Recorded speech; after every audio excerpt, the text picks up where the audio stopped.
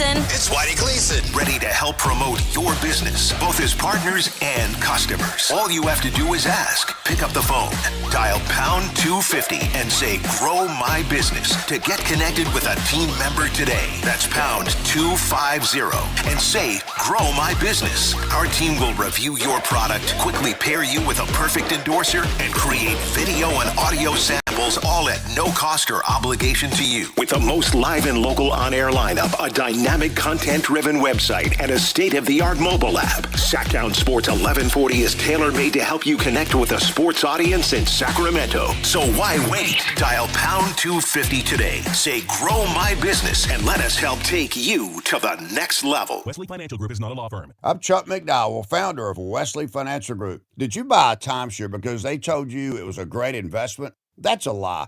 Most timeshares can be bought online for $1. To find out what your timeshare is worth and to cancel it, call us today and we'll send you our timeshare exit kit free with all your options for cancellation. Call Wesley for your free exit info guide. 800-771-1300. That's 800-771-1300. Hey, Green Gobbler here. So you've got a clogged drain in your bathroom. Water in the sink's overstaying its welcome. You're spitting today's toothpaste on top of yesterday's toothpaste. You hope that it go away.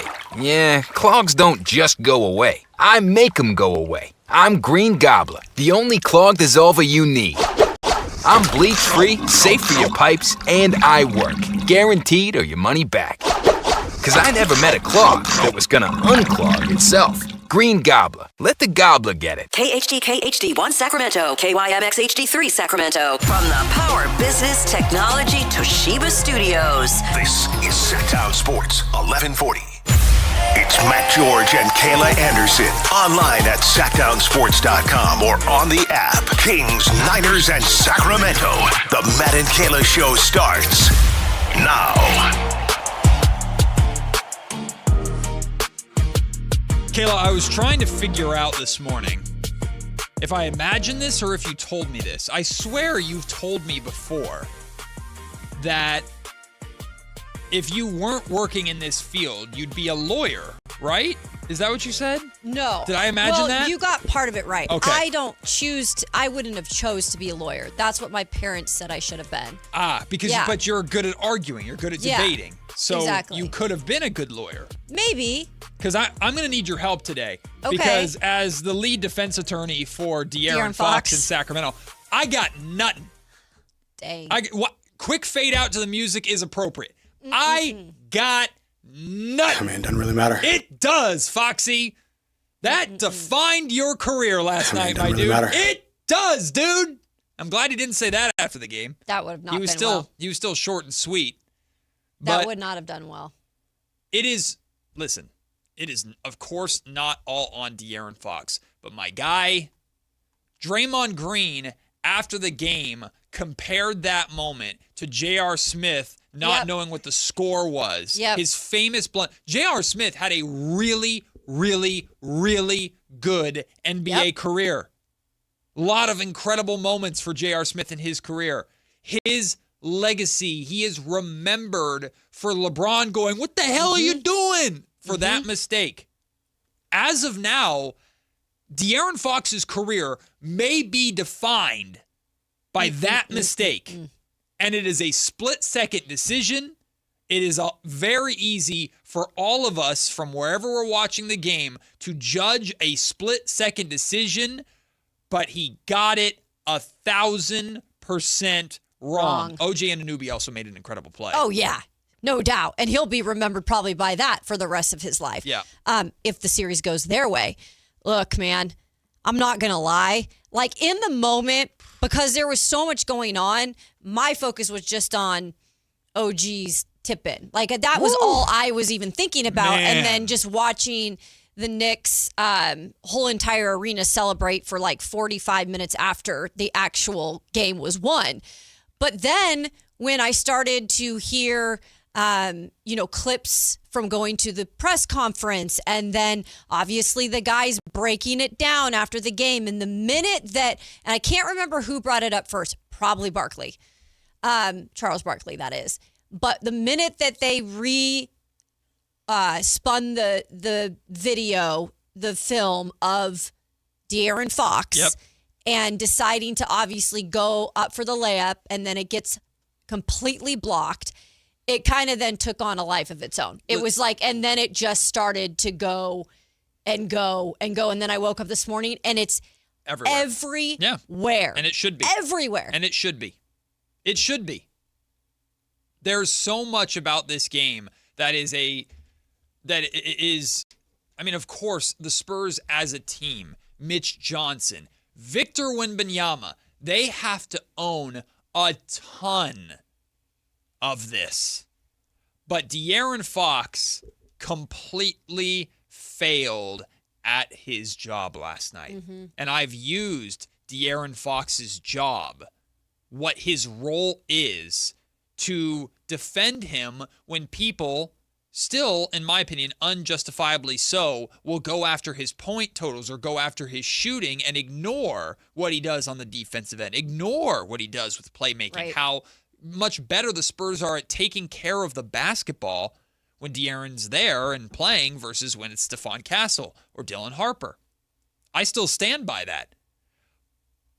But in last night's game, the Spurs completely unraveled. The entire second half, they were a mess. The fourth quarter, they were a disaster.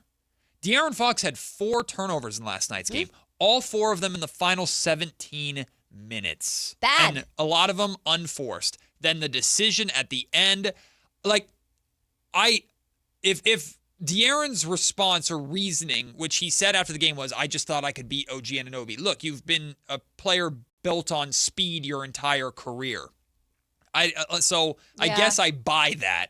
But in the moment when I watched him make that decision, when I watched him go for that layup instead of dribbling the ball out or trying to get fouled, the first thing that popped in my mind is, I don't know if De'Aaron wanted to take those free throws. I don't know if he did. I think that entire Spurs team played scared. They did. In the second half of last night's game. They looked completely different. And Fox is the vet. Fox is the leader. I know he doesn't have NBA Finals experience, but he's got playoff experience. He's been a star in this league. He's the floor general. He's the captain there. He has to right that ship, and he didn't, and then he was responsible for arguably the biggest blunder of them all. He's a lefty, right? He is a lefty. So Jay Williams I thought this was really interesting. He broke down like the worst plays in the fourth quarter this morning by the Spurs, right? And of course, he started with that particular play. Yep. And I thought it was interesting too, because he showed as De'Aaron Fox approached, going up for the layup, he actually didn't go back to plant on his right foot.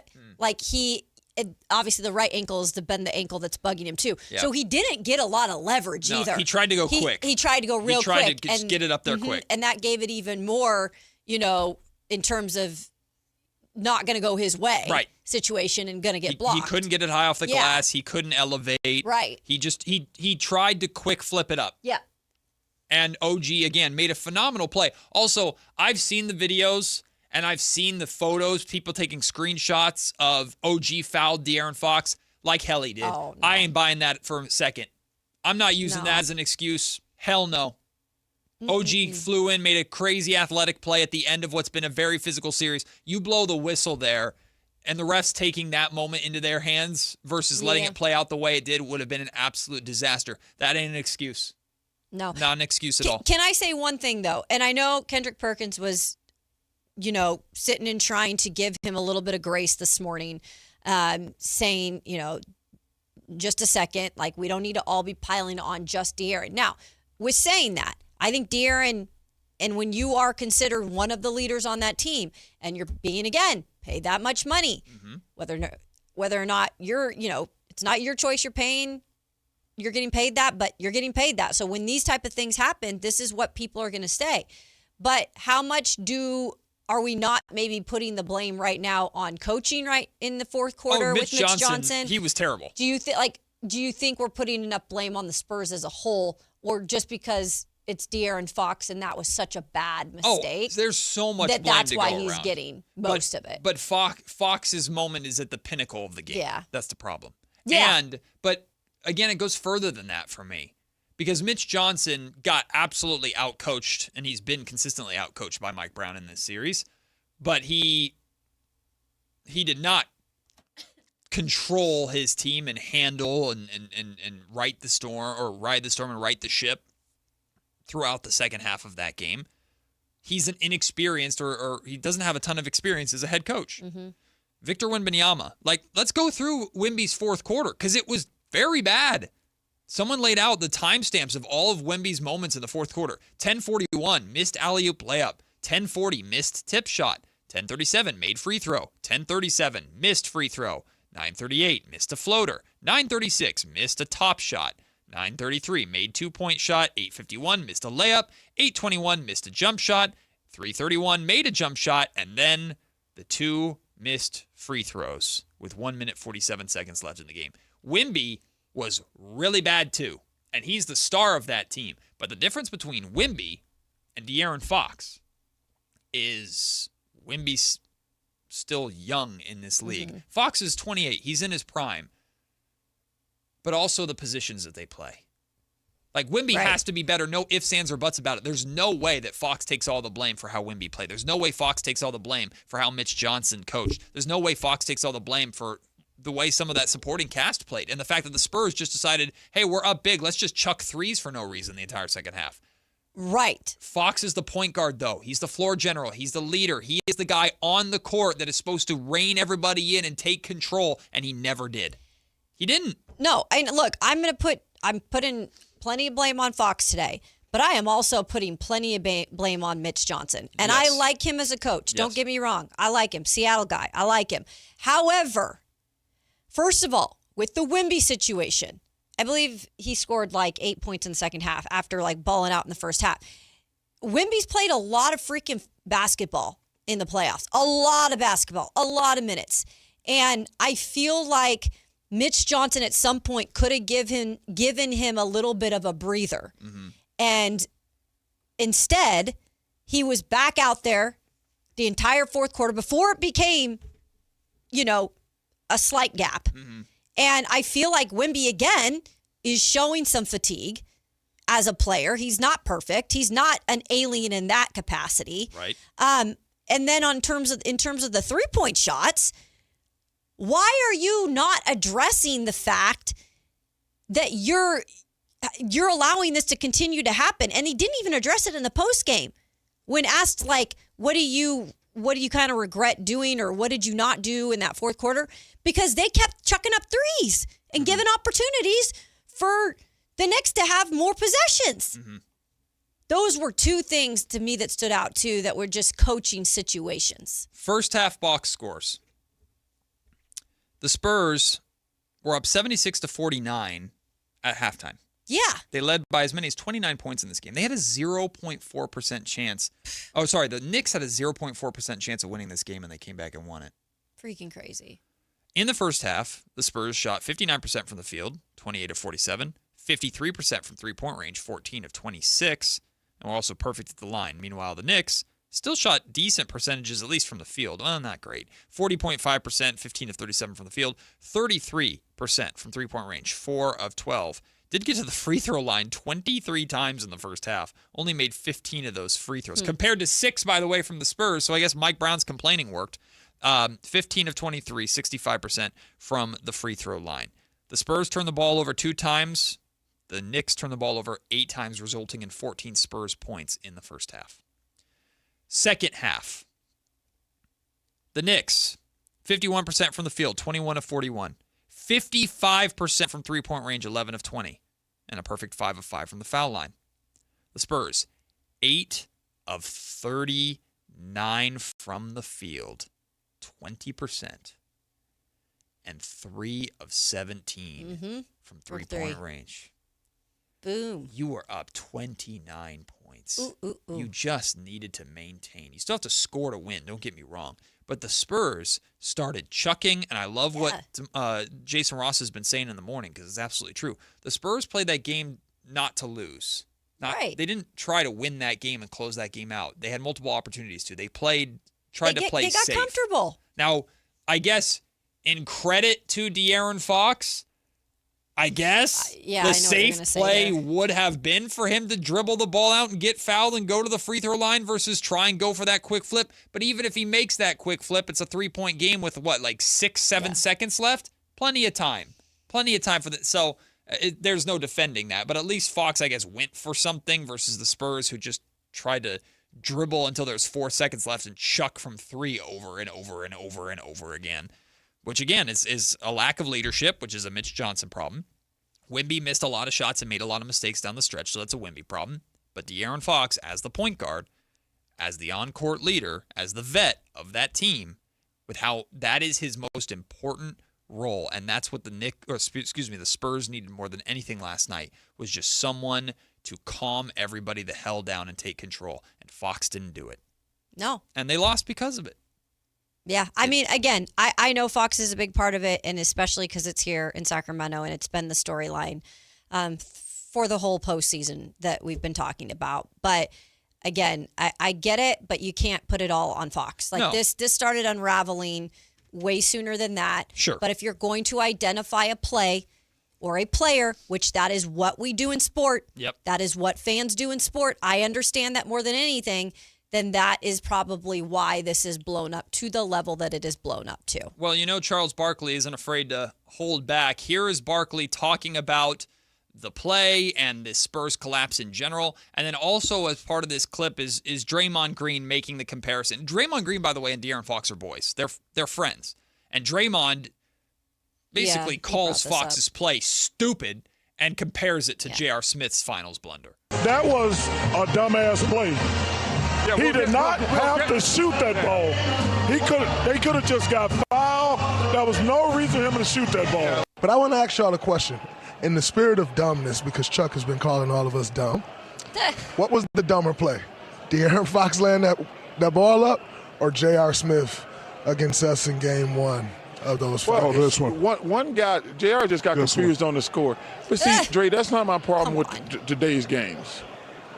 When you got that big of a lead, and we're sitting in the back, somebody says, man, that's 5 threes in a row. And you're counting them. And they're like 6, 7, 8. I'm like, damn, you got that big lead and you take 8 threes in a row. You got Victor out there. And I was like, I don't think there's ever a reason to take 8 threes in a row if it's a tie game. But when you got a 25-point lead and you miss 8 straight threes, that's just bad. And they weren't even thinking about using the clock. I mean, a lot of what Chuck said there is right. Mm-hmm. The biggest takeaway for me from that clip, though, is just Draymond Green making that comparison. Because I asked J. Ross last night, because we were all watching the end of that game after our round of golf. We were all sitting in the restaurant and watching the game together and just all losing our minds over what was happening. And after it was over, J. Ross and I were walking back to the cars, and I said, J. Ross, is it crazy or an overreaction to say that moment right there, that decision by Fox, as of right now, is his career-defining moment? And J. Ross, maybe, I don't know, did OG block it, blah, blah, blah. This was before we had gone back and watched it a million times. But that's what's in top of my head. And then that comparison to J.R. Smith is brought up, and you're just like, God, I hope the career of De'Aaron Fox is not remembered for that play versus all the great stuff that he's done. But as of right now, it's hard to beat that as the leader in the clubhouse. So what I'll ask, and again, it's not like his career is ending now either. No. Like, he has plenty of time to redeem himself somewhat. Thank right? God this didn't cost them the title. Like, thank God, Yeah. and it might have, but thank God this wasn't like the last game. They have So- another one to redeem themselves. So that's my other question. Like, if he, let's say, comes back as they go back to the Spurs on, I believe, Friday, right? What's today? Thursday? No, they have on 2 days Saturday. off. They play on Saturday. So it could end this weekend. Yeah. So if he, though, however, comes back on Saturday, has a huge game, helps will them to a win in that game 6. Now it goes to a game 7, and the Knicks essentially win it. Yep. Do we still go right back to that game 5 as like career ender? Not career ender, but career defining. I mean, it depends on the specific. Like, if the Spurs come back and win the finals, which they could do, I don't think they're gonna. I don't know how you recover from a game like last night, but if you do come back and win this finals, no one will care. I mean, people will remember that amazing Knicks comeback in game 3? or game 4 or whatever it was, but nobody will care that, Fox had that blunder even though he ended up winning a ring at the end of it. Right. And Fox sure as But hell he won't has care. to win a ring at the end of it for it to be Yes. completely. If He can't the- just have like another big game. If Knicks Spurs goes 7, and Fox in game 5 Saturday and game 6 in Madison Square Garden averages 30 points a game in both those games, hits a game winner in one of them, it goes 7, and the Knicks win in 7, there will still be the Spurs had that in game 4. Yeah. They should have never gone this far. They should have won the game at home, or should have won the series in 6. They wouldn't have had to go to 7 if they handled their business. And then Fox's moment will be brought up. I think when history remembers this series, and if history is forced to remember game 4, 1, it'll be the amazing comeback that the Knicks made. 2, the heroics of OG Anunoby. I think in general, more people will remember, I think, Wemby's performance and use it, I imagine, as like a redemption arc of, if the Spurs don't win this series, I believe Wemby will get back to the finals at some point as long as he stays healthy. And then they'll reference that moment. Like, the Spurs, they had to overcome this. He's not going to make that mistake again. I think that's how it will be in general more remembered. But Fox's career, if the Spurs lose the finals and Fox never gets back, Fox's career could be remembered for that moment. Yeah, Sucks. especially if they never get back. And I know that there's talk about, him not being on the team in the future or whatever. I mean, I believe he's on the team next year, and I believe there's a very good chance they get back to the finals. Like, that nothing is guaranteed. I understand that. It's just going to be like, look, I know people hate Fox, but I don't root for people's demise. I don't root for people like, I don't understand it. Right now, what I'd like to be talking about, and I know we focus a lot on Fox and Mike Brown because that's what Sacramento wants to talk about, but I'd rather be focusing on what OG Anunoby did. We're gonna. And, it's just like, it kind of like pains me a little bit that people have to get down on athletes so much about one moment. And I get it.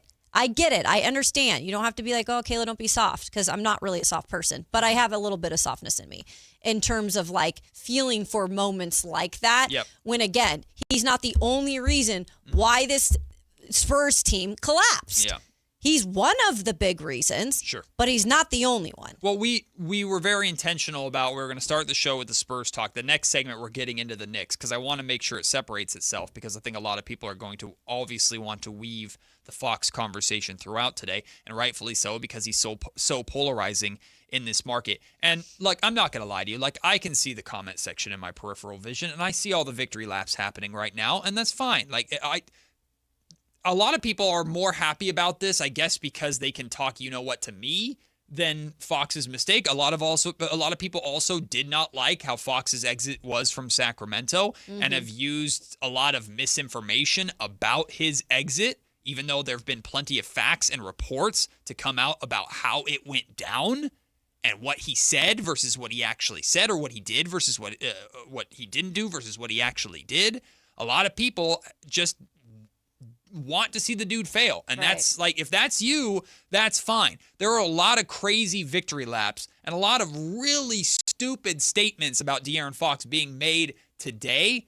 And I'm seeing it on our comment section, and I get it. Look, take your victory laps. The dude fumbled in the biggest moment of his career in the NBA Finals. So he deserves, in a lot of ways, a lot of the stuff that he's getting today.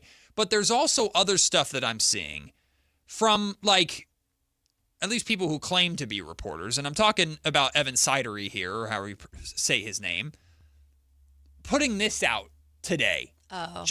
Taking something that he knows is emotionally charged and turning it into just league gossip.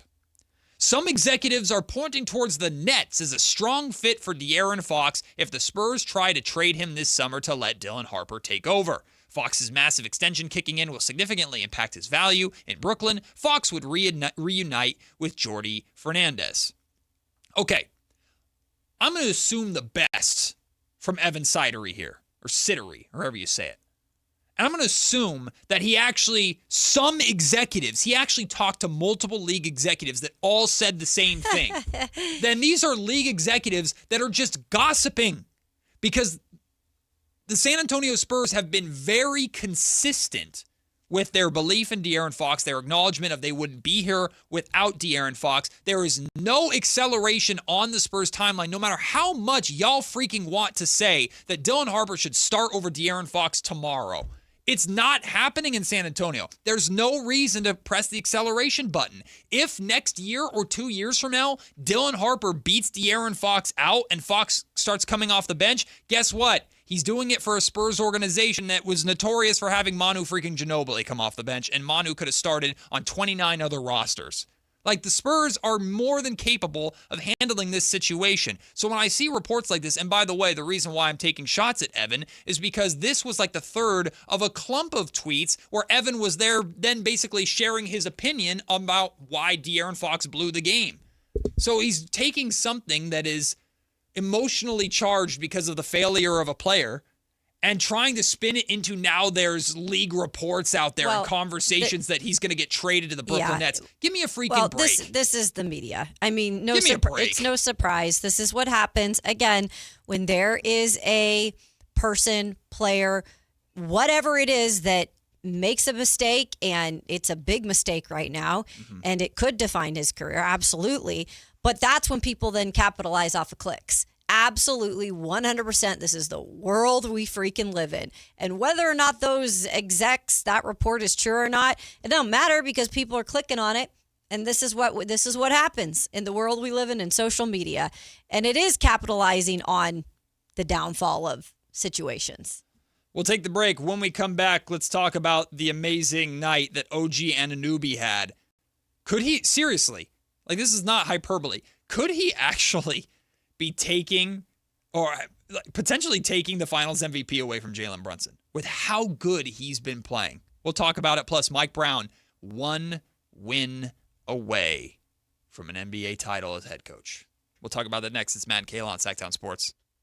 Are the Charlotte Hornets targeting Domantas Sabonis as a potential trade target? Stay locked into Sactown Sports 1140 at SactownSports.com for the latest intel on all things Sacramento Kings this offseason. Your exclusive home for Kings basketball. Sactown Sports 1140. With Progressive's Name Your Price tool, you can choose the best coverage option for you. Because you know you. Like, you know that hiking isn't for you. Sure, it sounds nice to be in nature while exercising, but that's what a gym and houseplants are for. I mean, you don't even like walking upstairs. So why would you walk up a hill for miles? To what, end up high in the air? Come on, you know you're scared of heights. Only you know you. So get coverage options within your budget with Progressive's Name Your Price tool. Progressive Casualty Insurance Company and Affiliates. Price and coverage match limited by state law. Finding great candidates to hire can be like, well, trying to find a needle in a haystack, but not with ZipRecruiter. Its powerful technology actively finds and invites qualified candidates to apply to your job. So while other companies might deliver a lot of hay, ZipRecruiter finds you the needle in the haystack. See why 4 out of 5 employers who post a job on ZipRecruiter get a quality candidate within the first day. Try ZipRecruiter for free at ZipRecruiter.com/free. That's ZipRecruiter.com/free. ZipRecruiter. Join the Sactown Sports this Friday from 2 to 4 at Fasteners Tool Outlet, 6701 Power Inn, for crazy deals on tools and a chance to win a pair of X Game tickets. Want the best movie experience in town? Join Sactown Sports IMAX Pass by visiting SactownSports.com. Sign up today. You can win tickets to see this week's films at the Esquire IMAX Theater. Remember the days of real country music? Now you can get your favorite classic country every day on 105.1 HD3 The Ranch. Listen to The Ranch on the free KNCI app or anytime at 105.1 HD3.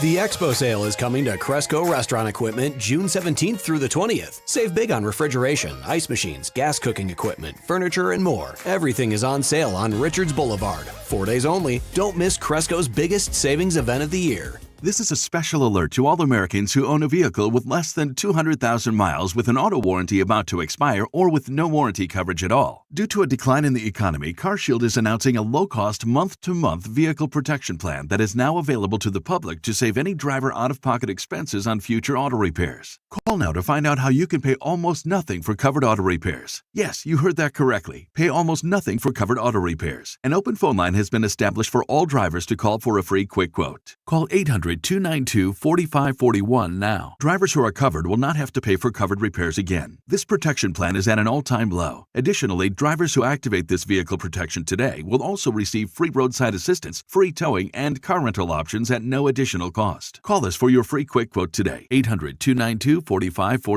That's 800-292-4541. What do you have to lose? Call 800-292-4541. Again, 800-292-4541. Today on the pod, we're talking to Joan, a method actor and scratchers enthusiast. So, Joan, what do you like about playing scratchers? Well, as a method actor, it's about becoming the ticket. Scratching up, down, stage left, stage right. So what's your motivation? Because your performance feels so real. Oh, I was just tapping into my inner scratchers. Incredible. Yes.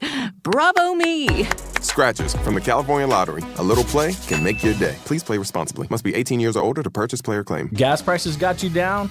Now is the time to save at Hoblet Dodge Chrysler Jeep Ram in Woodland. When you save up to $15,000 off MSRP on the new 2026 Ram 1500 Crew Cab. With over 600 Rams available, your new Ram is waiting at HobletDodge.com. Nobody beats Hoblet, period. 15,000 total net savings after factory incentive and dealer discounts. Incentives include $500 on-the-job upfit for eligible upfit, 1,000 Hoblet trade-in assistance on eligible trade-in, 500 Hoblet business owner bonus for verified business owners, and 9,500 dealer discount. 10th net savings. See dealer for details. Midtown Second Saturday is back again on June 13th. Discover local art, catch a special activation in Government Alley, and enjoy a free car show in Silent Disco at Fremont Park from 4 to 8 p.m. Learn more at Explore Midtown or visit MidtownSecondSaturday.com. Thanks to Bonnie Plumbing, Electrical, Heating, and Air.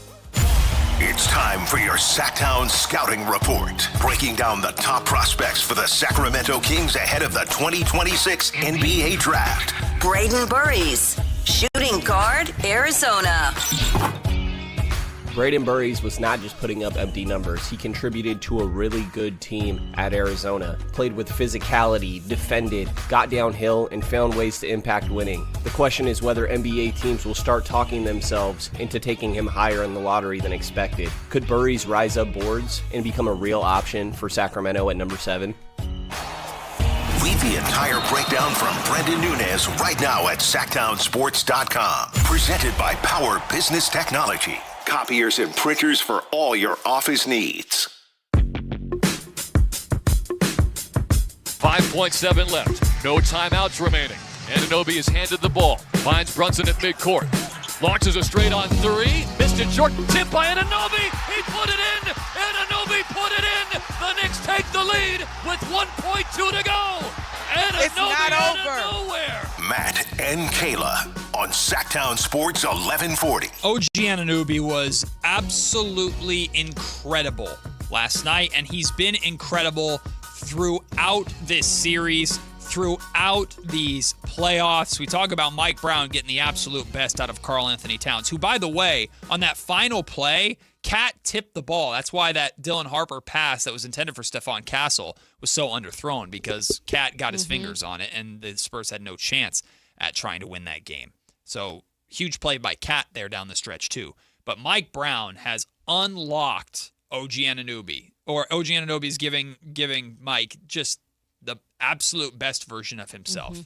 Players make careers in moments like this, and OG has been doing that time and time again throughout this amazing Knicks run. Before we dive completely into the Knicks, Jacob is on hold. Did want to talk about De'Aaron Fox, so we'll wrap up the Fox conversation for now with Jacob. What up, Jacob? Oh, I was going to talk about Fox, but if you don't want to talk about it, you want to move on. No, then, let's hit me up. Let's go. Okay, well, hey, I just wanted to give a little bit of context onto, the victory laps here in Sacramento. I'm not sure that people are really victory lapping in a way of, attacking Fox personally as a human being, but when you look at the way, just for context, I watched that game last night at BJ's in Roseville, and there was not one person rooting for Fox or the Spurs. Not one person. Everyone was cheering for the Knicks, and it's because of the context of how Fox handcuffed us and left the city of Sacramento.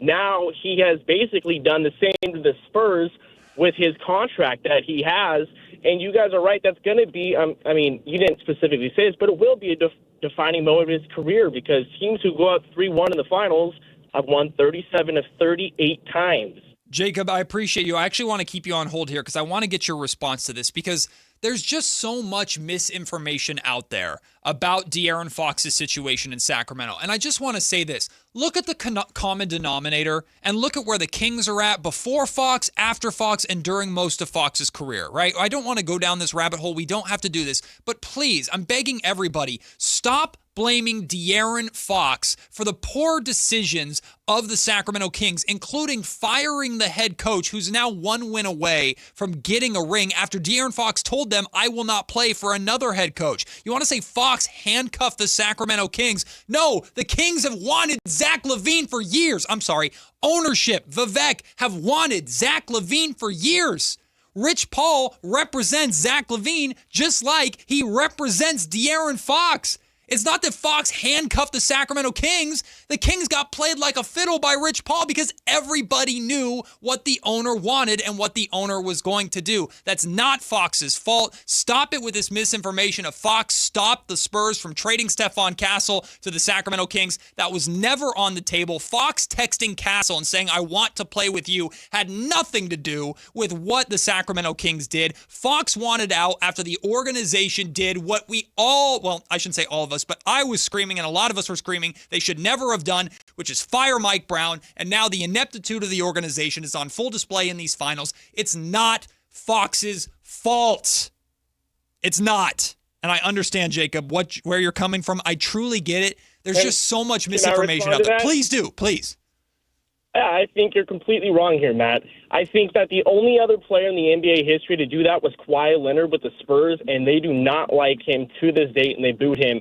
And there was also reports that he was going to get traded to an Eastern Conference team, and they told him that, and Rich Paul and him, they threw a fit, and they put out reports that he only wanted to go to San Antonio. They killed his trade value.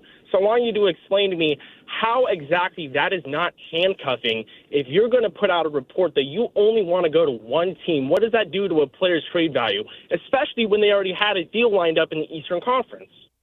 I'm sorry. What is this? A deal lined up in the Eastern Conference? What are you talking about? It was reported. We talked about it on 1140 when it happened. That was the only reason that this happened, and 1320 was talking about it. There is reports, and I can pull them up if you want, but I am driving. Well, please don't do that while you're driving. Jacob, I'll let you go. I appreciate the call because we don't want to go down this rabbit hole too much. I don't remember those reports. I don't recall those. I'll have to go back and look at them. I'll say this because we want to get to OG. We want to get to the Knicks, and we want to get to the Mike Brown thing. I think a lot of y'all think that this is just pure opinion on my standpoint. It's not. I've had a lot of conversations with people in and outside of the organization, and we've seen that decisions were being made in the organization that the general manager didn't even want to do because he wasn't making even decisions at that point in time. De'Aaron Fox having a preference of where he wanted to go does not dictate anything you do, and the Sacramento Kings did not have to bow to that whim. I said the entire time the Kings should kick the can down the road and let De'Aaron Fox or let Scott Perry or whatever new general manager they were going to bring in handle this De'Aaron Fox situation. They didn't do that. Instead, they went after a player who is the worst contract in the NBA, or one of the worst in Zach LaVine, who the owner really liked and has liked for a long time because of his polarizing offense. They went after him because they had a short-sighted goal of making it to the playoffs. None of that is De'Aaron Fox's fault. Fox said he's out or wanted out after the Kings fired Mike Brown. He told them that would be the case. They still did it. He followed through. He said, I want to go to the San Antonio Spurs because every single player has their desires of where they want to go. You know who's dealt with this? Scott Perry's dealt with this. Carmelo Anthony gave Scott Perry places that he wanted to go to when he first took over the Knicks. Kristaps Porzingis did the same thing. And Scott Perry made the best decisions for the organization, not for the player, with whatever he could do. It's not all De'Aaron Fox's fault, y'all. It's just not all De'Aaron Fox's fault. Again, you think it's not opinion. This is based off of facts and stuff that we know that has come out over the years. All right. Let's talk OG Anunoby, Kayla, because OG was sensational. Sensational last night. What was your reaction to that tip-in particular when Jalen Brunson missed that three and OG came flying in to tip that in? I mean, that's what the Knicks do. Mm-hmm. It's not about one particular player, and when one particular player who has really been a big highlight for you in the postseason, and Jalen Brunson, misses that shot. That's what we love about the Knicks this year, though, is like every other guy in crucial points has been able to step up. And it wasn't Cat, but it was OG and Anunoby. And clearly it's going to go down in history there and in the NBA in particular. But, I mean, that is just like, that's a prime example of just like reading the moment, knowing where you have to be. And then like he was so like ice, like cold in a good way after the game, because they interviewed him like right after the game with, I think, Lisa Salters. Yeah. And he was just cool as a cucumber. Right. He expected it. He literally expected that was going to be the case. Like, that's why this Knicks team, and I've said it for a minute now, I do believe they're, I know it sounds funky, but destined to win this. Yeah. I really, truly do. Yeah. There's just something in my gut saying it's not going to come easy. Like, it's not come easy for Mike Brown. It's not come easy for Jaylen Brown. But it's going to come to them in a very difficult way, but they're destined to win this all. And these are the moments that, like, you can't recreate. Like, it's one of the biggest moments in NBA history that we just saw last night. In terms of that comeback. I do think if the Knicks win, I think Jalen Brunson's going to win Finals MVP. He probably will. Is it crazy to say? I don't think it's crazy to say OG should be in the conversation. No, I mean, I think you can give him a huge amount of credit for, like, at least you could say, hey, this is the reason why he should win it. I think overall, you talk about the guy for them who has been the guy for them, and it is Jalen Brunson. But, yeah, you could argue him. I think at parts I could have argued Cat. Like, Cat hasn't had two great games here in the last two games. But to tell you the truth, the Knicks even haven't played their best basketball yet in this series. Yeah. That's what's crazy to think about. That's true. They haven't even played their best basketball in this series yet. And maybe they won't. I don't know. Maybe they'll get it done just it being weird. I know. If it happens in Game 5, though. Like, remember how poor a bunch of the Knicks beat the Cavaliers? And I meant Jalen Brunson. Sorry. We know what you mean. You don't have to call me out on every single thing. God. We know what you mean. It's like, chill out. The Cavs just rolled over and died in that final game, and the Knicks just... I don't expect the Spurs to do that. But can you imagine if the Knicks go into San Antonio on Saturday and just wipe the floor with them, but actually hold on to the lead, unlike the Spurs? And I think, look, this is very different. The Spurs are such an interesting team, too, though, in their own right. Yep. Because they are so young, and that can be an excuse, but I truly feel like that is a reason why they're not closing out games. That is a reason why they got comfortable. A lot of it is youth. And you can say that's an excuse. It's not. It is part of sport. Yeah. It's part of when you get to this level. Right. And you just don't have that presence, or you don't have the coach that has been through it all and been through these types of situations. By the way, the in-game coaching by Mike Brown last night was also phenomenal. His rotations were great. It was also phenomenal. Yeah. Doing things to help Brunson out when needed. Yeah. Like, that's the kind of stuff that you don't necessarily do when you're a younger coach like Mitch Johnson. He'll get there. I'm sure of it. But I don't think it's meant to be for him this year. I know we got a break. Mike Brown going with Jose Alvarado there in the fourth quarter. And Jose Alvarado's been in and out of the lineup at times, but like, that's the trust that Mike has in his players, right? And he goes to Jose Alvarado in the fourth quarter, and just in the fourth quarter alone, Alvarado in 9 minutes and 40 seconds was a perfect 3 of 3, 2 of 2 from three-point range, 8 points, a plus 17. I mean, just a decision like that by Mike Brown takes guts. For sure. And he stuck with a guy that was playing well, and it paid off for him. Yeah. I mean, that's just impressive coaching. But he trusts his players. Yep. And guess what? His players therefore trust him. Yep. And that is how you win championships. Yep. It is. Time. And it took them a while to get there. They had to figure it out together. They didn't give up too quickly. Well, now they're one win away from a title. Well, before the crazy ending in Madison Square Garden last night, a star was born at Oracle Park in San Francisco. We'll tell you about that when we return. It's Matt and Kayla on Sactown Sports.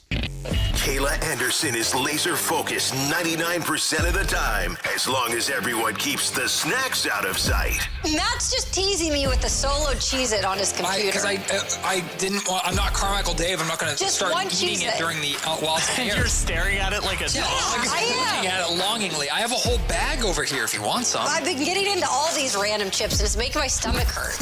Your local sports leader, Sactown Sports 1140. This is the story of the one. As a safety manager at a manufacturing plant, he does everything he can to keep his coworkers safe. From finding ways to reduce risks to keeping safety supplies in stock. And for that, he relies on Grainger. Grainger offers a broad range of quality products and next-day delivery, so he can always play it safe. Call 1-800-GRAINGER, click Grainger.com, or just stop by. Grainger, for the ones who get it done. It's game day. Are your moderate to severe Crohn's disease or ulcerative colitis symptoms keeping you from the action? Skyrizi, risankizumab Riza, could help you get back to the game. Skyrizi is proven to help people feel significant symptom relief, achieve remission, and visibly improve damage of the intestinal lining. Skyrizi is a prescription injection medicine for adults. Don't use if allergic to Skyrizi. Serious allergic reactions, increased infections, or lower ability to fight them may occur. Before treatment, get checked for infections and tuberculosis. Tell your doctor about any flu-like symptoms or vaccines. Liver problems leading to hospitalization may occur when treated for Crohn's or ulcerative colitis. Ask your doctor about Skyrizi, the #1 prescribed biologic in Crohn's and ulcerative colitis combined. Learn more at skyrizi.com or 1-866-SKYRIZI. As we roll into summer, there's a new opportunity for you to get a new truck at a great monthly payment at Folsom Chevrolet. At Folsom Chevy, they're now offering 0% financing for 5 years on every new 2026 Silverado half-ton in stock. 0% financing on a 2-wheel drive, 4-wheel drive, LT, RST, High Country, you name it. Together, let's drive. Must finance with GM on approved credit, $16.67 per 1,000 finance. Cannot be combined with other offers. Ends July 7, 2026. In the military, the mission was clear. You knew what to do. Now, the mission has changed. Stepping into civilian life isn't about finding a job. It's finding your purpose. I wanted a career that would leverage the skills and discipline I gained in the military. IT just felt right. My Computer Career offers class schedules that fit into your life and skills in high demand. Put your VA benefits to work. Visit mycomputercareer.edu/CWP to jumpstart your IT career today. An elite CompTIA certification partner. Financial aid is available to those who qualify, including VA benefits. There's only one Ozempic. Hello, I'm Ozempic. And I'm other GLP-1s, kind of like him. Ozempic, you redid your jingle? Thanks for noticing. Catchy, right? No. Okay, then. Well, ask your doctor about which FDA-approved uses of me, the Ozempic pen, may be right for you. Call 1-833-OZEMPIC or visit Ozempic.com to view the medication guide and learn more about Ozempic semaglutide injection, 2 milligrams. Only Novo Nordisk makes FDA-approved Ozempic. There's only one Ozempic. I told you it was catchy. If you have unfiled taxes or are in debt to the IRS, this is important news. Did you know the IRS has programs specifically designed to help people struggling with tax debt? Powerful tax assistance programs that can save you thousands if you qualify. No one knows these programs better than the experts at Optima Tax Relief, America's most trusted tax resolution firm, A-rated by the Better Business Bureau. Their award-winning tax attorneys and licensed professionals have resolved over $3 billion of tax debt for their clients. One call to Optima can start the process, helping to put an end to your worries about wage garnishment, asset seizure, and other aggressive IRS actions. Find the best options to solve your tax problems. Call the experts at Optima Tax Relief today for a free consultation. Call 800-375-2922. 800-375-2922. 800-375-2922. Optima Tax Relief. Some restrictions apply. For complete details, please visit OptimaTaxRelief.com.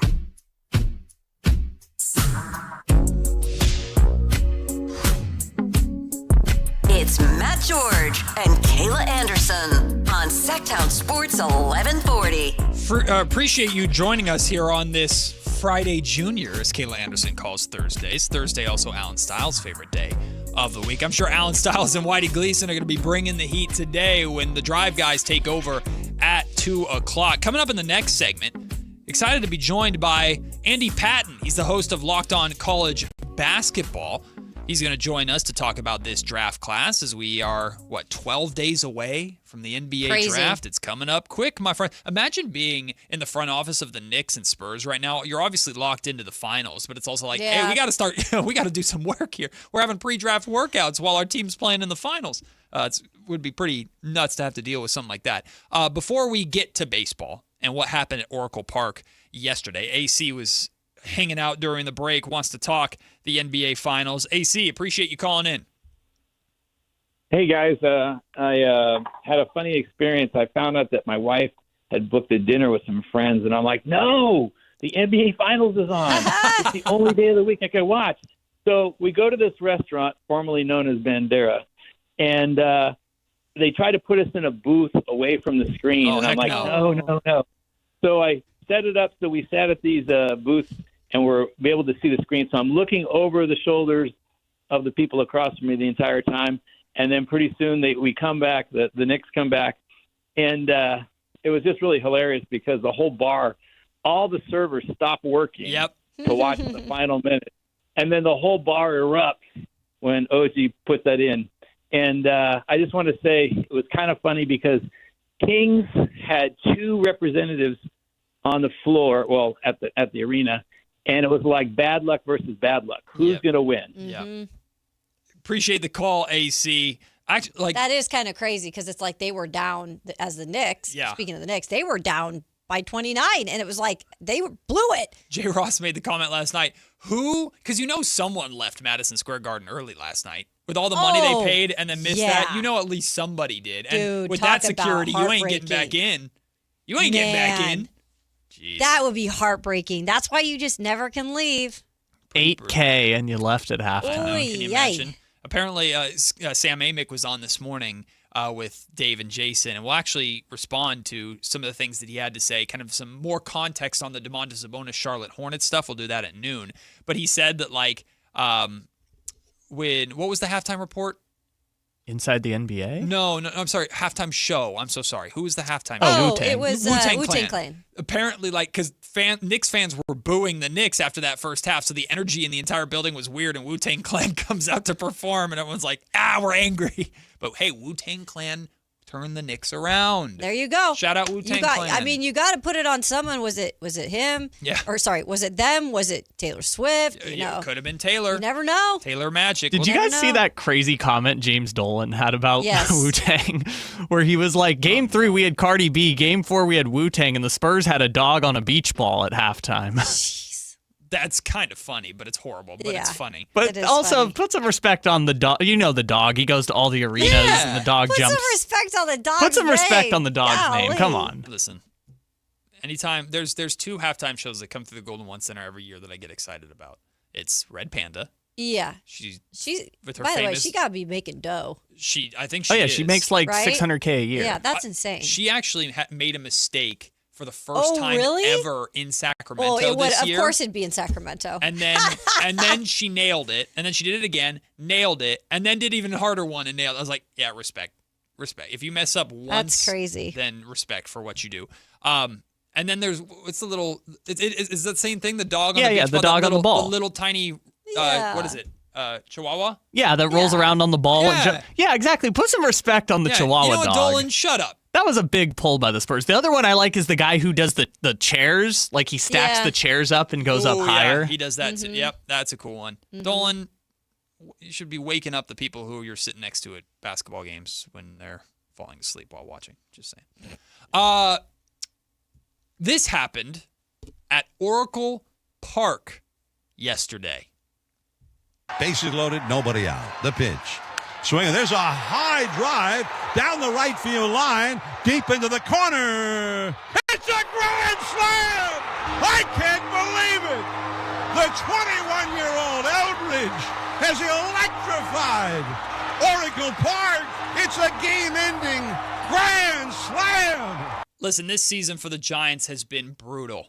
And I am not a Giants fan by any means. I am an A's fan, of course. When I saw that walk-off home run by Bryce Eldridge, I was fired the hell up for him. A walk-off grand slam for the 21-year-old. to give. I think the Giants came back from down 8 runs to the Nationals yesterday. Yeah, they had a comeback of their own. What a freaking, like, a star is born. Like, if Bryce Eldridge is what the rest of this Giants season is about and the young players like him, like, you can rally behind that. Sure. That was an amazing moment for Bryce yesterday. Yeah, no, I mean, good for him. It's a great feeling for, Giants fans, too, who haven't had a lot to celebrate this year in particular. Having someone like that who could very well be your guy for the near future, because I do feel like Giants fans have been lucky in terms of having staple guys. Like, they really, truly have had some really incredible players, whether that be a pitcher or a catcher like Buster Posey. Sure. They've really had those guys and those franchise names. And that hasn't been the case here in the last few years in terms of like long standing. And this could very well be that next thing for them in a time where they are kind of rebranding baseball there.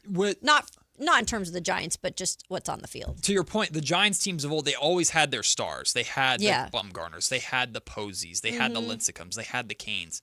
But then they had really, really, really, really high-end, like, second-tier guys. Yeah. Brandon Crawford, Brandon Belt, right?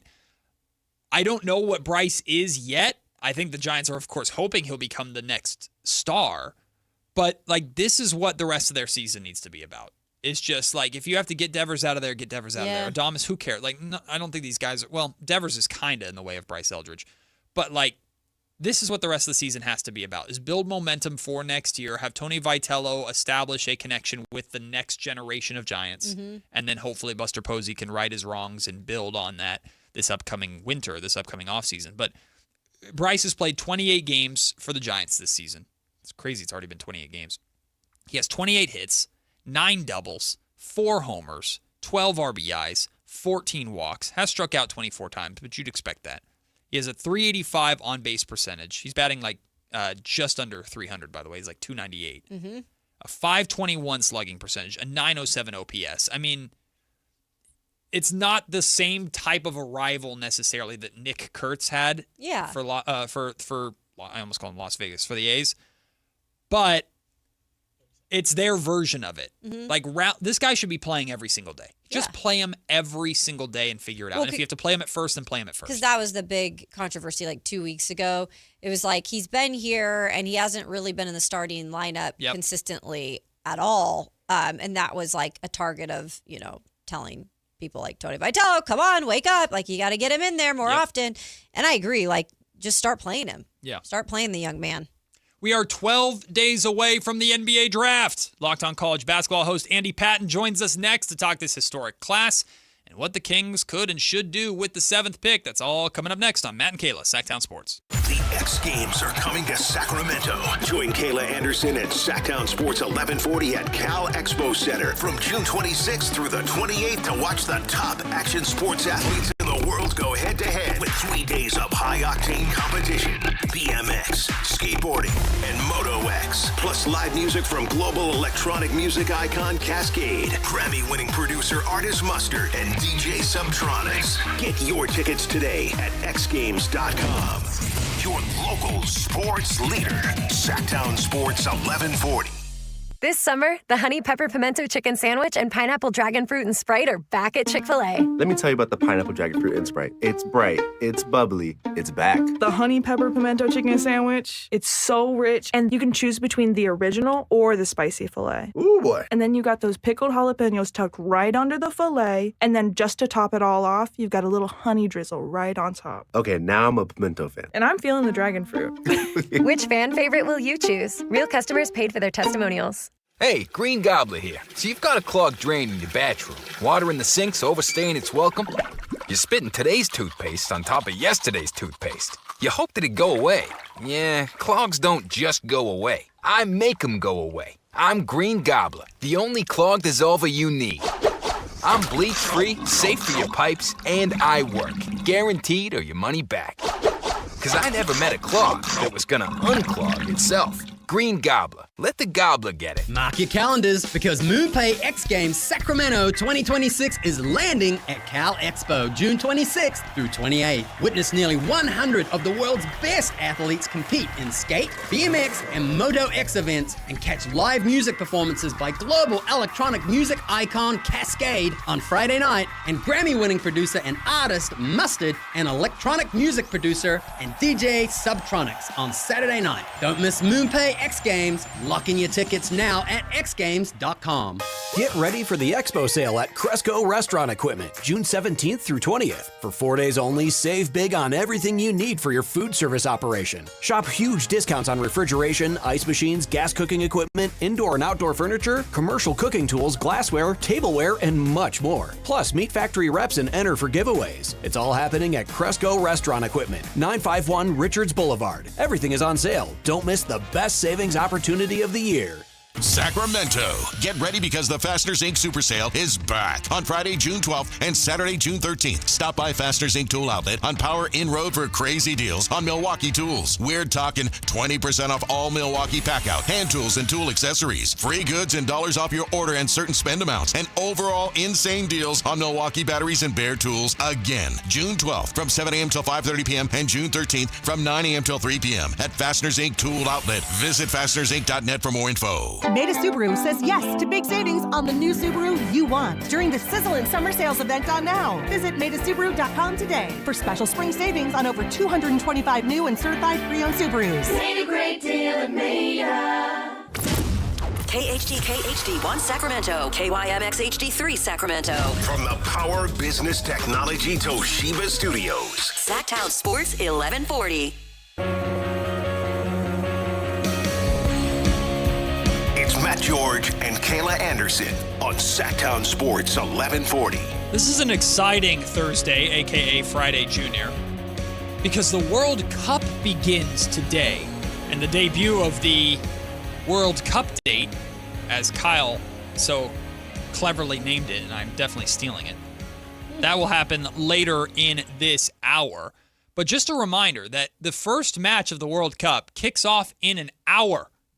And you can watch it with our own Chris Verlade at Super Taco in Sacramento. So go and get some great food. Watch the World Cup. It's one of many Super Taco Sactown Sports watch parties, World Cup watch parties that we are doing. So go and check that out. If you're looking for something to do, somewhere to go to watch the World Cup with community, go to Super Taco and watch it with Chris Verlade. I'm going to try and swing by one of these matches as well. Probably not today, though. We'll be working, unfortunately. I know. We'll be in the middle of it. Oh, we do got to turn it on one of the screens, though. We will. That's we will. For sure. Well, it's all to help us kill time. The World Cup, the NBA Finals. It's all to kill time to the real main event, which is the NBA Draft, at least here in Sacramento. And joining us right now, he has his eyes all over college basketball because he's one of the hosts of the Locked On College Basketball podcast. Andy Patton with us right now. Andy, my friend, how are you? How much are you enjoying these NBA Finals? And how excited are you for the draft just 12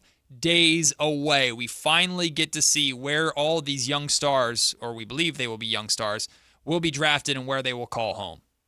Yeah, Matt, excited to be here. Thanks for having me on. It's gonna be a really fun draft. One of the most talented classes up at the top that we've seen in a long time. And I got to imagine Sacramento fans are happy seeing a small guard dominate in the NBA Finals so far, because I know that's maybe the direction they're going to be looking for their pick here in a couple of weeks. Well, Kings fans are still, I think for the most part, we've recovered from the Kings falling to 7 in the draft lottery itself. So we missed out on the dream that was like an AJ DeBonsa or Darren Peterson or Caleb Wilson. But what do you think of that 7th spot? And we have a lot of people saying the draft is really truly going to start at 5. But in terms of that 7th spot in this year's draft, I don't know if it's odds or just the likelihood, gut feeling in your mind of the Kings walking out of the draft with a really good player versus a potential star player? You know, I think the Kings are not in the worst position. I obviously would have wanted to be in the top 3, top 4.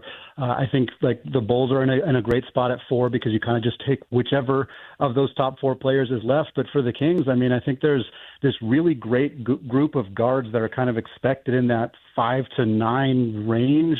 You know, it's Keaton Wagler, it's Michael Brown, it's Darius Acuff, Kingston Flemings, Braden Burries. Like all those guys are sort of right in that range. And obviously the expectation is a lot of those guys are going to be high-level starters, maybe all-star caliber players. Every one of them has little warts in their games, things that maybe aren't perfect. But for the Kings, they're kind of in a spot where they're going to get to pick out of 2 or 3 of those guys potentially. And I don't think that's the worst spot to be. I'm sure they have their eyes on a few of the guys that maybe go 5 or 6, depending what the Clippers want to do at that spot. I think you're right. That's where the draft really does kind of get going. But I don't think the Kings are in a terrible spot because the holes they have on their roster seem to fit a lot of those guys who might be available right there. Andy, when we have different guests on, obviously breaking down a lot of these players, it's fun because everybody has their pick of who they like out of these point guards. And I'll just ask you that point blank, like what in terms of, or who I should say, who do you see as being maybe the best available point guard if they were to all be there for the Kings? I think it's probably Darius Acuff. And the interesting thing with him is he has probably the biggest hole in his game, which is the defense is just not there. I mean, I think a lot of people like to say, oh, he's a mediocre, or he was actively quite bad defensively last year. Now, John Calipari in Arkansas, that's some of it is going to be some scheme stuff. I think there's a likelihood he gets a little bit better, but we're talking about a player that has so much potential offensively. I mean, he's truly superstar caliber on that end of the floor at a level that is much higher than I think the ceilings for guys like Wagler and Brown and Flemings. And those guys may be more impactful defensively. Certainly Wagler's got a lot more size on him, which is nice. But Acuff's ability to be an offensive engine, I mean, again, if you knew you were drafting Damian Lillard, would you care about the defense? Right. Probably not. And I think Acuff, more than any of those other guys, has the ability to be that caliber offensive player. And I think it's hard to pass that up for a guy who maybe is a little bit more balanced, but doesn't necessarily have that ceiling. Andy, gut feeling, based off of just what you said in your breakdown there, do you think Acuff will be there at 7 for Sacramento, or do you think the Clippers or Nets at 5 or 6 will scoop him up? Yeah, everything we've seen is that the Clippers are really kind of keying in on Wagler. Obviously, it's Lion season right now. Sure. So teams are putting up smoke screens. You never know exactly. I mean, as you guys know, the Kings have been strongly connected to Acuff. That could be a smoke screen as well. But I think the Clippers, if they go Wagler, I think that's a good likelihood that Acuff's available. I'm not sure the Nets would go with Acuff at that spot just because they have so much guard depth. I think they might try to go. I mean, maybe they go with a Mikael Brown or somebody who's more of a pure point guard or a facilitator. But I think if the Clippers don't go Acuff, I like the Kings' chances of getting him at 7. And kind of a follow-up to that, is there a potential gap in terms of talent or star power between Acuff and, let's say, Flemings or some of those other guards that's worth the risk of the Kings using a future draft pick to move up to go and secure him? Do you think Acuff could potentially be good enough to make that move worth it compared to the other guards around him in that range? That's a tough question. I think Acuff is probably worth it. It depends. I mean, again, you're not going to want to give up multiple high-level picks or anything like that. But if you're moving up a spot, if Wagler goes 5 and you're worried the Nets are going to take him at 6, and you think you can move up one spot, give up maybe not a great pick. I think it is worth it to do that. Having said that, you're not going to feel terrible if you end up with Mikael Brown or Kingston Fleming. Sure. Again, there's a risk there. Brown, the back stuff, I think, is at least a little bit concerning, but his potential, especially if he improves defensively, which is, I think, more likely for him than for Acuff, he could be a really good player. Flemings is the best defender out of the group and a very good facilitator. I don't think you feel bad with any of them, but I do think Acuff is the highest potential player, specifically on offense, and the one most likely to become a true superstar. And I would be willing to move some assets to get there. With Michael Brown Jr., we've talked about him a little bit more lately. Did it affect him? Obviously, the back is part of it, and the injuries, just not being able to play as much basketball this season. Did that maybe contribute to why we aren't speaking as much about a guy like that? Because I do feel like when you do talk about him and take away the back injury thing, it's like he's up there could possibly even have more potential than some of these other guys. Yeah, coming into the season, I think Brown was was at the top of this list. I mean, certainly Wagler and Flemings were not on this list at all. Those guys popped out of virtually nowhere. But Brown was kind of the guy behind Peterson in this draft in terms of guards. And my opinion of him hasn't changed all that much. I mean, it kind of depends how seriously you think about the back injury. And obviously outside of, looking at the medicals, it's hard to know. But when he played, he was very good. He had some consistency issues, but what freshman doesn't have consistency issues? That's pretty typical. Right. I think Pat Kelsey's system at Louisville fit him pretty well, and I think we saw that. The defense is maybe not great, but again, how much of that is him maybe not being at 100%? I mean, back injuries are going to make moving laterally pretty difficult. I like him because of his size. I like him because of the facilitation skills. I think the three-point shooting is going to be a weapon for him. Again, the defense wasn't great, but I'm not that concerned about that, not at the level I am with Acuff. I think Brown is a player that if he falls beyond 7, 8, 9, somewhere in there, I think whoever gets him is going to be really happy because I think he's a very, very good player. We have Andy Patton with us, college basketball expert, one of the hosts of the Locked On College Basketball Podcast, also the host of Locked On Zags, Gonzaga, which makes my co-host Kayla Anderson, who's from Spokane, very, very happy. Do you buy in at all, Andy, to these rumors? And most people just think it's smoke, but we're hearing now Nate Ahmet out of Tennessee being talked about potentially in like the 6 range to the Nets, and Ade Mara has been floated around there as a guy because he's 7'3" and Victor Wembanyama exists, that maybe a team should go after him like Brooklyn or the Clippers. Do you buy any of these rapid risers, or do you think they will probably go in that late lottery like many expect them to? I think Mara probably will go in that late lottery. I understand the appeal, certainly the size, the passing, the connecting. He has a lot of potential. He's not an elite defender. He's not particularly mobile, which you can accept that for a guy at his size, but like he's, less mobile than Edey or Klingon, and those guys have had troubles in the playoffs, being able to contribute. So I think Mara's probably 10 or later, maybe Golden State, maybe Oklahoma City does try to get somebody who can stand next to Wemby. But Amen is an interesting one because he's like a riser, but he also was a faller. Like he was in this range at the beginning of the season, had some consistency issues, and then kind of fell down and is now sort of back up. He has superstar upside, like at the same level of Acuff. They're very different players, but in terms of if you're trying to grab like the highest potential guy outside the top 5, Amen is in that conversation, but he also has extremely high bust potential. Right. And that's just, again, if we're talking Sacramento specifically, I'm not sure that's a risk I'm willing to take. But I get the appeal. He scored a lot of points in the SEC, a tough conference. He's very skinny. He needs to fill out. There's some concern about how much the offense truly will translate for him.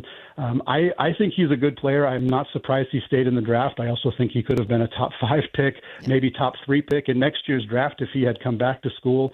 But I think the guards are a little bit safer for the most part, and I think I would rather go that direction. But would I be surprised if a team in the 5 to 9 range took a shot on Amen? Not really, no. Andy, we've talked a little bit about, Kingston Flemings. If it's not Acuff Jr. there, it's probably Kingston Flemings. Is there anyone you would say that could sneakily impress a team that maybe we're not talking about? Because there's always those things in terms of what teams do when they draft, and sometimes it goes to surprise you. I don't think that will be the case in this year's draft, but any of those point guards or guards that you say, they could maybe make an impression on a team at this point. Yeah, Flemings is a great example of that. He's a kid who he's a workhorse. He's a warrior. He's a film junkie, always studying his game, always working to get better, really, really analytical, smart basketball mind.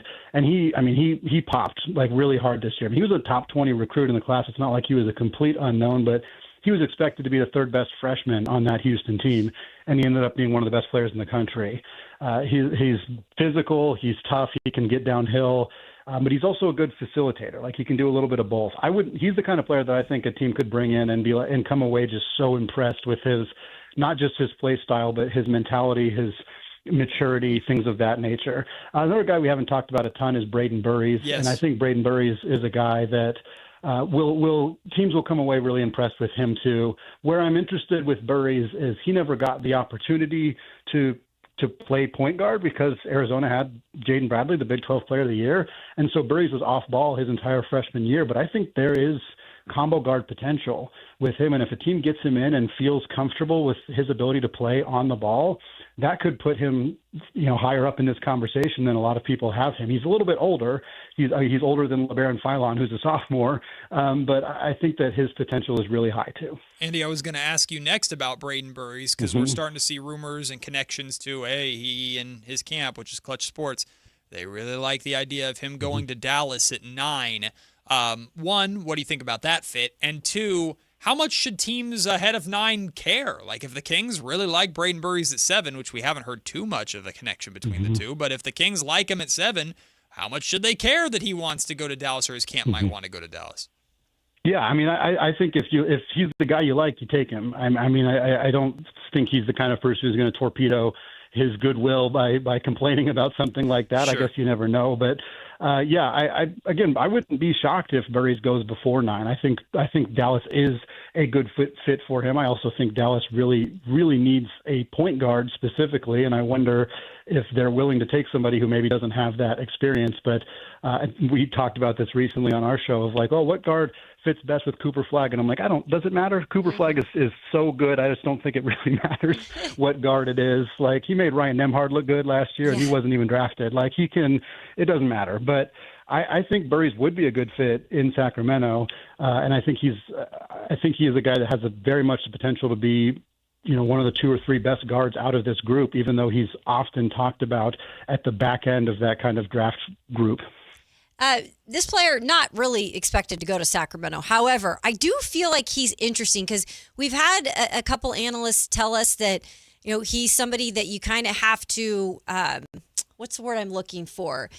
You have to kind of push or motivate in terms of being a player who you get the most out of. We're talking about Yaxel Lendenborg, Michigan's forward, obviously. Curious of your breakdown of him, and does he kind of need to go to a particular place to really be able to get the most out of him? Yeah, Lendenborg's an interesting case. He's obviously his age is one of the most talked about aspects of his game. He's going to be 24 before he plays his first NBA game. There are some maturity questions with him. I think that it's a touch overblown, just in the sense that like it's truly just maturity. Like he seems like a kid. Like he's not like necessarily a major head case or anything like that. I do think, if you're concerned about the motivation, that will scare away teams, especially teams that are in rebuilding mode and maybe don't have the veterans to keep him in line. Like I think Golden State is a good fit because Steph and Draymond, if they stick together, are not going to put up with any of those shenanigans from a rookie. And I think that might help. Whereas other teams that might want him to be a more of a leader as a rookie might not want that. And I think Lendenborg fits an older veteran team for that reason. And also because he's just kind of a Swiss Army knife type player who can he's already an NBA role player. Like he's good enough to be a day one NBA role player. I don't think the ceiling is a whole lot higher than that, but the floor is really high with him. I'm not concerned about his age in terms of his ability to impact. I think the new way the NBA cap works makes him even more valuable because you'll get 4 good years out of him starting right away on that rookie deal. But yeah, I think he is somebody who probably needs a more specific spot to go. But I think he's going to be a very good NBA player. Andy Patton joining us from Locked On College Basketball. Andy, the Kings have 2 second-round picks in this year's draft, and I know the second round is completely different now. It's very much negotiation central more than it is after actually drafting players nowadays. But the Kings have had success in the second round as recently as Maxime Reynaud last season. What do you make of this crop of talent in the second round? And because this draft class is so talented, does that mean there's first-round talent that's forced to fall to the second round? It also seems like it's very senior-heavy because of the amount of like sophomores and juniors that have chosen to take more money in the NIL money to return to college. So how do you think the landscape of the second round is changing? Yeah, I think the Kings are in a good spot at 34. I think being early second round is kind of a nice benefit because you get basically 24 hours to assess what you think the teams in front of you are going to do and kind of get a better look at who's still on the board. And then I think with 45 is their other pick, and that's fully in that negotiation territory. I think the players between 40 and like 80 in this draft class are all fairly similar, and it just depends on whether a kid's willing to sign a two-way contract with you or not. But for that first pick, yeah, I think there will be first-round caliber players that are there, and I think they'll probably be older guys. And I think for Sacramento, if you get one of those younger freshman guards and then you get a veteran guy who can contribute right away, I feel like you come out pretty happy. Maybe that's an Alex Caravan from UConn, at 6'8", floor spacing forward. He's got good defensive potential. I mean, if he's there at 34, I don't know that you think twice too much about it. He's great. Maybe it's another one of the bigs, Azubi Ejiofor from St. John's, Terrace Reed from UConn. I know Sacramento's got some young bigs, but I think those guys are great. Joshua Jefferson from Iowa State's a guy I really loved. He started his college career somewhat close to Sacramento in Moraga at St. Mary's, and he's kind of another Swiss Army knife type forward. There's a lot of really good players that are going to be around in that spot. And I think for Sacramento, with where their roster is at right now, I think you mentioned they've had some success with some of those second round picks. And I would not be surprised if they find somebody who can immediately contribute in that spot this year. We've got Andy Patton of Locked On College Basketball on the Matt and Kayla Show right now. This might be just more of an opinion-based situation in terms of my question, but we've hyped up this draft, and rightfully so much. And I think so much so that I think even next year we're like, it's not going to be a good draft. Mm-hmm. We don't know that exactly yet, but it's not going to probably level up to this year. With saying that, Andy, what has got to happen in terms of success stories with this group to make it live up to all the hype?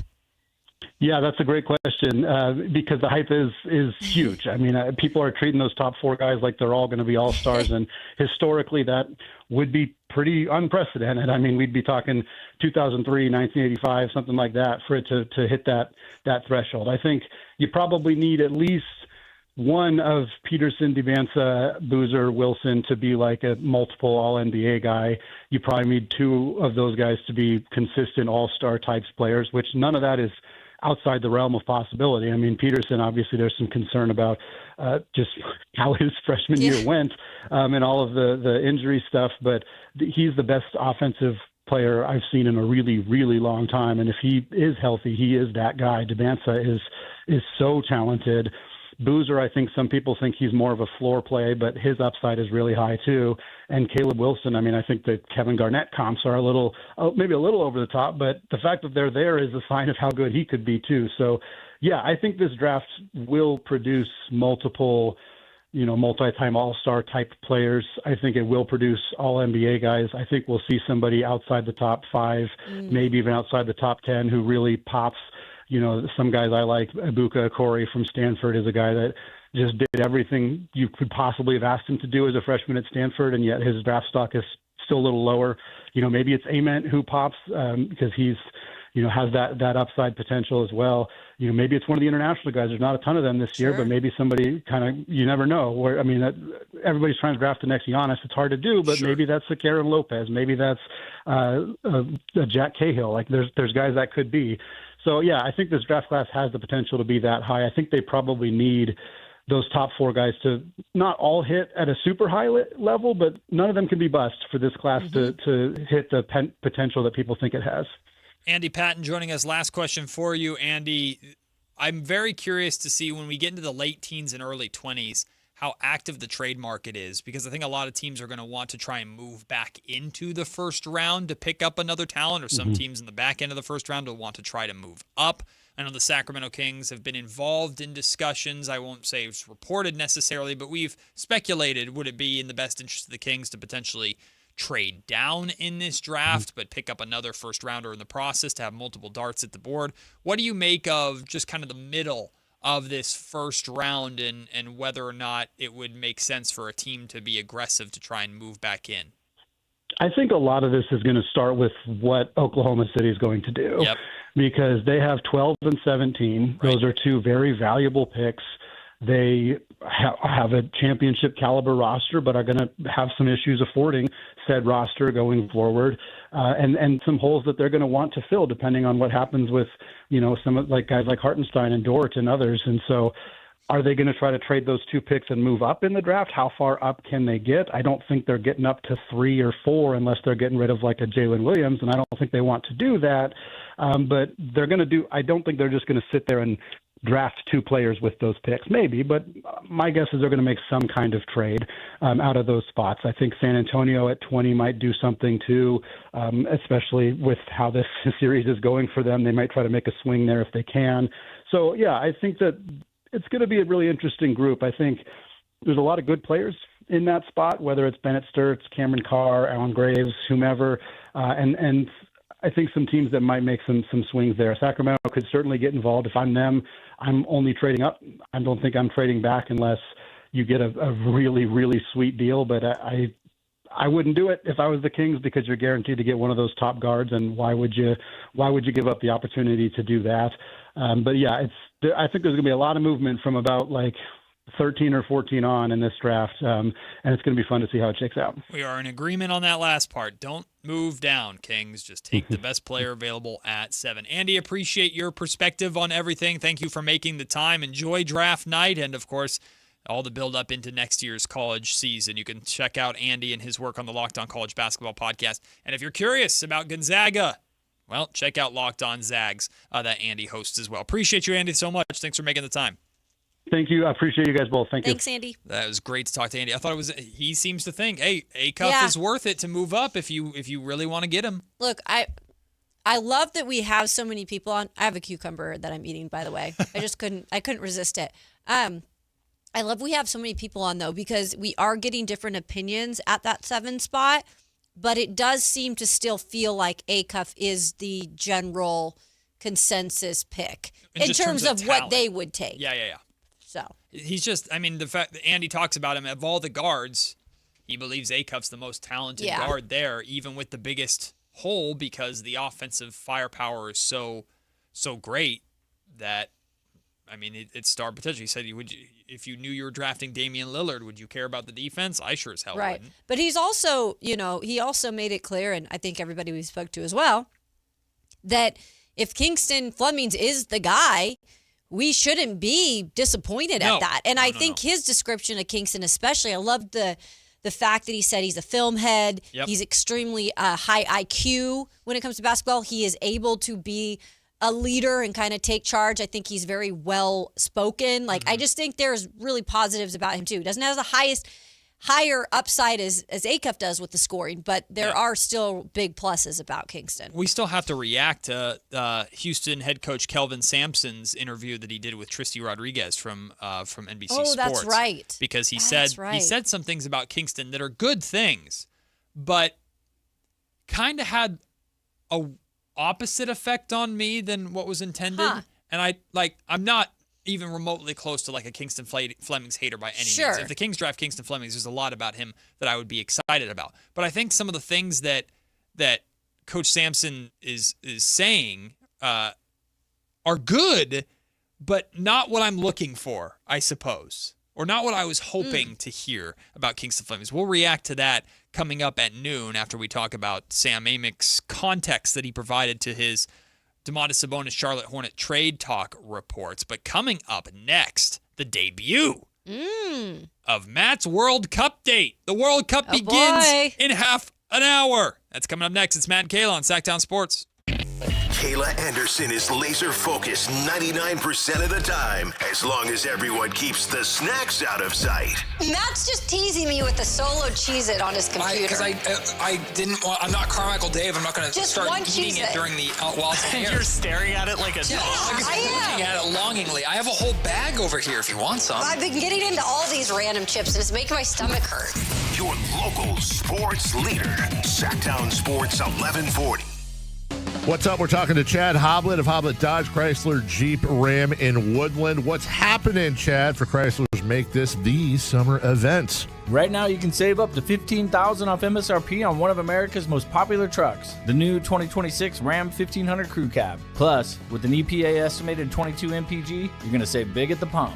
That's so important, especially with the gas tax going up next month. A new Ram could be what you need to cut your fuel costs long term. Plus, you'll enjoy best-in-class, luxurious cabin comfort in the most luxurious Ram 1500 ever. And with over 600 Rams available, you won't find a better selection of new Ram trucks in stock and ready for you to drive home today. Search, select, and save through their whole inventory at HoblettDodge.com. Unbeatable prices, unbeatable selection. Nobody beats Hoblet, period. 15,000 total net savings after factory incentive and dealer discounts. Incentives include $500 on-the-job upfit for eligible upfit, 1,000 Hoblet trade-in assistance on eligible trade-in, 500 Hoblet business owner bonus for verified business owners, and 9,500 dealer discount. 10th this net savings. See dealer for details. Buy gold and put some silver in your pocket. I know what you're thinking. Everything's expensive right now. How am I going to buy gold? It's Ron Paul. Nowadays, a lot of things are out of your control, but there is something you can do right now to diversify your retirement, and it doesn't cost you anything out of pocket. My friends at Birch Gold Group will help you convert an IRA or 401k into an IRA in gold, a time-tested hedge against inflation. Plus, in honor of America 250, Birch Gold is going to give you a special America 250 1-ounce silver round for every $10,000 you purchase by July 2nd. Text the word SECURE to the number 989898 to get a free info kit from Birch Gold and claim eligibility for this limited time offer. Again, text the word SECURE to 989898 today. Patrick was way behind on his IRS taxes. I was in way over my head. The total amount ended up being somewhere just over $30,000. $30,000. Then the IRS came to collect. Started getting letter after letter. A lien had been filed against me. They were going to basically hang me completely out to dry. He had to do something. That's when I reached out to Optima Tax Relief. Patrick's life quickly got a lot easier. It was very easy, pretty much hands off. They picked up the ball and ran with it. And how'd it go? I couldn't believe it. I had to ask 2 or 3 times. I saved an incredible amount of money. How does Patrick feel about Optima? Couldn't be happier. They definitely helped me. Optima Tax Relief, the best place to call. They're the best in the business. Do what Patrick did and call Optima Tax Relief for a free consultation. Call 800-375-2922. 800-375-2922. 800-375-2922. Optima Tax Relief.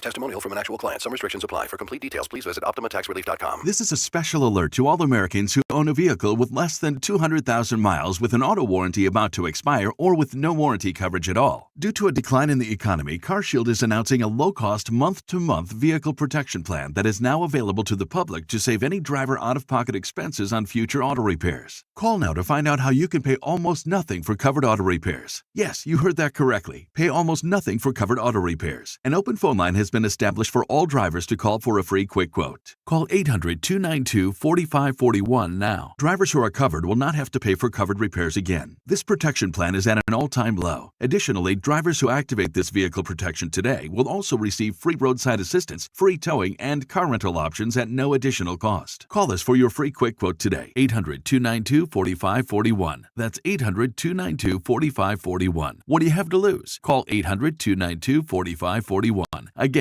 800-292-4541.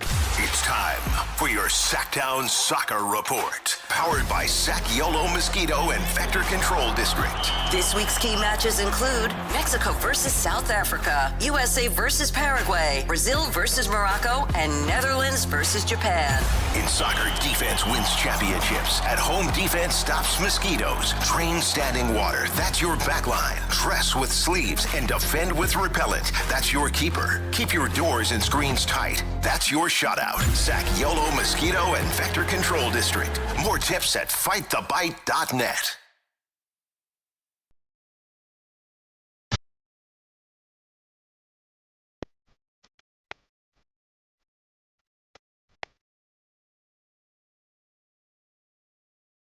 Stay into 2 p.m. Matt and Kayla on Sactown Sports 1140.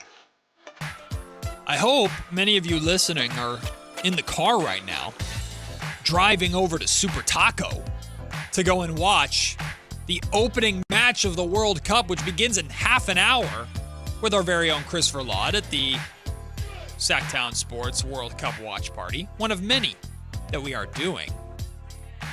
Go out and be a part of that. Maybe hearing this, you'll make the last-second decision to go, which I would encourage you to do so. Super Taco is amazing. The food is great. The atmosphere is wonderful.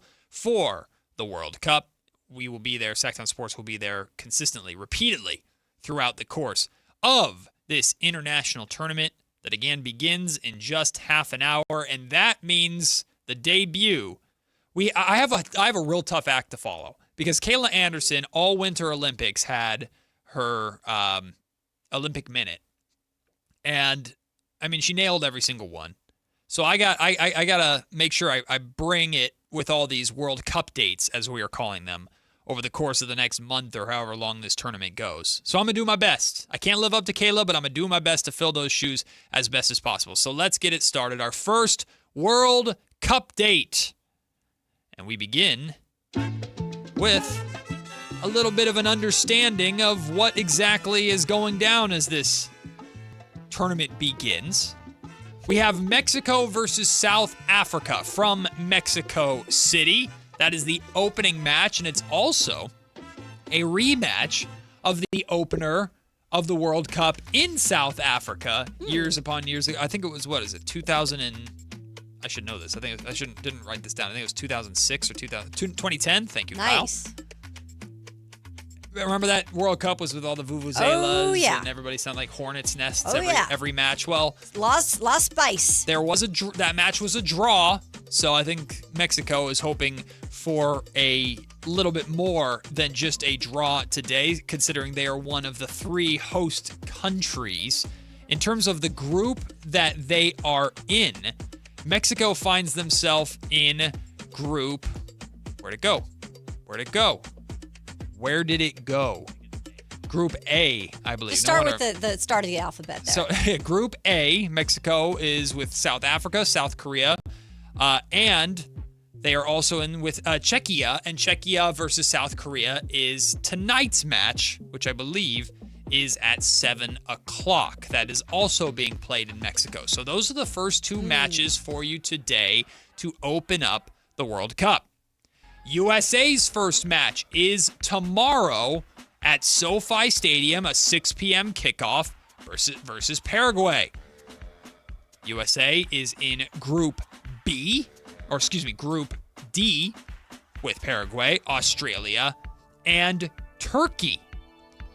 In terms of betting favorites to win the World Cup, Spain is the favorite at plus 450. France just behind them at plus 500. You have England getting a lot of love. I know England has high expectations. I follow a few. I feel like they were talked about as like if you're not a USA fan and you want like just a team to root for, like they're one of the teams, I guess. They're like England. They're like the superpower. Yeah, I guess people just like them. They're trying to bring it home. They're a distant, bring it home. Bring it home. Football's coming home. That's the famous English song or chant. Because they haven't won since like the 50s. We're like distant relatives of England, right? Yeah, sure. So like if USA is I've been to London. Loved it. Enough said. Great place. Distant relatives is a choice. It is definitely a choice. Listen, we're just a bunch of ungrateful colonists over here. Well, England is plus 700, so they have the 3rd highest odds. Portugal, plus 800. Ah, my homeland.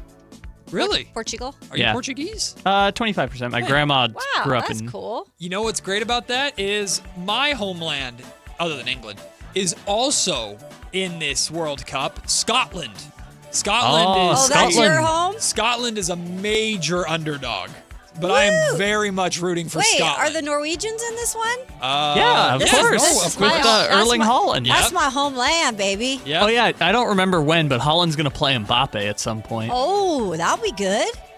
Yeah, I'm trying to see what group. This is a great music choice there, too. France, Norway, Iraq, and Senegal are in Group I. Okay.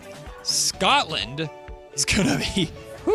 Scotland's in Group C with Haiti, Morocco, and Brazil. Oh, you're definitely in an underdog. Oh, one of those. I can't remember which year it was. Morocco was like the Cinderella team because they went to like the Final Four. I hope Scotland can be that Cinderella team, but I'm not holding my breath. Well, we'll get USA Soccer tomorrow. By the way, Argentina and Brazil are tied for the 5th best odds. Of course, Messi on Argentina. USA is 50-1 odds. Which is actually, it's better than I expected. USA has the same odds as Japan. Better odds than Mexico, Switzerland, Uruguay, Turkey, Croatia, Ecuador, Sweden. So, Canada. On the point of U.S. real quick, and U.S. soccer. Sure. Because there was a time where I felt like U.S. soccer had a lot of momentum. Yep. And that I felt like it was in good hands. And then I feel like it just completely collapsed. Yeah. In terms of like what it could do as a program, and when it gets to the the World Cup, and to that stage, it's just like now I think it's kind of like a joke in some ways. And that's so disappointing because I do feel like people, youth especially, is really getting into soccer, and it's here in the U.S., it's growing. I know not to the level it is overseas and worldwide. Yep. But it is crazy to think like we've gone backwards in a way in terms of this U.S. team and not forwards. Yeah. Well, and it just is. I saw this morning Greg Berhalter, who was obviously the U.S. men's coach for a long time. I covered him with Columbus when he was with the Crew. He's now on ESPN. So he, obviously he got fired and that whole thing happened. Oh, he's been doing all the media rounds. So now he's doing the media thing. And it's like U.S. soccer is just in a weird place. So I think what you were referring to was like the Clint Dempsey early Clint Dempsey, late Landon Donovan years. Yeah, Landon Donovan scoring that goal. I mean, I remember those years to the fullest. USA was kind of on the rise there. And recently, the last World Cup, they didn't even make it because of their loss to Trinidad and Tobago. Well, that was 2018. Sorry. They were at the 2022 World Cup, but even that one, there was that whole scandal with Berhalter and Gio Reyna that just dominated. Like, the soccer didn't even matter because there was a giant scandal with the drama. Yeah, the coach and the dad of a player. Yep. It was a crazy, drama-filled saga. So their whole purpose is they've been building to this exact moment. Is like they knew the World Cup was coming. They knew it was going to be in America. They've been building up to we have to be good at this World Cup. Can Christian Pulisic finally? I mean, he's supposed to be the guy. He's the wonder kid. He's been for a long time. Yeah, it hasn't always been great though. But can Pulisic and USA actually get it done this time? It'd be fun. I'm rooting for him. I hope they can. You got to make it out of your expectations. Group. You just got to make it out of your group. Well, here's the thing. It's impossible not to because they've expanded it so much. Thank Jesus. Mm-hmm. It's 48 teams and 32 make it to the next round. Well, even beyond that, USA should win their group. I mean, on paper, they should win their group. They're slight favorites over Turkey, Australia, Paraguay. Yeah. They should. I mean, if they lose or even draw against Paraguay to start tomorrow. People have said they got the easiest draw. I believe it. Yes. Was that put together? Believe it. Canada is the other hosting country. They will play on Saturday, I believe. There's a lot of stuff to watch this weekend. Yeah, tell you that tons much. of World Cup getting started. Canada's group, they're in Group B with Bosnia, Qatar, and Switzerland. So there you go. I don't know if Canada's not as much of a. I mean, Switzerland should win that group. Switzerland's the power, I guess. Switzerland should win that group. Of course, there that's will be good chocolate. Swiss chocolate. There will be World Cup matches played at Levi Stadium, but the USA match is being played at SoFi Stadium tomorrow. So we're looking forward to that. Again, we will be keeping our eye on the opener, Mexico versus South Africa, beginning in about 20 or so minutes. We got Chris Verlot out at Super Taco watching that match if you want to go and watch the match with somebody. Chris and a bunch of Mexico fans, I imagine, are going to be out there, or just soccer fans in general, out there to catch the beginning of the World Cup. We'll take the break. When we come back, of all the things to hate New York fans for right now, Taylor Swift is somehow close to the top? We'll discuss and pick a side next. The X Games are coming to Sacramento. Join Kayla Anderson and Sactown Sports 1140 at Cal Expo Center from June 26th through the 28th to watch the top action sports athletes in the world go head-to-head with 3 days of high-octane competition, BMX, skateboarding, and Moto X, plus live music from global electronic music icon Cascade, Grammy-winning producer Artist Mustard, and DJ Subtronics. Get your tickets today at xgames.com. Your local sports leader, Sactown Sports 1140. And we're live from the living room as Doug eyes up the match day spread. He's reaching for the Buffalo wing. Perfect. Hang on, what's this? Oh, he's gone for a can of Pepsi too. Incredible. What a finish. Sensational combination. Look at the delight on his face. There's no doubt about it. It just tastes better. Match days deserve Pepsi. Food deserves Pepsi. Grab a pack of Pepsi Zero Sugar for today's match.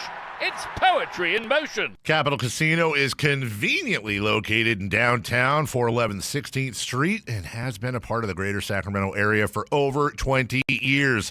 They offer the best variety of games in the region in a safe and friendly environment, and there's plenty of parking, all well lit and monitored by security. Come have a great meal at the cafe and restaurant inside. Capital Casino has the best food, the best service, and the best action. But please always remember to gamble responsibly. 1-800-GAMBLER.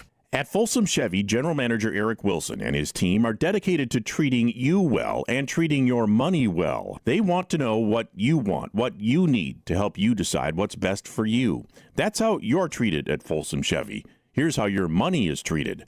Right now at Folsom Chevy, they're offering 0% financing for 5 years on every new 2026 Silverado half-ton in stock. That's right, 0% on a two-wheel drive, a four-wheel drive, an LT, RST, High Country, you name it. Folsom Chevy is truck country. You can find them at the Folsom Auto Mall, just off Highway 50 between the Hazel and Folsom exits. From the mountains to the levee, think Folsom Chevy. Together, let's drive. Find out more about the 0% financing offer at folsomchevy.com. Must finance with GM and approved credit. $16.67 per 1,000 financed. Cannot be combined with other offers. Ends July 7th, 2026. Whoa, what's all this? These screens, the food? All for the game, bro. Dude, let us pitch in. No need. I've got it all covered. With T-Mobile, I'm saving $1,000 bundling my wireless and internet. No way. Really? Yep, and the price of my plan won't change for 5 years. Wow, I'm definitely switching to T-Mobile. Goal! Here's to score big with T-Mobile. Families save up to $1,000 a year when they bundle fast, easy to set up, all-in 5G home internet with 4 phone lines on Experience Beyond. And your plan price? Guaranteed for 5 years. Stay connected con tu gente and catch every match with T-Mobile. Join now at T-Mobile.com. Price guarantee on talk, tax, and data. Exclusions like taxes and fees apply. Savings based on third line free via monthly bill credits. Internet discount with $15 in monthly bill credits and auto-pay discount. Qualifying credit required. Credits may take up to 2 bill cycles and will stop if you cancel any lines or change plans. My name is Whitney Allen, and I'm a widow. My husband, Ryan, died. We never thought we'd ever have to use life insurance, but the unexpected happened. With Ethos, signing up was fast and 100% online. You can get a quote in seconds, apply in minutes, and get same-day coverage. No medical exams, and you can get up to $3 million worth of coverage. I'm grateful we were prepared. Get your free quote at ethos.com/beat. That's ethos.com/beat. Paid spokesperson. Time spent on application may vary. Online health questions required. Hey, John, why so glum? I just got let go. The company's downsizing. This is the 3rd time in the last 2 years. I'm done with this. Have you thought about My Computer Career? I've heard they can train you for a career in IT in just a few months, including cybersecurity and the basics of AI. And you don't need prior training or experience. Now that's a recession-resistant career. Wow, thanks. I'll check them out. Go to mycomputercareer.edu and take the free career evaluation. mycomputercareer.edu, an Elite CompTIA certification partner. Financial aid is available to those who qualify, including VA benefits. Join the Sactown Sports this Friday from 2 to 4 at Fasteners Tool Outlet, 6701 Power Inn, for crazy deals on tools and a chance to win a pair of X Game tickets. The Expo Sale is coming to Cresco Restaurant Equipment June 17th through the 20th. Save big on refrigeration, ice machines, gas cooking equipment, furniture, and more. Everything is on sale on Richards Boulevard. 4 days only. Don't miss Cresco's biggest savings event of the year. Pick a side, any side. It's time for Pick a Side on Matt and Kayla. Oh, we got the World Cup about to kick off, and I am excited. Let me tell you that. The crowd in Mexico City is phenomenal. Mexico City versus South Africa beginning here in just a little bit. But right now, my friends, it is time to pick a side. Kyle, take it away. All right, pick a side number one. You mentioned it a second ago. People are hating on Taylor Swift because she dared show up to the New York Knicks game. Get them, Swifties. Wearing all the New York Knicks garb. How dare she? Yeah, so do we have a problem with Taylor? Again, Kayla, you explained this yesterday. She's not from New York, but she kind of made New York her base during her early years. Yeah, she's... Context question. Are people upset? Because I haven't seen this. Are people upset because she's supposed to be a Cavs fan because Travis is? There's a lot of stuff going on. People, I think, are upset because they're like, why are you a Knicks fan? And maybe they don't know the background. And then they saw her recently at the Cavs game. By the way, she was not wearing Cavs gear. No, of course She was not wearing any of that. She was there to support her husband, which, by the way, Kylie Jenner is there. She's not from New York. She doesn't have New York ties. Right. And she's like sporting the Knicks colors and stuff with Timothy Chalamet. So like, if you're going to get on anyone, get on her. Don't be blaming Taylor Swift. Swift literally, like, she lives in New York. She's lived there and had her primary place there for a while now. She has a ton of game appearances in the past. Like, she's been there throughout her career as a fan. She's just getting a ton of hate, and I'm like, why? It's not a big deal. Are they calling her like a bandwagoner? I don't know. It's just there's a lot of hate. Monica McNutt, which I really like from ESPN, she's on the Knicks call radio-wise, and she had a hot mic moment saying, like, get this girl out of here, and she's, like, apologizing now. Uh-oh. So it's a whole big thing. But I'm like, who cares? Let her fan out. She's entertaining. She's having fun. She's letting her hair down. Like, let her be her. Hey, Taylor Swift's not a real Knicks fan. You know who is? The idiots who are throwing things at the Spurs when they're on their way back to their hotel. Yeah, those are real Knicks fans. The real Knicks fans are the ones, if you see a dude wearing a Spurs jersey walking down the street, go and punch him in the mouth. Assault him, because that's what a real Knicks fan does. We're mad at Taylor? I think people just don't know why she's repping New York. Like, when it's... Why does it matter? Because when it's like Jerry Seinfeld or Adam Sandler, like, I guess people connote that with New York City, so it makes more sense why they would be the celebrities that are there. Although, randomly, Kirk Herbstreit had courtside seats yesterday. Wasn't his dog there, too? No, was that a photo shot? Yes, that was... What, you thought they would let the dog, sit honestly, courtside? I wouldn't doubt it. He does everything else with the dog. So are we gatekeeping celebrity fandom now? Is that I what's guess. happening? It's the most Allen Styles thing I've ever heard. I don't know, It's man. just like, where were you for game 2 of the second round? Where we're not spending your millions of dollars earlier. But I didn't have a problem with it. And I'm not even the hugest Taylor Swift fan. Like, I like some of her music, but I'm like not on like the Swiftie level. But I'm like, when she's herself, like, why do we gotta hate on her? She's just having fun, and she likes the Knicks. I kind of think everyone on the show agrees, and we're just kind of trying to find new angles to it also, which, by the way, did you see what the Cavs did after Taylor Swift was there courtside? They put the chair that she sat on up for auction. Oh, no. And it sold for a good amount of money. That's insane, But man. they concluded in their heads, we can make more money just buying another chair and auctioning off the chair that Taylor Swift sat in. Yeah.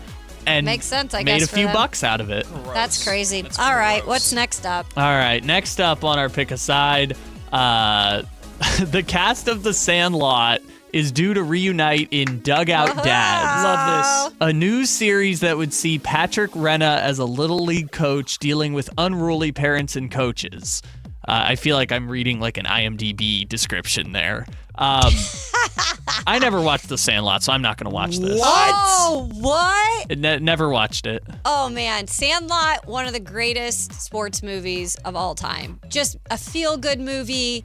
Like, just nostalgia as me as a kid. Like, the tequila on the roller coaster when they had the tequila song and he barfs all over. And the dog in the junkyard, like Benny the Jet. Like just nostalgia. The dog? You mean the Beast? The Beast, yeah, but he's really just a dog. Forever. Oh wait, is this the one with the scene at the pool where the guy drowns himself? Yes, Wendy Peppercorn, because you want to get kissed by Wendy Peppercorn. Yeah. Okay, I think I saw that when I was like 6. I don't know. I'd like to say I'm gonna watch this because I'm obsessed with The Sandlot, but like this is just one of those things where I'm like, again, I think I'm gonna say it, and if it like it's a boring week or something, and I happen to turn it on, maybe I'll try watching it. You're gonna watch Love Island, but you're gonna like. That's get why I bored can't watch that right now. You. By the way, it's back tonight. I know, baby, it's back. You. Woo! Let's go. I love this. The Sandlot is phenomenal. Matt doesn't finish anything in terms of. We've been through this. We've been through this. Let me finish my sentence. In terms of series, so don't you be hated on me, brah. I always just thought, like, when people talked about The Sandlot, they talked glowingly about it. I was just like, The Sandlot sounds like something old people really like. He needs to watch that, though. Come on. Some of us don't need to finish. We'd rather you do it. That's a crazy sentence, Matt. What? We're talking about shows. I know you said you're going to watch this, though. Absolutely. But will you finish it? I don't know. Hey, might not need to. Might get what I need out of the first half. Anyway. Okay, stop trying. No, I'm talking about a TV show. You guys are sick. I learned my first curse word from The Sandlot. What was that? The S word, because Benny goes, "Oh, S," when the. That's when you learned. I learned my first curse word coming out of the womb. Good for you. I didn't realize it was a competition, Anderson. Damn. But yes, I learned my first curse word from that. But actually, so I've been trying slowly to bring my son along to movies that I grew up with. So we've been watching Star Wars in bits and pieces because he has the attention span of a child, he is a child, attention span of a dog. But we are sitting down and watching Sandlot this summer, so I'm excited. Good. But yes, I'm excited about this show. Absolutely, I'm all for it. I love the Sandlot. I was more of a Bad News Bears guy, you know? Don't compare those. Bad News Bears is a great movie. Don't compare those. It's an okay one, but like Sandlot is gold. Sandlot came out in 1993? I thought it came out like 50 years ago. Hey, watch it. Until I got older and developed taste, my favorite baseball movie of all time growing up was Angels in the Outfield, which is funny because I can't stand the Angels, but I loved that movie growing up. Matt McConaughey. Is a good one. Loved that movie growing up. But Sandlot's the best baseball. My all-time favorite, though, and it's not technically baseball, but it actually is. Yeah, it is. League of Their Own. League of Their Own is one of the best movies of all I need time, to watch that movie. Of all freaking time, man. I used to play those characters. I was Kit. I was the sister. Yeah. And I was obsessed with that movie. You've seen Field of Dreams, right? Yes. Okay, good. But though when you ask that question, the answer a lot of the time is no. My movie knowledge is very slim. Well, a lot of my movie knowledge, like old movies, is really bad, but those are classics. This is random, but the one baseball movie I do really like is the one where Dennis Quaid is like the old guy who pitches for the Rays. Yeah. Bull Durham is excellent too. Yeah, the Bull Durham. Yeah, I really like that one. It's a wonderful movie. Okay, let's get to one more. Okay, the last one here, gum or mint? Yeah! We've had this for a while, and this is a Kayla Anderson special. Kayla, I'm really curious actually what Kayla's going to say. So it used to probably be gum. But, and by the way, I wasn't supposed to chew it when I had braces for like 5 years back in the day. And so I would chew it just to like go against the rules. Yeah, big rebel, you. So I loved me some, chewing gum. Obviously, softball player, the bubble yum and all the big chew, all that stuff. Stuff sucks. Now I just realized like none of the flavor ever lasts. No. And I just end up going through too many packs. So I've switched over to more so when I need to get something because, I'm bored or something or you need my breath to be fresh, I'm going to go for mints. Mentos are really good. Really good. See, those are more like candy though. I think both are dumb. I mean, I get the what the heck that? So you just have bad breath? No, I brush my teeth. I do too. Like a normal human being. Oh, Ladybugs is also a good one. Great answer, Z. Ladybug? Oh, it's so good with Rodney Dangerfield. Oh, I thought we were talking good. about if that was a mint. I was like, I've never heard of No, Ladybug they're talking about before. baseball movies. Like that was a soccer movie. The oh, best. What? Yeah. The best Tic Tacs are the ones that are like flavored Fruity? Tic Tacs that are basically just candy. It's not even mint. It's just candy at that point. I know. That's why I like mints now. My mom used to love Altoids. Remember those? But those are like spicy yeah, kind the of. cinnamon ones. send those to hell. And I like spicy things, but send Altoids to hell. Even Those the suck. mint ones are strong. Like, hot tamales are great. Altoids, kick rocks. But gum... They make your breath smell good, though. Gum sucks because gum flavor gone very instantly. quickly. And then it just becomes a chore. And then I was stupid enough to like swallow gum when I was 12 years old. And I'm still digesting it now. Gum's dumb. I just Googled ladybugs and read the description of the movie and saw it has a 14% on Rotten Tomatoes. It's really good. There's no way this movie holds up. I'm telling you, it's so good. There's 14%? Ladybugs is so good. There's no way this movie holds That up. was I'm one just of my childhood favorites. saying it right now. If Mm-mm-mm. I were Don't to you watch hate. it, there's no way. You got a list to watch, brah. This one's not going That on should be it. a summer chore. Kyle's summer chore list. making And then me he has watch to watch movies. these movies and come back with an actual pure breakdown. Oh, God. Matt's looking up Ladybugs. It's such a good movie. That's another movie we used to play out all the time. There's no way this is a good movie or holds up in 2026. 1992. Look at Paramount. Look at that God old dang, Paramount. the trailer's 2 minutes? Yeah, I mean, that's, I they ain't really playing gave that. you big bang for your Here's buck. the whole movie for you, I guess. Yeah, if it's got a 14% on Rotten Tomatoes, Oh, give me a break. Michael got a bad review on Rotten Tomatoes too, and it wasn't What? bad. How could that have happened? Actually, that's the whole thing. That all the critics were not giving it good reviews, and then once people are started to go in and what did see they say it, was wrong with it? Well, the whole That it's controversy. that it's a puff piece for Michael Jackson that's written by the family. I loved it. All right, well, yeah, I can't Now it's out on video. argue with that. Sorry. Out on video. What year is it? Well, sorry. Now it's out on video. It's out on digital. I got it on my VCR. The hell? You going to It's out Blockbuster to on get it? Please That's the oldest ass thing bring you've back ever done. VHS. Please bring back You know it VHS. exists. Kayla, I know you're actually 27 Please and you're all bring just lying back. to us, but that was the oldest thing you've said. Michael's now out on video. By the way, Blockbuster was lit. I love Blockbuster. back in the Exactly. day. So why are you making fun of me? Because you said it's out on video.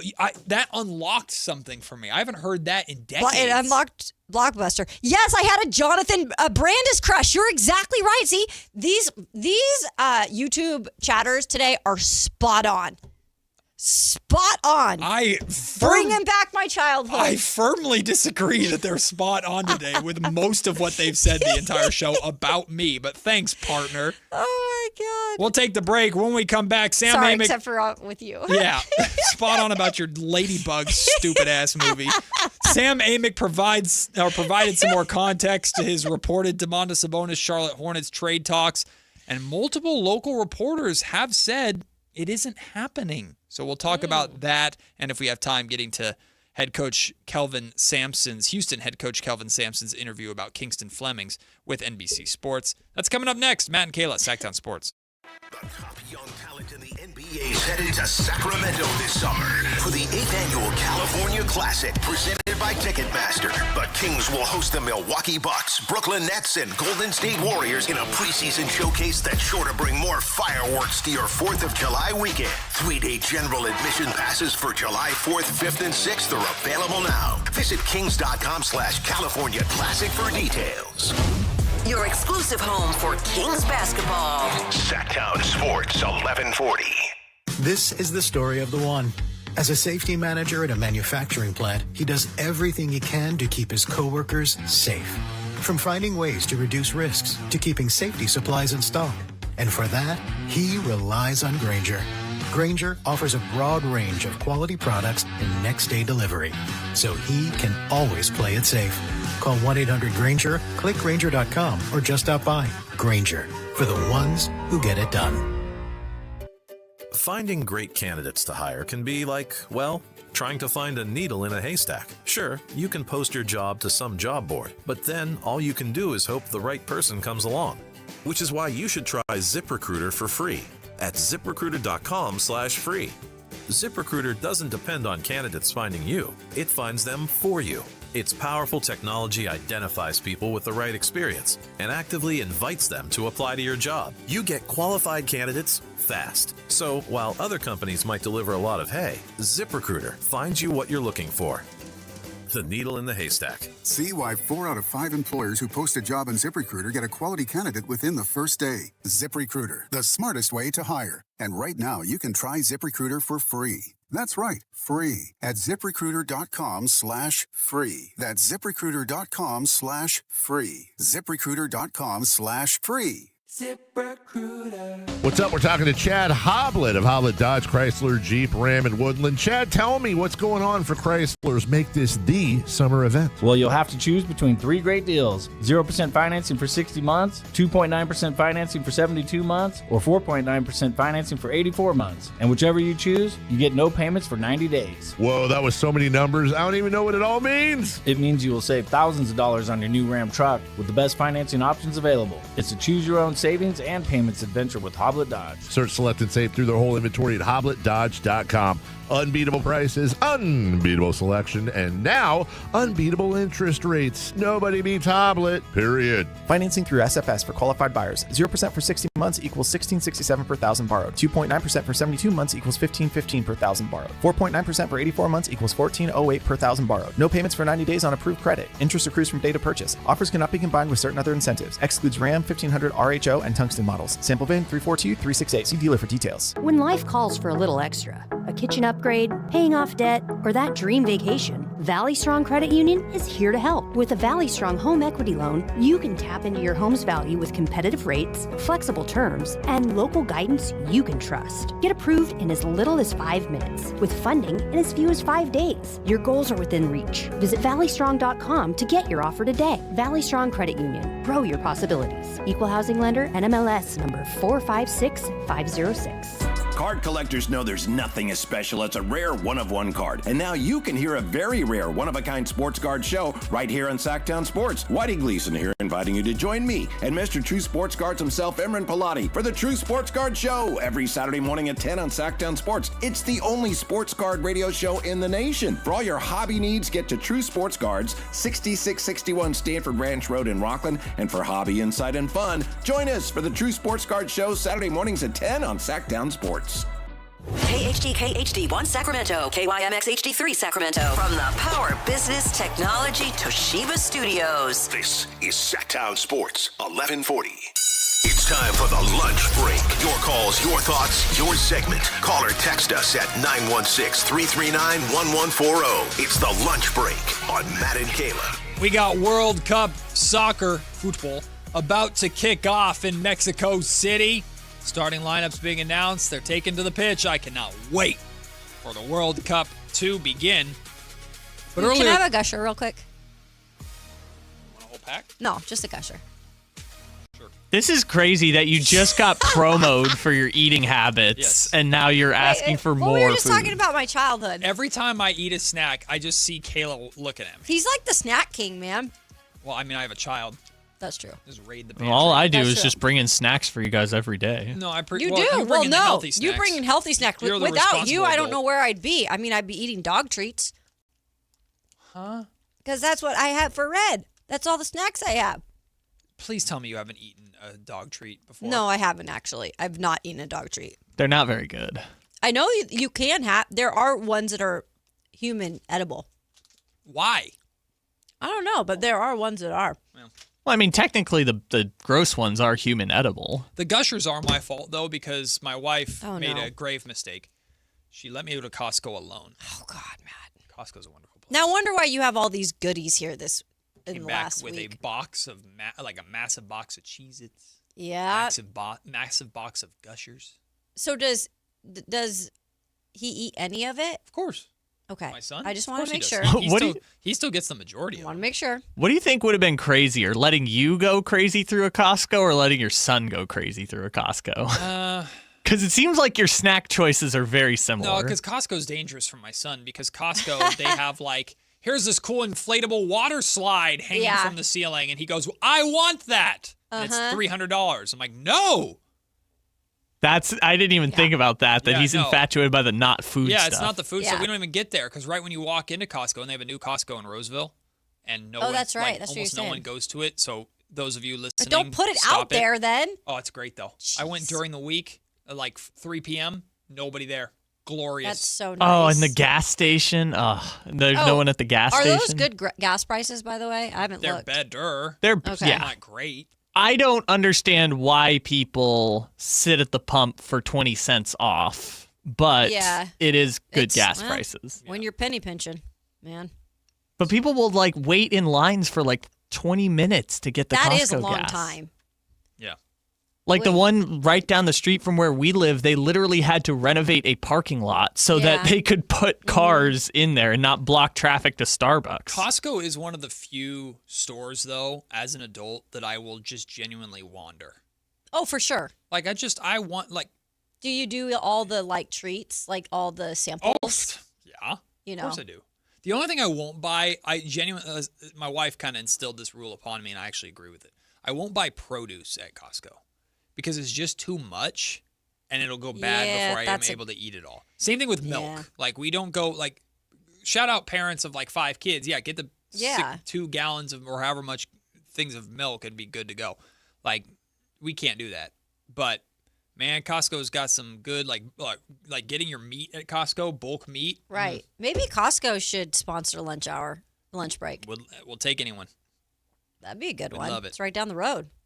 This morning, Sam Amick, did you hear Sam's interview on the morning show when the poor guy was trying to board a plane to get out of New York? I did. So he got interrupted 6 or 7 different times. He was trying to, like, explain. Sam just being the best, still trying to fulfill his Good for him. radio obligations to Carmichael Dave and Jason Ross after last night's crazy game. But thankfully, before all the chaos started happening, Sam was able to speak a little bit on and add some more context to his report that was, again, thrown at the end of an article mainly about Greg Popovich, that the Kings and Charlotte Hornets had engaged in trade talks. Mm-hmm. And the context that he provided was essentially like the interest is coming from Charlotte, which makes sense. Yeah. Considering how many local reporters here, including CBS's Jake Gayden, who have come out and said, like, according to multiple sources, like a Sabonis trade to Charlotte is not happening, which makes me think the Kings are trying to get out in front of this because they're nowhere close to a deal getting done, which Sam kind of basically said in the report that the deal's a long way off. And the last thing the Kings want to do is alienate or piss off Domantas Sabonis in any kind of way. Mm-hmm. But I think Sabonis knows the business just like everybody should know that his name is going to be brought up and discussed. And hell, And Sabonis... and it has been. And Sabonis might want out of here, depending. We don't even know for sure. Sabonis might want to move on with where the Kings are at versus where he's at in his career. But Sam provided the context. The interest is from Charlotte. There is hesitation, though, from Charlotte to include a first-round pick from this year's draft, which we knew, and that is kind of a deal breaker for the Kings, it sounds like. But the main thing that Sam said, which is not at all surprising in my opinion, Kayla, is that there is not a robust market for Sabonis. Like, as of now, he has very little reason to believe that there's a lot of teams with interest in Sabonis. Doesn't mean that Charlotte and Toronto aren't, but also it sounds like both Charlotte and Toronto feel that they don't have to pay, not just top dollar, they don't have to pay average in order to get Sabonis because of where the Sacramento Kings are at. And that might ultimately end up in the Kings just going, fine, we'll bring him back. Yeah, so this is pretty much like maybe we're, like you said, this is more so the Charlotte people that are putting this out here. I think Charlotte's interested. But if you are Scott Perry, like, yeah, you do have to play it right. Like, you can't just be like, oh, great. Oh, we have a suitor? Like, like all excited about it. Like you said, you got to play the whole game. Yeah. So my real question, though, is you don't think at all that they are intrigued by the fact that Charlotte is now interested? Oh, absolutely. I think the Kings are intrigued by anybody who's interested because of the opportunity to shed Sabonis' salary. But they have to act like it's like, that's not enough, or that's... I don't know if we're acting, not giving him away. I don't know if acting is the right word. I think if Charlotte were saying, yes, we would do 18 as part of this deal, I think the Kings would be a lot more interested in this deal. But Charlotte thinks they can get Domantas Sabonis for a future first-round pick. And that's probably, if that, yeah. And like Miles Bridges and whatever. So did Sam, I didn't get the whole interview. I just got a little piece of it. But did he say anything about if there was knowledge about what that first rounder was? If it was, in fact, this year's first rounders or future? From what I recall, the only thing that he mentioned in terms of the pick conversation was 14 and 18, which Charlotte doesn't want to move on from. Yeah, well. It sounds like. Or I think the way that I interpret this is Sam probably got this information from more of the Charlotte side than the Kings side, it sounds like. Mm-hmm. And because Charlotte is interested in Sabonis, they're interested in buying low on Sabonis, though. And the Kings, just like their stance was at the trade deadline, they're not going to sell Sabonis off for peanuts because he's, regardless of the injuries and regardless of the state of the Sacramento Kings, he is still a really, really high-end center and really valuable, and they don't want to just take pennies on the dollar. Like, I think Scott Perry very much lives by the I'd rather do no deal than a bad deal. And as of right now, I think Charlotte and Toronto and even Washington back at the trade deadline, they're fishing for like the bad deal to get the highest-end player, Domantas Sabonis. And now, Sam didn't mention this, but this is just me adding my own context, which we've already talked about a lot. I think you brought this up first, Kayla. Now that the draft lottery system is changing to incentivize winning games, now you're even more incentivized to not rush a bad deal just to get Sabonis out of here. Yep. So it sounds like that's where we're at. Sam put that out there because there's no way in hell Sam even remotely made this up. Like, this is real. But that doesn't mean, even though Sam is based in Sacramento, doesn't mean it came from Sacramento. I think a lot of people assume when those of us in this area report things and share things, that it's coming from Sacramento's perspective. Not always. And it sounds like, because when we first heard this, I know Whitey and Allen speculated, is this coming from the Kings because they want to make it sound like Sabonis does have a market? Yeah. And they want to put some pressure on Toronto? We talked about that yesterday. It more sounds like Charlotte's interested in him because they think they can get him on the cheap. Which, why wouldn't the Hornets try and do that? Well, and this is, I mean, it's got to be something to monitor because I don't think that Charlotte is completely going to be out just because Perry's possibly playing hardball because he's not going to just give him away for maybe a future first rounder or whatever, a future, low first round pick. Right. I'm sure if he's pushing for anything, and maybe he's not even interested in if it was an 18. Yeah, maybe it's just 14. Pick. Yeah, maybe it's just 14 or nothing. Could be. So I'd say definitely something, though, to keep our eyes on. I don't think it's going away by any means. Well, and there's that, just because this is where we're at now, because we're still 12 days away from the draft, doesn't mean that on draft night, they won't pick the phone back up again and go, hey, it's the 13th pick is on the clock right now. You're picking next. Do we want to do this? Yeah. Or 17th pick is on the clock. You got the guy you wanted at 14. Do you want to do this? And Charlotte might be more game to trade 18, depending upon who is or isn't there. Like, I think these discussions aren't over. But I think it makes sense that Charlotte floated this out there, or that he's hearing this kind of from the Charlotte side, that they have interest in Sabonis and they want to buy low on Sabonis. And the Sacramento Kings, sounds like, are trying to get out in front of this and go, we're not like desperate to get rid of him or anything like that. So don't start thinking you can come in here and just take him from us for pennies. By the way, Sam also acknowledged that while he didn't know specifically what the details were of Mexico just scored. Did they really? Goal for Mexico. Opening goal of the World Cup. 8 minutes in. How about that? In the 9th minute. 1-0 Mexico. What a start. Go Mexico. I think, like, Sam didn't acknowledge or say specifically, like, these are the players that would come back to Sacramento as part. He didn't have anything like that. Yeah, who did have that report? I don't remember. Because it did come out yesterday, people were talking, right? Talking about a package yesterday. I can't remember. I don't remember who it was. But Sam did say, because Miles Bridges was the one that Dave asked about specifically, and Sam said, like, it's hard to envision this deal isn't happening without Miles. So Miles Bridges would be a part of it, and of course that opens a whole nother can of worms of the off-the-court issues, the domestic violence Would stuff, they even want to go there? The PR, and yeah. So there's a lot of hiccup. It's certainly not a, wow, this trade makes perfect sense for both sides. But the fact that there's a conversation there enough to where Sam has reported it makes me think, okay, they've discussed this. They've at least had conversations about this. but it's certainly not very far along. It's not close, and I think the Kings are the ones making sure it's known. Hey, this ain't close because we ain't getting what we need for a player of Sabonis' caliber. So if you're going to come and talk to us about Sabonis, come correct, or don't waste our time. Be serious. I think that's the Kings' approach to this whole thing. And again, they now can stand on business a little bit more with Domas because regardless of how much money he's being paid, it's not like if they get rid of Domas, they're completely out of cap hell. Well, they are, but financially, they still have Zach LaVine and DeMar DeRozan to worry about. So it's not like Sabonis is the problem financially for them right now that they have to fix right away. So, and the draft lottery system is changing. So it's not the end of the world, but it is hard because it's like you can't. There's no other interest in the two others. Yeah. In terms of the contracts that are on the team. Again, I still don't understand why there's not interest in DeMar. I do think there would be interest in DeMar if the Kings bought him out and then he got to choose where to go and he might sign a low-end deal. $8 million per year deal. I don't know. Something low-end. Mid-level exception. Yeah, in that case, he'd definitely go somewhere. He might for go to Cleveland or something. I don't know where you Yeah. go, but I think He'd DeMar go pretty much anywhere. I think DeMar would have interest in that, and teams would have interest in DeMar in that sense, but I understand teams not wanting to trade for DeMar and give up an asset for DeMar right now when they feel they don't have to. Let's switch gears to a conversation that we didn't get to have yesterday. We didn't get to talk about yesterday.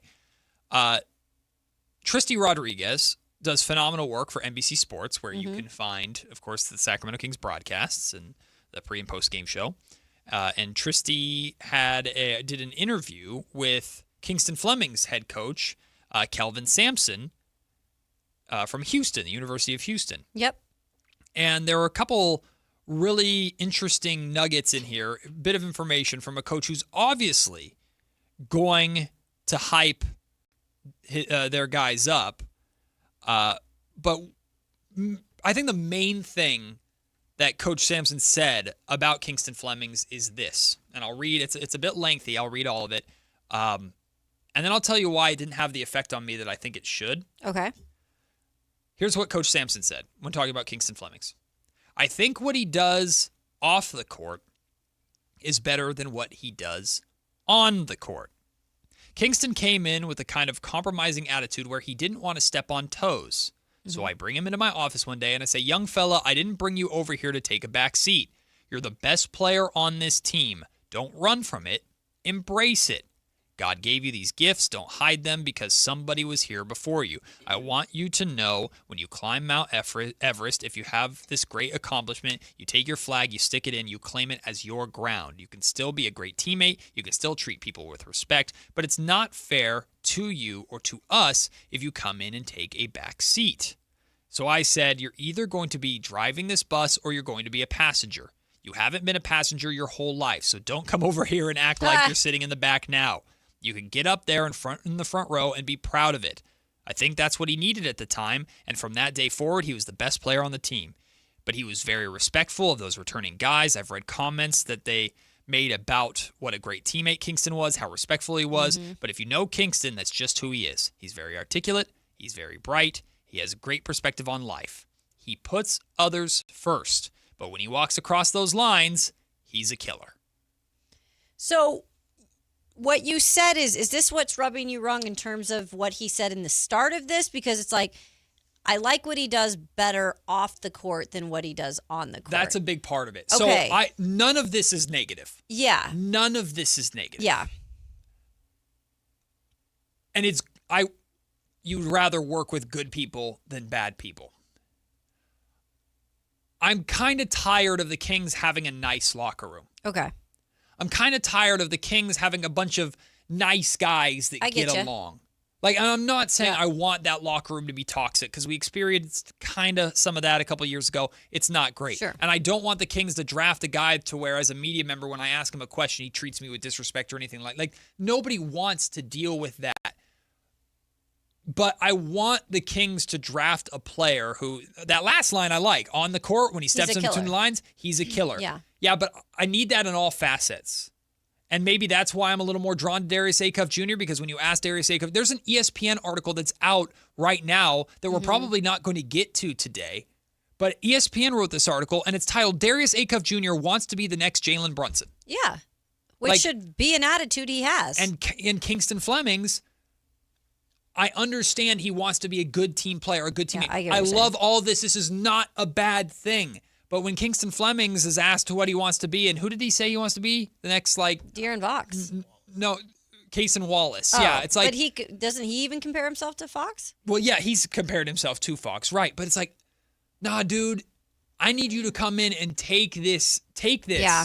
Don't come in here and you can be respectful to Levine, DeRozan, Sabonis, all that. Yeah. But come in here and take this freaking team over. Yeah, there's a little bit of a dog mentality that I think, want, and especially a point guard. You want that chip on their shoulder a lot of the times. You want them to have to always be defying the odds. You kind of want them to have that not only blue collar type of work mentality, which I do believe Kingston has, but you also just have that natural dog mentality in you. Mm-hmm. And I know we overplay that word sometimes, but it's really honestly true. And I talk about that a lot when I covered the Titans and we talked about the offensive line and there was no dogs in that room, right? And they were missing that. And it's like, in terms of a point guard, I want to see that little bulldog that's going to, be able to believe he can be that guy. Because those are the moments when we see Jalen Brunson, and I know he's not been perfect in the playoffs, but he's been damn good, and he's believed in himself. Yes. And I think it was one of the broadcasts last night, in terms of the recap show with, what's it called again? I'm sorry. I'm just so used to Inside the NBA? I know. I'm so used to being on TNT. Yeah. It just throws me for a wrench. It's still called Inside the NBA, right?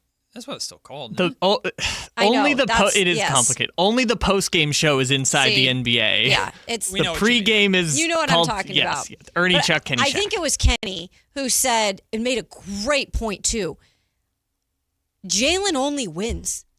And he went back all the way to his U19, his AAU, and he listed off everywhere he's been and every moment that he's been in. The guy just wins. And I feel like Acuff is that type of guy and that type of mentality. Yeah. So I understand what you're saying. I love Kingston's a dude too, and he's a good guy. Not saying that Acuff isn't a good guy. I just think there's a little bit more scruff. Well, to Acuff. With Brunson. Woo! Is that a hashtag? Scruff with Acuff. To Acuff. Board liked it. With Jalen Brunson, it's clear he's loved by his teammates. It also helps when you're a winner and you have respect in that sense. But of course, he has the Villanova connections and ties and stuff. His relationship. By the way, Jay Wright was there last night and Coach Cal. Oh, I saw Coach Cal. It was really cool. Was there. He was next to someone random too. Yeah. I think it was Sandler. It's he was. Calipari was next to Sandler. Yeah. But Jalen Brunson gets into a mode though, where it's give me the ball, get the hell out the way. Yeah, for sure. And I need a dude who's wired like that all the time because De'Aaron Fox was like that at times. But that wasn't how De'Aaron Fox is wired. And again, everything that Coach Sampson said there about Kingston Flemings is positive, is good, is encouraging. Sounds like he's a phenomenal young man. We've heard how much he's impressed in interviews. You want his teammates to trust him and like him and play with him. It's the same. It's like the Russell Westbrook conversation. Russ has fire, and Russ has that, and he's had that throughout his career of give me the ball, get the hell out the way. But he also is loved by his teammates. You can do both. And I just hope that Kingston Flemings can do both. I don't want the Kings to draft a nice guy. I want the Kings to draft a killer. I like that. I think your point is very valid. Well, there's more that Coach Sampson had to say. Well, we'll get to that when we come back. A couple more quotes from Coach Sampson about Kingston Flemings here, including how he stacks up with Darius Acuff Jr. and Keaton Wagler. Thought this was interesting. And as Kyle pointed out this morning, could it actually be happening? Could it actually be happening? Apparently there's curiosity. I'll explain what that means when we come back. It might actually happen on Sactown Sports.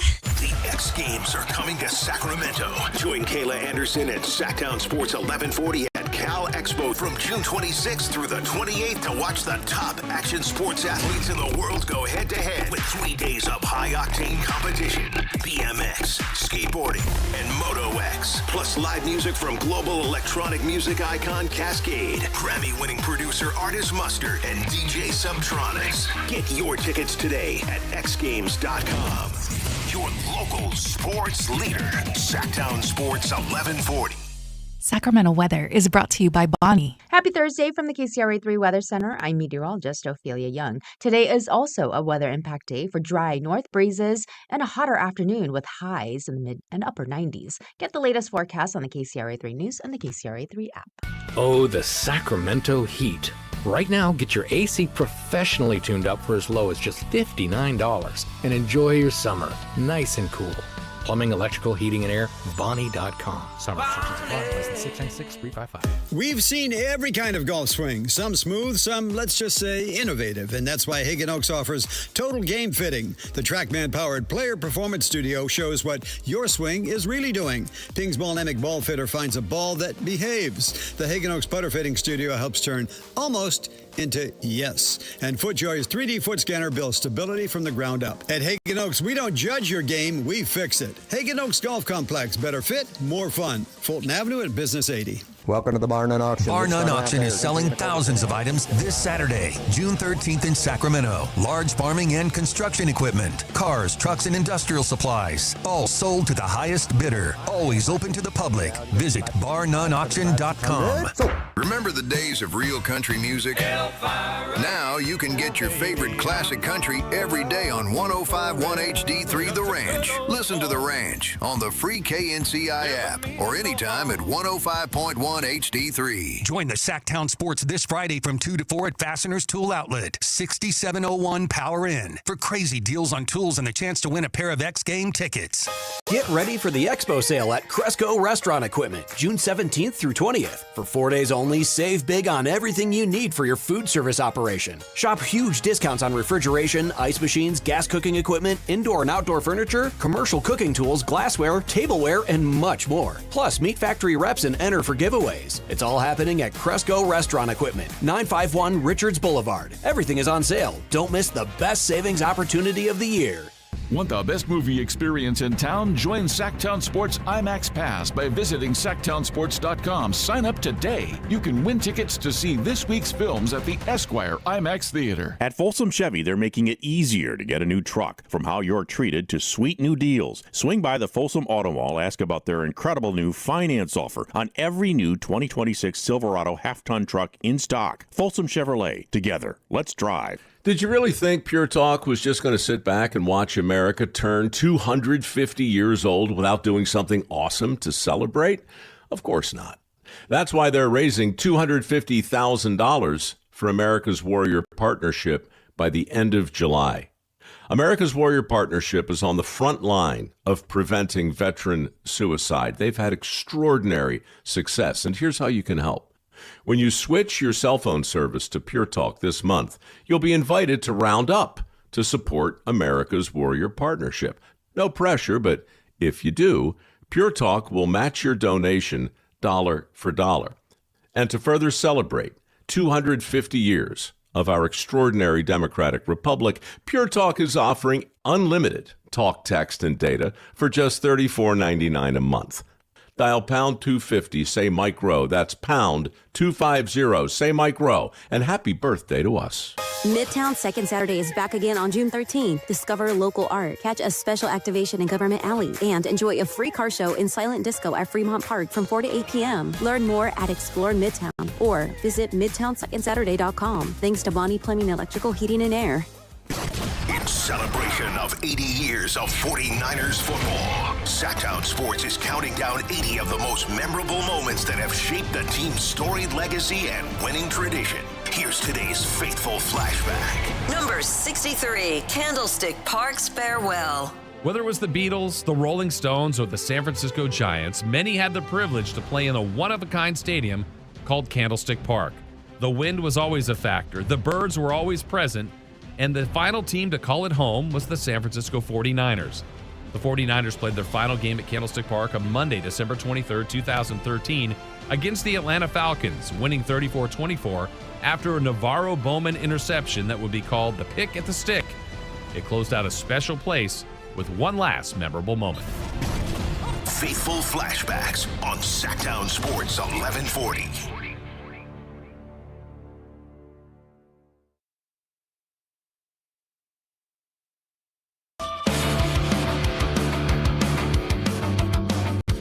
Matt and Kayla on Sactown Sports 1140.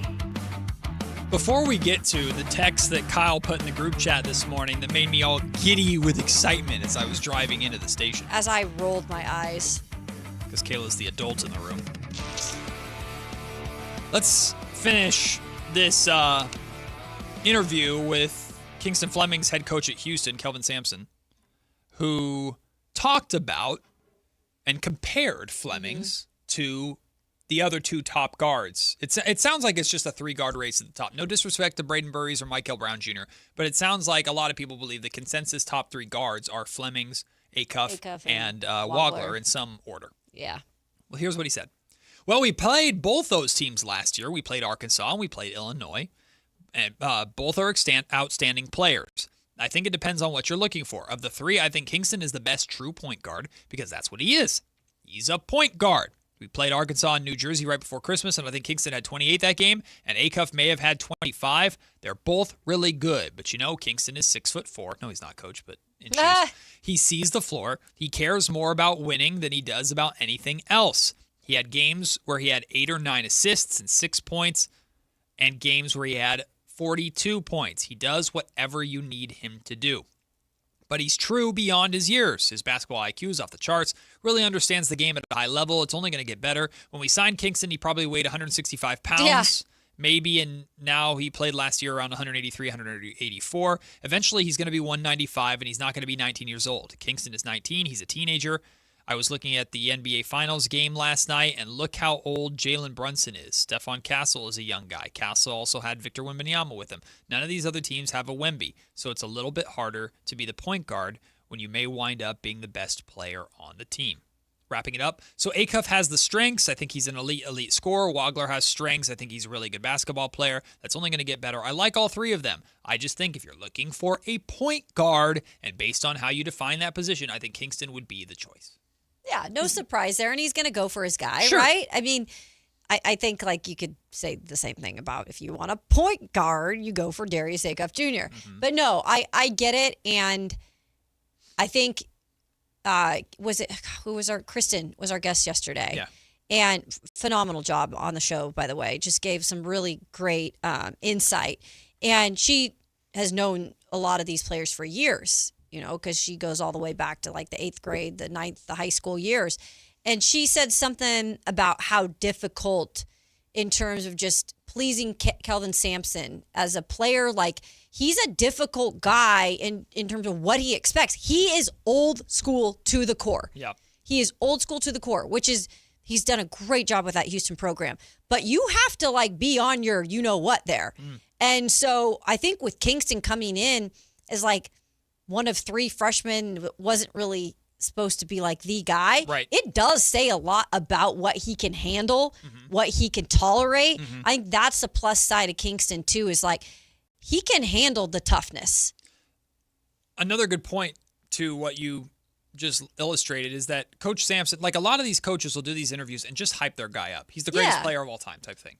Coach Sampson got real when talking about Fleming's defense. And I thought that was interesting because Kingston Flemings is considered to be the best two-way guard of this crop. Like, he's the best defender out of the group. But Coach Sampson feels that, like he's talked about, how that translates to the NBA is not always easy. He says, I think that's where he'll struggle the most. When you're 19 years old, you're not going to go in and say, well, he was a good defender in college. He's going to be a good defender here. He's guarding guys that are 26, 27, 28 who have grown men's strength. They've been lifting and understanding the rigors. Yeah, that's what it is. And know how to do all the tricks of the trade. He's not coming in as a day one NBA defender, but nobody in the draft is either. We played A.J. Devonsa last year twice. He's not. Cameron Boozer's not. We played Darren Peterson twice last year. He's not. So this notion that he's a good defender in college means he's going to be a defender in the NBA. That will take him a couple of seasons. Yeah. That doesn't mean he's not going to try, and his athleticism is going to lead him to steals. But because you have steals and you can block shots doesn't make you a good defender. So Kingston is going to be a good defender because it's important to him and he wants to win. But he's 19 years old and he weighs 180 pounds. Yeah, I love that he keeps adding in his weight there. I can't believe he was 165 pounds when he showed up to the University of Houston. Hey, putting in 15 pounds of muscle smokes, at man. 19, that's pretty good. That's big time to add that much muscle. 165 is me, and I'm the skinniest freaking dude of all time. Yeah, that's great. You're 165, but you're tall. I'm not 6'4", though, like Kingston That's Fleming true. says, apparently. Yeah. Allegedly. That's freaking wild. How tall is Brunson again? Sorry, every time I watch him. Brunson is 6'2" and a quarter. I watch him every time. I'm like, he is such a small dude. But I'm pretty sure Brunson. Oh, I'm sorry. Yeah, Jalen Brunson. Jalen Brunson is 6'2". Yeah. But allegedly. He's not small weight-wise, though, right? Height in shoes, 6'2" and a quarter. Height without shoes, he's 6'1". Yes, he's 6'1" without But he weighs shoes. 198 pounds. Yes. Jalen Brunson is my height. Well, I'm sorry. He weighed 198 pounds in the combine in 2018. So I imagine he's more than that now. Probably. Let's see what his basketball reference 186, according to ESPN. It is wild, though, because, like, 190 basketball reference. when you're looking at these smaller point guards out on the court, they just look mini, though, so much so, too, because it's just like the guys around them, you know? Yeah. Yeah, when you stand next to Wemby, you don't look very big. No, nobody does. There's been so many times they've done the literal Altuve Aaron Judge meme in this series when they're next to each other. Makes sense. It's a good visual. It's a fun shot. Mhm. That's what a cameraman's dream is. You remember that from shooting games? If you could find just a fun thing to get a static shot of. I used to love when it would rain. Yeah. The rain and the lights above a field. That's like a perfect static shot. Yeah. Or a flag blowing in the wind. Perfect static shot. That would always work with us, like with Derrick Henry and the other running back.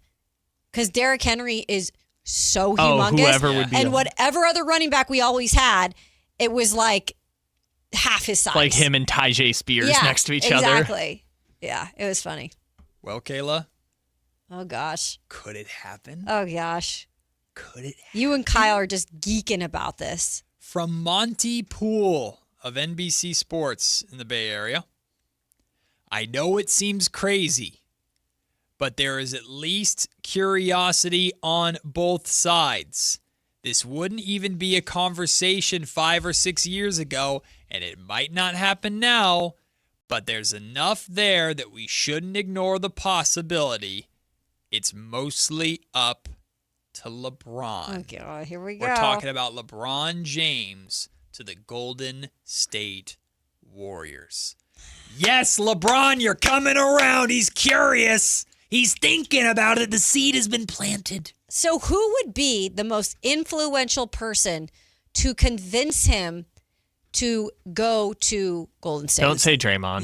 Draymond, just water the seed a little bit. Steph Curry, come in, just water the seed a little bit. Steve Kerr, come in and But would water it the even seed be a little player? Would it maybe it is somebody like a family member, his wife, that's like surprisingly is like, you know what, this would be the best idea. I think in a weird way the answer is Rob Pelinka.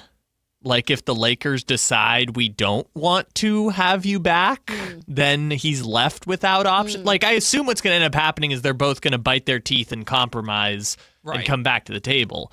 But if the Lakers are like, actually, we're good here, LeBron. Thank you for your services. Then I feel like LeBron's just kind of out in the wind and there are no good options at that point. So might as well take all the cash from the Warriors. Why would Rob Pelinka and the Lakers want LeBron to go That's to what, a yeah, division that's what I was just going to conference ask. rival, though, that they I play think for it's less Yeah. about that and more so they just say we're not bringing LeBron back. And then LeBron's just looking at the landscape of the league and saying there's no good options out here. Yeah, I get your point. I don't know if the Lakers could ever say that to LeBron. I think they'd give him I know, an that's how ultimatum. I feel like too. The most they would do is give him an ultimatum of, if we bring you back, this is the most we can do. Like, this is what it's going to be. And it's not going to be, we're not paying you like LeBron James anymore. Mm-hmm. Their first priority is Austin Reeves, which is a crazy sentence to But say. there's a team over in the Bay. There's a group. You play with your old boys, the old dogs. They'll just dump Jimmy Butler and give you all the money. Get his ass out of there. I know you guys, this is a pipe dream. Yes, it is. It's hilarious. This is a real dream for you guys. I love it. I really, truly don't think it's going to happen because I do think he's going to stay in LA. Probably. Boring. But I will say this now. I think when we hedged our bets like months ago, it was like, where do you think LeBron has his final year or years? I don't know, whatever he has left. I was the first to say the Cavs. I definitely was the first to say the Cavs. I do think Matt was always pushing for Golden State. You always put that out there. Listen, from an entertainment standpoint, I think it's brilliant. I think it's wonderful for the league. I think it'd be fun as hell for LeBron. I think it'd be fun as hell for the Warriors. I'd get to watch that team 4 times. Well, twice in Sacramento, but 4 times if I go out there. It all comes back to Matt. Of course it does. I'm center of the universe over here. Matt wants. Listen, everyone would find it interesting. Listen, I'm in mourning because De'Aaron Fox did what he did last night. So let me have fun, all right? I'm in mourning. You had fun with this last night before Fox faltered. All black. I should have worn a veil. You should have. You should have worn. But instead we're celebrating because Mike Brown's 1 win away, ladies and gentlemen. Mike Brown 1 win away. I don't think I've ever seen Matt specifically with this amount of copium before. Like the copium is just you're just coping with De'Aaron by pivoting. What is my copium? Pivoting LeBron to Mike? Going to your Golden State. copium for De'Aaron is like you know. No matter what, I was always going to win because either Mike Brown's going to win a title or Fox is going to win a ring. So this is the best NBA Finals possible for me. But I am very much hoping Mike Brown gets that redemption. I know you are. My goal the entire time was Mike Brown wins a ring, but De'Aaron Fox plays well. Sounds like Mike Brown's going to win a ring, and De'Aaron Fox had the worst moment for the Spurs in the series. Biggest blunder there was. I was watching one of these daytime shows, and they put together a montage of how De'Aaron messed up in the last 2 minutes. It was crazy. Yeah, I saw it earlier, too. I didn't bring it up. The day before, it was like blundering Brunson, like Brunson blows it. Like those were all the titles the day before. Now it's turned to Fox. It was Wemby after game 2, Brunson after game 3. Now it's Fox after game 4. Who the hell knows what it's going to be after game 5? I don't know if Fox will recover. Failure Fox. Fox did Foxhole. I didn't like that one. That one felt mean. Well, hey. Unfortunately, there is new injury news for Colts fans to have to deal with. Plus, it's not new. Well, it's an update that's not so great. And Eagles quarterback Jalen Hurts addressed his friend A.J. Brown being traded. Kayla Anderson has it all for us in her 2-minute drill coming up next on Sactown Sports. Kayla Anderson is laser focused 99% of the time, as long as everyone keeps the snacks out of sight. Matt's just teasing me with the solo Cheez-It on his computer. Because I didn't want, I'm not Carmichael Dave. I'm not going to start eating it during the while it's in the air. You're staring at it like a dog. I am looking at it longingly. I have a whole bag over here if you want some. I've been getting into all these random chips and it's making my stomach hurt. Your local sports leader, Sactown Sports 1140. With 25 award-winning years in Northern California, Ashton & Price is your local injury law firm. Pro attorney tip, if a firm presents as local but they're in LA, red flag. If your first consultation is not with a lawyer, big red flag. At Ashton & Price, your first consult is with a local attorney, and if serious injury prevents travel, a lawyer will come to you. Still not enough? George Washington's my uncle. At Ashton & Price, no red flags, just red, white, and blue. Remember, for the best advice, don't think twice. Call Ashton & Price. Hi, I'm Adam Johnson here with Golf Fitness Solutions. If you want more distance, less pain, better mobility, and a body that holds up for 18 holes, come see us. We're expanding in Carmichael, and you're invited to our grand opening party on June 13th from noon to 4. Tour our new space, meet the team, try the simulator challenge, see if you can make a hole-in-one, and learn how golf-specific training, stretching, massage, and assessments can help your game. Call 916-802-5175 or visit us at golffitnesssolutions.com for more information. MoonPay X Games Sacramento 2026 is taking on Cal Expo this summer. Catch live music performances and more than 100 top skate, BMX, and Moto X athletes compete. June 26th through June 28th. Get your tickets now at xgames.com. This is the sound of Claire, cooking dinner at home. And that's the sound of a fraud alert from Wells Fargo, flagging a charge for a pricey restaurant in Paris. considering Claire isn't in Paris right now, that seemed odd. To the bank and to Claire. 2 taps later, Claire says nope to the charge, and Wells Fargo is on the case. However you make money work, Wells Fargo can work with that. Wells Fargo Bank, N.A., member FDIC. Your summer concert lineup is here with the Sactown Sports Live Events calendar. June 18th through the 21st, it's the El Dorado County Fair and Event Center with rides, food, live music, and family fun. June 20th, catch Dave Cause and friends at the Blue Note Napa Summer Session at the Meritage Resort and Spa in Napa. Then laugh with Chris Tucker June 27th. Don't miss the X Games flying into Cal Expo June 26th through the 28th. July brings Brasco Flats July 10th at Lake Tahoe Amphitheater at Caesars Republic. Gary Owen July 18th at Hard Rock Live Sacramento, and Willie Nelson July 19th at Ironstone Amphitheater. Then August explodes with Santana and the Doobie Brothers August 8th at Toyota Amphitheater. David Lee Roth August 14th at Thunder Valley. Kane Brown August 16th at Ironstone Amphitheater. The Black Crows and Whiskey Myers August 19th. George Thorogood August 24th, and Ashley Cook October 10th at Ace of Spades. Get every show and every ticket now on the Sactown Sports Live Events calendar. It's time for the 2-minute drill. Kayla Anderson has the ball, and she's taking us around the world of football. It's Kayla's 2-minute drill on Matt and Kayla. Hey, Kayla. Yeah. What's happening in football? We got some stuff. We got some goods? We got some stuff, yeah. Oh, boy. We actually, I'll start it off with this because this was the newest news. New news. I think I just, what is that called when you say the same thing twice? New news. Just did that. Bucking Bronco. Read the title. Bucking Bronco. Nay. I think that's a good one. Thank you. Oh, I got... No, yours was good. I think Matt got he said that. Nay. I just did a sound. I was just providing sound effects. Well, it somewhat worked. So, hold on. Is the... Well, tell the story first. Yes, the Denver Broncos have signed head coach Sean Payton to a new 5-year contract. That team announced it today. Of course, he has 2 years remaining on his current contract. The 5-year deal replaces that one. No financial details have been put out there. Of course, he led the Broncos to the AFC Championship game in just his 3rd season, but we all know he's got a pedigree as a coach.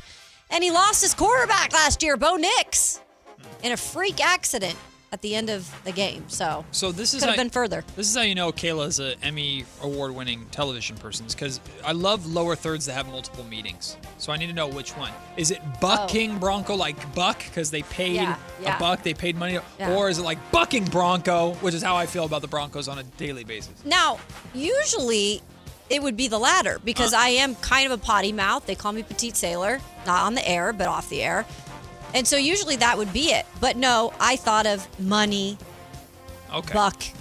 Well, I interpret it as Bucking Broncos. Yeah. But the amount is undisclosed. What if he's like, I'll do it for $100,000? Oh, because I'm sure that's Sean Payton's mentality. Sean Payton definitely seems like a guy who cares about others more than himself.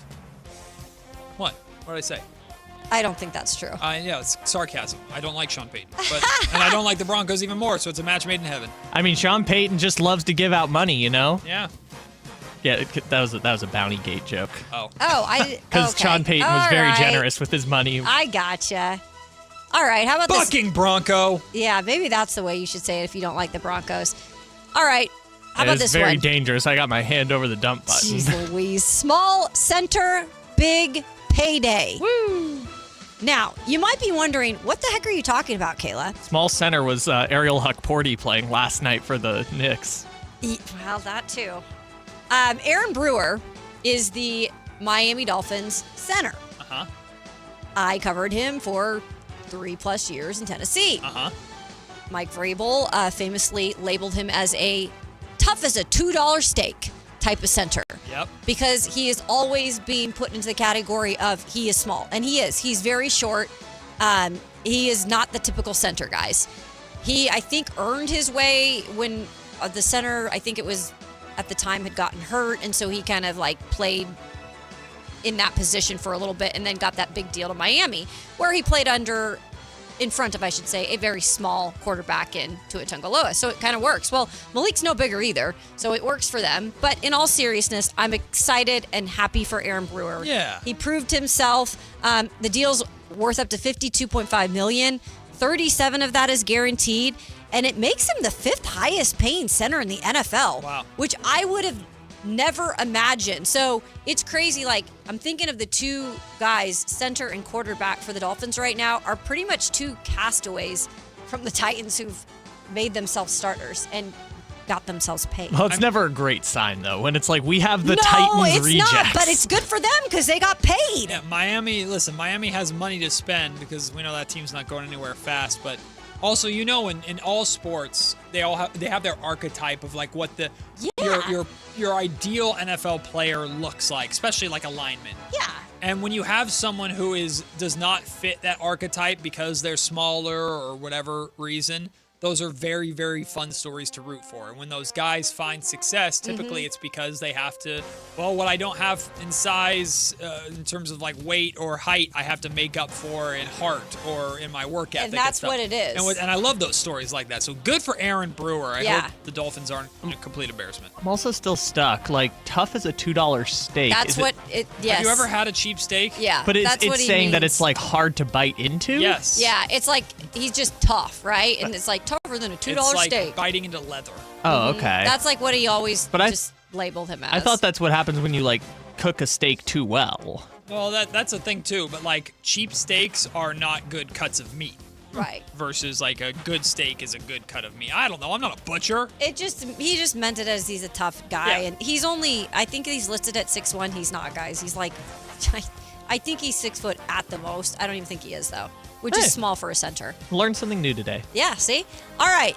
Next up, Colt still recovering. I still think this is hilarious in a way because remember, Alec Pierce, the wide receiver of the Indianapolis Colts, was the highest paid wide receiver in the offseason in terms of free agents, right? Yep. He is fresh off that 4-year, $114 million contract extension. And then he went and got like the extra surgery on his ankle. Hell yeah. And now he's not going to be at training camp. It says he could be out 4 to 6 more months. Ooh. So it's kind of funny. It's like he's coming out and saying like, I needed that surgery. Like there's no way. And look, I want to believe the guy, but the timing is really poor. So 4 to 6 more months from right now? Yeah. So July, August, September, October. Yeah. Yeah, we're talking he's coming back probably a few weeks into the season, more likely. Oof. Yep. Well, hopefully at the best. Hopefully the Colts can survive. Mm-hmm. They'll be all right. Also, won't have Daniel Jones at that point. That's right, because I forgot. Is it Achilles he's coming off of? This is Achilles. Probably won't be back to Golly. start the season. Hold on, let me see the Colts' first few weeks of the season. I think they actually, I'm not quite sure where they're picked right now in the division. I think they might be 3rd in the division right now under Houston. What? So the first 3 weeks for the Colts, versus Ravens, versus Oy. Chiefs, versus Ooh. Texans. Oh, Yeah, that's 0 pretty for tough. 3, my friends. yeah, that's rough. I don't they know. have- That's a classic game the Chiefs lose and then run off like 10 in a row. Then after that, they have the Commanders, Steelers, Titans, Vikings, Jaguars. Right. Cowboys. Dolphins. Should be interesting. They got some hurt pieces though on offense, that's for sure. Ooh-wee.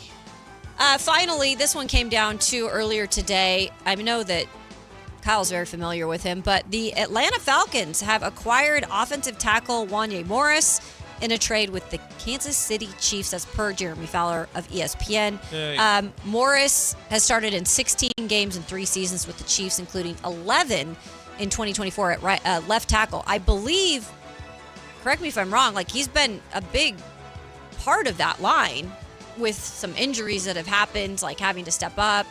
Yeah, so he's been the guy that Chiefs fans point to and Yes. say we need to improve our offensive line, if that makes sense. Like they say he's starting at right tackle, therefore our But offensive line is not kind of good. shuffled him everywhere? Yeah, I mean, Which is not ideal if you're a lineman. last year they had to because they traded Joe Tooney and then everyone got hurt. And honestly, everyone got hurt is the easiest way to phrase it. He was just like, hey, you're a body. We can put you at left tackle, right tackle. I think he played right guard at one point. I didn't realize he was just 25. Yeah. I thought he was a lot older than that. No, so. he was. I'm guessing since they're trading him, he was probably 2023 draft class that because sounds he's about like right. probably 1 year away from free agency. Mm-hmm. These damn Chiefs. Yep. They can't handle us not being in the, fine, we're going to pay $1 bajillion to Patrick Mahomes. Now we're going to trade one of our guys. Make it all about us all the time. Them Dumb Chiefs. Go away. And now the Broncos are like, ooh, we're going to extend our coach. Yeah, you're all just jealous because the Raiders got Fernando Mendoza. You really do not like Sean Payton. I don't like anybody in the Who do you like worse? Or whose side did you take? Russell Wilson's or Payton's in that whole thing? Ew. I took Payton's. Really? Yep. Isn't that hard to believe? I just enjoyed the hell out of it because the Broncos sucked. But I knew how big of a diva Russell was. Yeah, but I didn't really take a side. I just liked it from afar. And he even wanted his own office like Carmichael Dave does here. Yeah.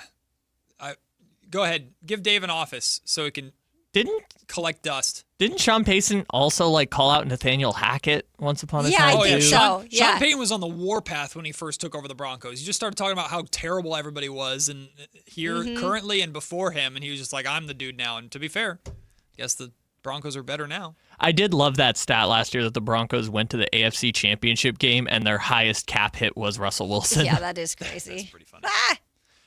All right, Two-Minute Drill is up. It's up. We got 1 hour left. Woo-wee. And losses like last night for the San Antonio Spurs don't get much worse, especially in the NBA Finals. Is the series over, or does San Antonio have a little more magic in them? We'll discuss, plus how much is Sacramento rooting for Mike Brown to get one more win? That's all coming up to start the final hour of the show. It's Matt and Kayla on Sactown Sports. The X Games are coming to Sacramento. Join Kayla Anderson at Sactown Sports 1140 at Cal Expo from June 26th through the 28th to watch the top action sports athletes in the world go head-to-head with 3 days of high-octane competition, BMX, skateboarding, and Moto X, plus live music from global electronic music icon Cascade, Grammy-winning producer Artist Mustard, and DJ Subtronics. Get your tickets today at xgames.com. Your local sports leader, Sactown Sports 1140. This is the story of the one. As a safety manager at a manufacturing plant, he does everything he can to keep his coworkers safe. From finding ways to reduce risks to keeping safety supplies in stock. And for that, he relies on Grainger. Grainger offers a broad range of quality products and next-day delivery, so he can always play it safe. Call 1-800-GRAINGER, click Grainger.com, or just stop by. Grainger, for the ones who get it done. From the people who brought you It's the Dog Park comes. Your dog is limping, but she seems fine. Plus, you've heard they can fake it just to get what they want. So what's the deal now? You're being gaslit. Protect your dog from injury and illness with Progressive Pet Insurance. Oh, now she switched legs. What a diva. Progressive Casualty Insurance Company and affiliates. Not available in all states or situations. Coverage subject to policy terms. Finding great candidates to hire can be like, well, trying to find a needle in a haystack, but not with ZipRecruiter. Its powerful technology actively finds and invites qualified candidates to apply to your job. So while other companies might deliver a lot of hay, ZipRecruiter finds you the needle in the haystack. See why 4 out of 5 employers who post a job on ZipRecruiter get a quality candidate within the first day. Try ZipRecruiter for free at ZipRecruiter.com/free. That's ZipRecruiter.com/free. ZipRecruiter. What's up? We're talking to Chad Hoblet of Hoblet Dodge Chrysler Jeep Raymond Woodland. Chad, I got a question. What's happening for Chryslers Make This the summer event? Right now, you can save up to $14,000 off MSRP on those hard-to-find new 2026 Ram 2500 and 3500 heavy duties. Plus, you can take advantage of available 5.9% for 84 months financing with no payments for 90 days on select inventory. Chad, you've always got the best selection of Rams and now the best interest rates. We are truck people at Hoblet. That's why we have over 600 new Rams available. And more importantly, the hard-to-find Rams you're looking for. That means your new Ram is waiting at HobletDodge.com. Search, select, and save through their whole inventory at HobletDodge.com. Unbeatable prices, unbeatable selection, and now unbeatable interest rates. Nobody beats Hoblet, period. $14,000 total net savings on select new 2026 Ram 2500 Laramie after $10,500 dealer discount. Incentives include $500 on-the-job upfit for eligible upfit, $1,000 Hoblet business owner bonus with proof of business ownership, $1,000 Hoblet trade-in assistance with eligible trade-in. 10 of this net savings, see dealer for details. Do Crohn's disease or ulcerative colitis symptoms keep coming back? Tremfya, guselkumab, may help, with rapid remission achieved at 12 weeks and lasting clinical remission at 1 year. Some even saw visible improvement of their intestinal lining at 12 weeks and 1 year. Tremfya is a prescription medicine used to treat adults with moderately to severely active Crohn's disease and adults with moderately to severely active ulcerative colitis. Serious allergic reactions and increased risk of infections and liver problems may occur. Before treatment, your doctor should check you for infections and tuberculosis. Tell your doctor if you have an infection, flu-like symptoms, or if you need a vaccine. Healing is possible with Tremfya. Approximately 3 out of 10 patients were in endoscopic remission at 1 year, based on areas visualized on colonoscopy, which may not represent the deeper bowel layer or entire GI tract. Individual results may vary. Ask your doctor about Tremfya today. Call 1-800-526-7736 to learn more or visit tremfyaradio.com. The Steel City comes to town as the A's host the Pittsburgh Pirates for a thrilling 3-game series starting Monday, June 15th. Kick off the week with an exciting Monday matchup, followed by special theme nights and exclusive ballpark giveaways all midweek long. Don't miss your chance to catch rare interleague action right here in Sacramento, where the A's take on the Pittsburgh Pirates starting Monday, June 15th. Get tickets now at athletics.com/tickets. That's athletics.com/tickets. Injured at work, slip, trip, or a heavy object fall on you? Fareed Yaguptil, Esquire at DTLA Law Group fights to get you paid while you recover. Don't wait. Protect your rights today. Text Injury Help to 40222 or visit calldowntown.com now. That's Injury Help to 40222. Text rates may apply. Office located at 560 Santa Fe, Los Angeles. Results or outcome may vary. No attorney-client relationship is implied. Visit them at calldowntown.com. That's calldowntown.com. KHD HD1 Sacramento, KYMX HD3 Sacramento. From the Power Business Technology Toshiba Studios. This is Sactown Sports 1140.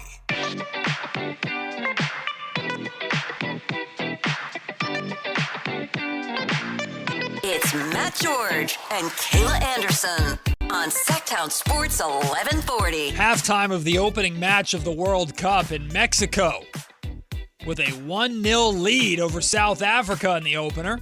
Vamos, Mexico! Vamos, Mexico, indeed. That's the voice of Chris Law. Yeah. Vamos, Mexico! He's at Super Taco right now watching this game. And, well, if you're listening to this, you're probably not there, but just so you know. I don't know. They might have their phone on and their earplugs in. If that's you, game. Maybe somebody is sitting in the Super Taco parking lot listening to our show. There you go. For if sure. that's you, thank you so much for listening. If you're the one person right now listening to this in their car in the Super Taco parking Call lot, in. Thank you. Maybe it's a car full of people. Yeah, give us a call. Maybe it's Shout out to y'all. Yeah, shout out to y'all. We appreciate you. Hey, and if you're sitting there going, oh, man, I missed it. I missed the watch party. Don't worry. There's going to be more, including tomorrow. USA's opener. Okay. Oh, yeah. Against Paraguay. USA versus right. Paraguay tomorrow. I think it was a 6 o'clock kickoff, right? From SoFi Stadium. In L.A. In La La La La. Technically Inglewood. Well, yes, Inglewood. Yeah. That's right. Technically. Actually. Technically, except for they're all staying in around L.A. Does that, I was going to say, does that mean every USA match is going to be at SoFi, or are they spreading USA around? 2 of the 3. What's the other? I think they go LA, Seattle, LA. Because that's right, it's Seattle. Because Mexico and Canada are going to be playing all their matches in Mexico and Canada, right? That's how it should be until the late stages, if they make it that far. Yeah, it's like pods for the group stage, so the teams don't have to move very much, which makes sense. Which is why I think multiple, I think it's Austria maybe, multiple Austria matches are being played at Levi's, but also. Yeah, there's one game that is USA's group. I think maybe Paraguay plays at Levi, but they're basically in pods is where they sent all the groups. Okay. Gotcha. So that no one has to travel across country. Yeah, and obviously that or would make to sense. another. Well, I think some people travel to different countries. Well, I wonder how Spurs players feel today or felt today waking up. Great segue, Matt. Thank you. Yeah, I truly do too. Wemby with his blue light glasses. Part of being a professional athlete is it's a cliche, but it's true. Don't get too high, don't get too low. short memory. You move on, you move forward. And at least, thank God although if the Spurs lose on Saturday, it's going to sting all summer long, of course. But thank God that's not how it went out. If last night was it and the Knicks won the title based off of how last night's game went, crazy. The entire summer you're just stewing. And you have to sit there and wait months before you can get back on the court and try and redeem yourselves a little bit. So at least I guarantee you the Spurs are thrilled about the idea of being able to bounce back. And while I'm sure they are thankful for the rest because it's 2 days, it's the travel day, and then it's the actual prep day before Game 5 on Saturday. I'd also imagine there's probably some of those Spurs, maybe even De'Aaron Fox and Wemby, who are chomping at the bit going, I wish the game was right now. I got to get back out there. I don't want to be defined by that. I just want to move forward. Yeah, I think the athlete mentality is always let me just erase that. I know, when we have, I don't know if you were like this on TV, Matt, but whenever I did a broadcast, right? And sometimes live broadcasts are unpredictable. Oh, of and course. Maybe something went wrong and you're you just wanted to do the next thing to get back on air as soon as you could, then to correct what you did not think was very good. Just flush it. Exactly. Yep. So I get the concept of an athlete being just I want to get back out there. I want to fix it. I want to wash away that bad taste as much as I can. Now, unfortunately, this could define what happens in the actual series, right? Because it's going to be known as such a collapse by the Spurs, I think. Yep. 29 points you're up. Yeah. Going into the fourth, right? It was going into well, no, they weren't up 29. They were up 15 going into the fourth, but 29 was their largest lead. Was their largest lead, and we're talking about the second half. Yes, 29, and again, I think it was more mid second quarter. They were up 26. I don't know, but you get the point. I mean, incredible amount in terms of you had the game in your hands. Knicks had a 0.4% chance of winning at one point. Exactly, and I think at some point, the building came back. Oh yeah, no, but the building was dead. It was a library. Exactly. So they had all these things going for them when they were on somebody else's home court. But I think that it will give them good time. 2 days off. I talked about this yesterday. 2 days off for Wemby especially. I think it gives him a little more time to mentally collect himself because I do start to think he is so young and he is a mentally stimulating type of player. He's, I think very emotionally he's a very emotionally invested player. Yep. I think this is the best thing for them. I truly think they go back to San Antonio. I do think they win in San Antonio. The Spurs do. And then I think it gets finished in New York. Yeah, I mean, there's going to be a lot of Knicks fans in San Antonio. We know this. Yep. Especially if they win the title and want to celebrate. Hopefully Spurs fans don't allow them to take over the building, but at least you're going home. You're sleeping in your own bed. You have a reset. And now, it sounds stupid, but job is simple. You lose, you're done. You have to win out from here on out. So there's no we could lose this game. No, just play to it's simple. Your ability, Go out there one game at a time and just try and keep yourself alive. One thing that I am worried about, though, I won't even say worried about it, just something that I was thinking about this morning. We've seen Wemby bounce back after bad performances or mistakes. We saw how well he played in Game 3 after throwing the ball off of Stephon Castle's back in Game 2. We saw how he bounced back after one of his bad games against Oklahoma City, right? We've seen Wemby bounce back. And don't get me wrong, the Spurs need Wemby to bounce back. But if Fox and Wemby especially come out and try to make up for what happened at the end of Game 4, especially Fox. Yeah. If Fox comes out, and now I want to see him be in attack mode, and if he can, in Game 3, he had 9 points in the first quarter. If you get that from De'Aaron Fox, great. And he had a really good first half last night. He had 15 points at halftime on 5 of 10 shooting. Fox, oddly enough, shot the three really well yesterday. He was 4 of 9 from 3. Now, he took the most three-point attempts out of anybody on the Spurs, I believe. I think I have that right, which should probably never happen. But Fox was actually hitting his threes yesterday. So there's elements of that he can certainly build upon. But I don't believe he's going to do this. I don't believe Wemby's going to do this. But what you don't want to see is a bunch of Spurs players playing like Game 4 is on the mind. Yeah. And that's very easy to say from this seat. Yeah. But you almost, you have to just wipe it as clean as you possibly Flush can. it. Yeah. You do. And I think we've harped this on this show, and it has been in part very true to how the Spurs team has got wins in the past. But like setting the tone, first quarter, getting off to a good start, those are all very helpful things for this team and have been when they set the tone, especially a Wemby. But now I think we're getting into territory where we're in the latter part of the series. And setting the tone is not the only thing that can really get it done. Like, you've got to figure out whether you're the coach and Mitch Johnson and making the correct adjustments, which, again, I don't even think he made any adjustments late in that game. Yeah. He was allowing them to chuck threes. Yeah. When I get it in the first half, that was successful for you. It's basketball. That ain't mean it's going to work in the second half, especially when you got Mike Brown on the other bench doing a hell of a coaching job to try to adjust throughout this whole thing, I would even say, to figure out how to really come back. And so I think that's got to happen too, even on their home court on Saturday, when they, maybe have a better chance at getting this to 7 games. Yeah. It's not going to be just setting the tone. The Spurs just became unraveled. They have to step on the throat of the Knicks, and then they have to keep the pressure on the throat of the Knicks because the Knicks aren't going to quit. Mm-hmm. And they're going to make their pushes, and they need to find somebody. And this is supposed to be Fox, but he didn't do it. This is supposed to be Fox. They need to find somebody to right the storm. They need to find somebody to, hey, settle the hell down, calm down. And we've seen Wemby, like there's been videos at times of when the Spurs were down 14 to the Knicks in, what game was that? Game 2 or game 3? And the Spurs came back. It was game 2.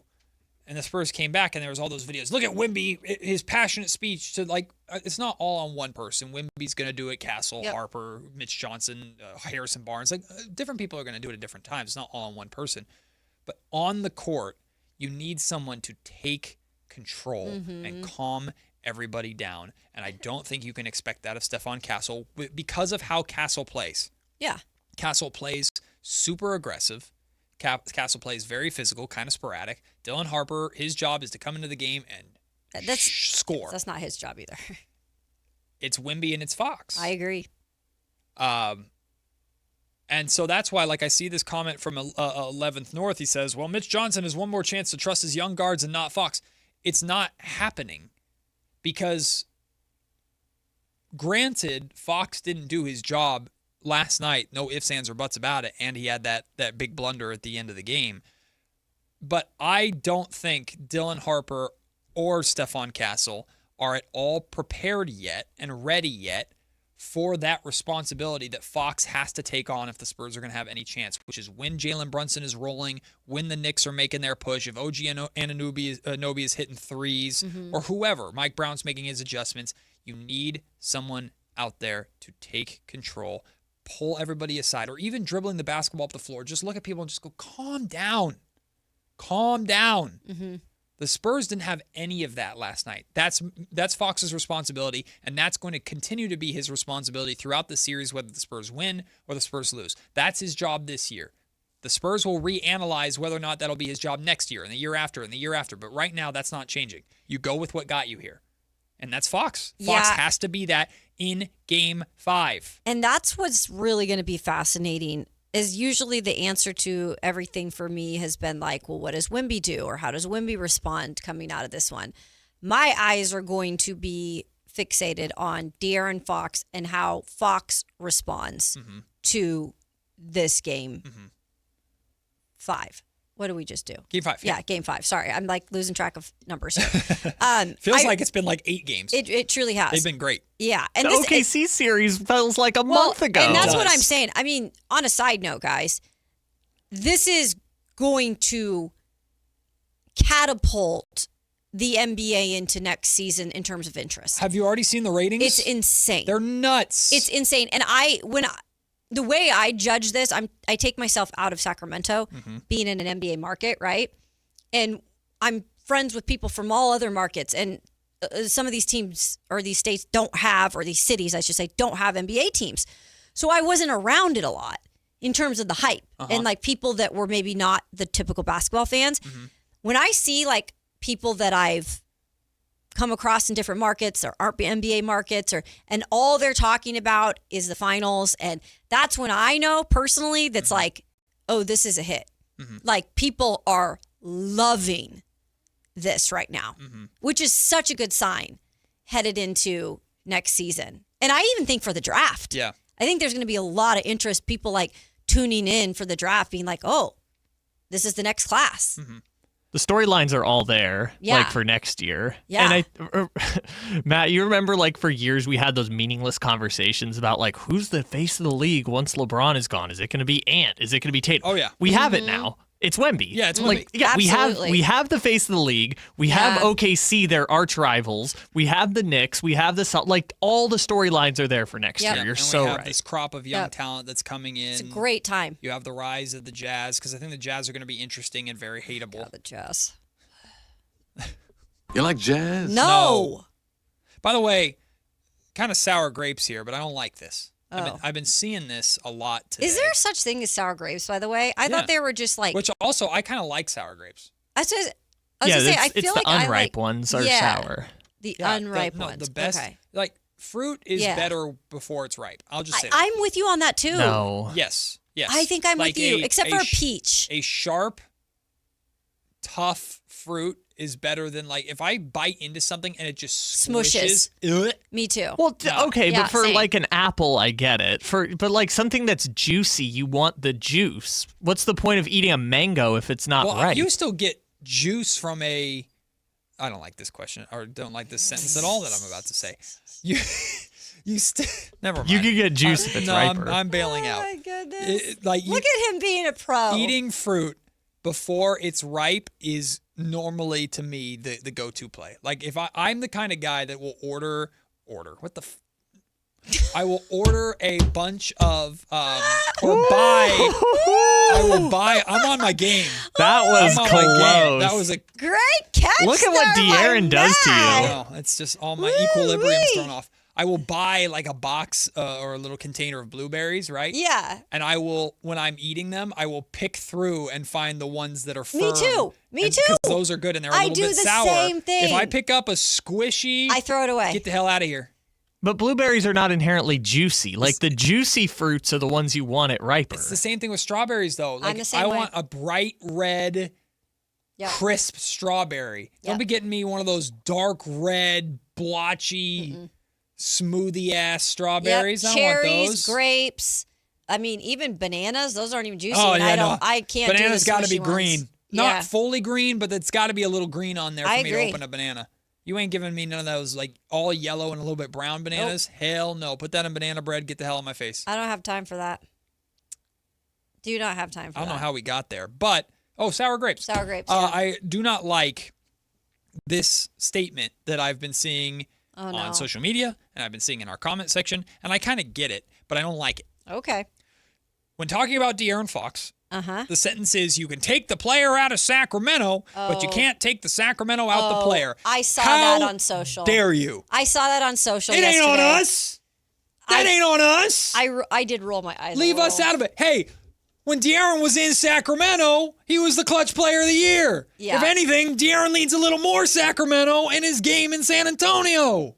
Don't put that on us. How dare you? I saw that and I was like, I don't really like that. Don't be doing that. Some people are saying like Fox said that. I never saw him say that, but I don't like it. Fox said that? Why would Fox? Yeah. I don't know. Some people said, is that a real quote from De'Aaron Fox? I don't know. I just see people tweeting it. I don't like it. It's not us. We didn't do it. By the way, I'm sad Harrison Barnes doesn't play anymore. Me too. Yeah, no, he doesn't. Yeah, they just decided It's crazy. We can't do his 8 minutes of cardio anymore. Sheesh Louise. Got to tighten those rotations. What up, Doug? How you guys doing? Hey, Doug.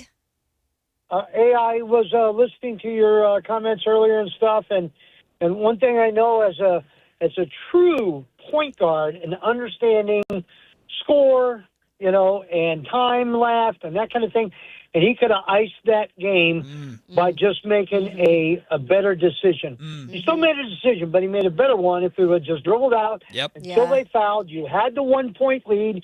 You had time on your side, and they had to foul to get the ball back. So I just thought that it could have had a better ending than it did.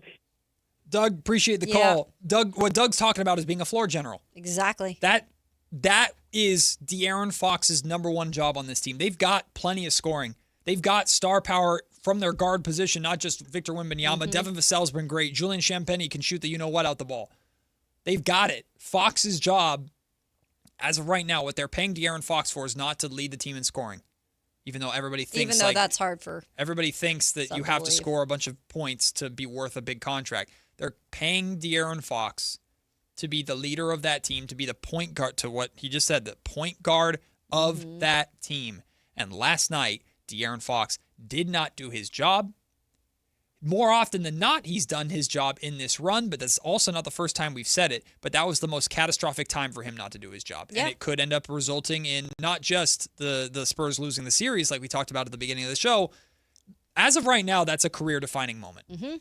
And that's painful. The fact that it's being compared to J.R. Smith's blunder in the finals, I think Fox needs to be aware of that. Fox needs to acknowledge that and make sure it doesn't happen again. But at the same time, I don't want to see Fox come out in Game 5 and play like I got to make up for that, because I feel like that would lead to more bad than good. Well, that's why I am fascinated to see how he comes out specifically in this Game 6. I mean, I just think it's going to be, because that's all. I know you've described Fox to me. I never got to meet Fox. It does sound like, he has a hard exterior, but I do feel like things can get to him. And this is, in my eyes, one of the biggest things in terms of the postseason, this postseason, that there's it's like attack mode right now. Because I don't know what Spurs fans are saying, but I know just in general, the national media, and you can't get away from that. Oh, no. Right? I mean, it's everywhere. Yeah. It's not just us in Sacramento. The national media, once Chuck said that he did a dumbass thing, and then it just started to, it was everywhere. And it's everywhere. I mean, Stephen A. Smith talked about it today, and Fox is online. I promise you Fox is aware of all this. Now, does he use it as motivation? I don't know. I don't know how Fox is going to respond to it. I hope he does bounce back. Of course, the Spurs need him to bounce back. I'm with you. I think the Spurs are going to win Game 5. I just don't know about Game 6 in Madison Square Garden. I don't think that's I think the Spurs will win Game 5. But it's a very, very steep uphill to climb. And on the other side of the coin, Mike Brown is one win away from a title, and more Kings fans are rooting for that than they're rooting for De'Aaron Fox, of course. But I still think there are some people here that are just I don't want the pain of acknowledging that we fired the coach that then went on to win a title his very next stop. But if I am Mike Brown, and he was not happy in the postgame, we know Mike Brown, very jovial guy, he wasn't as thrilled about the way that this all went down. He's not thrilled that they were down 29 points. If I were the Knicks, it's also in the back of my mind, and I said this earlier, that they still have not played their best game. No. And if you look at what the Spurs have done, they feel like at times, most of the time, they've been in control of some of these games. Yes. Where they're right here. Yeah. And they've been, just as big of a threat as the Knicks are to them. Yeah. So I think there's still belief in that locker room. Look, we've been at times dominating this team. Now, that doesn't say anything in the finals. It's about finishing and closing, and what you are as a team. You've got to show that. But the Knicks need to also be we need to play better basketball from the jump. And knowing Mike Brown as much as I do, I'm guessing the message going into Game 5 is going to be they're reeling. Yeah. Go out and kick their ass. Pounce on that. Take advantage of it. Kick their ass. Yeah, exactly. They just lost a 29-point lead in the NBA Finals to us. Yeah. They threw haymaker after haymaker, and we were down for the count, and we came back and we beat them. They are reeling. They are trying to figure out what the hell to do. They've been tripping over their own feet in close games time and time again. Let's not even give them the chance to do it again. Beat their ass. Yeah. It's that's the message. It's they have a sprained ankle. Now go and break it. Scott, I see you on hold. Hang on with us through the break. We'll get you when you come back. Wanted to talk the NBA Finals. We also have our MLB mini-seasons update coming. And crosstalk with Whitey Gleason and Alan Stiles. I know they've both been chomping at the bit to get on the air today to share their thoughts and their reaction to Game 4 last night. It's to wrap up Matt and Kayla on Sactown Sports.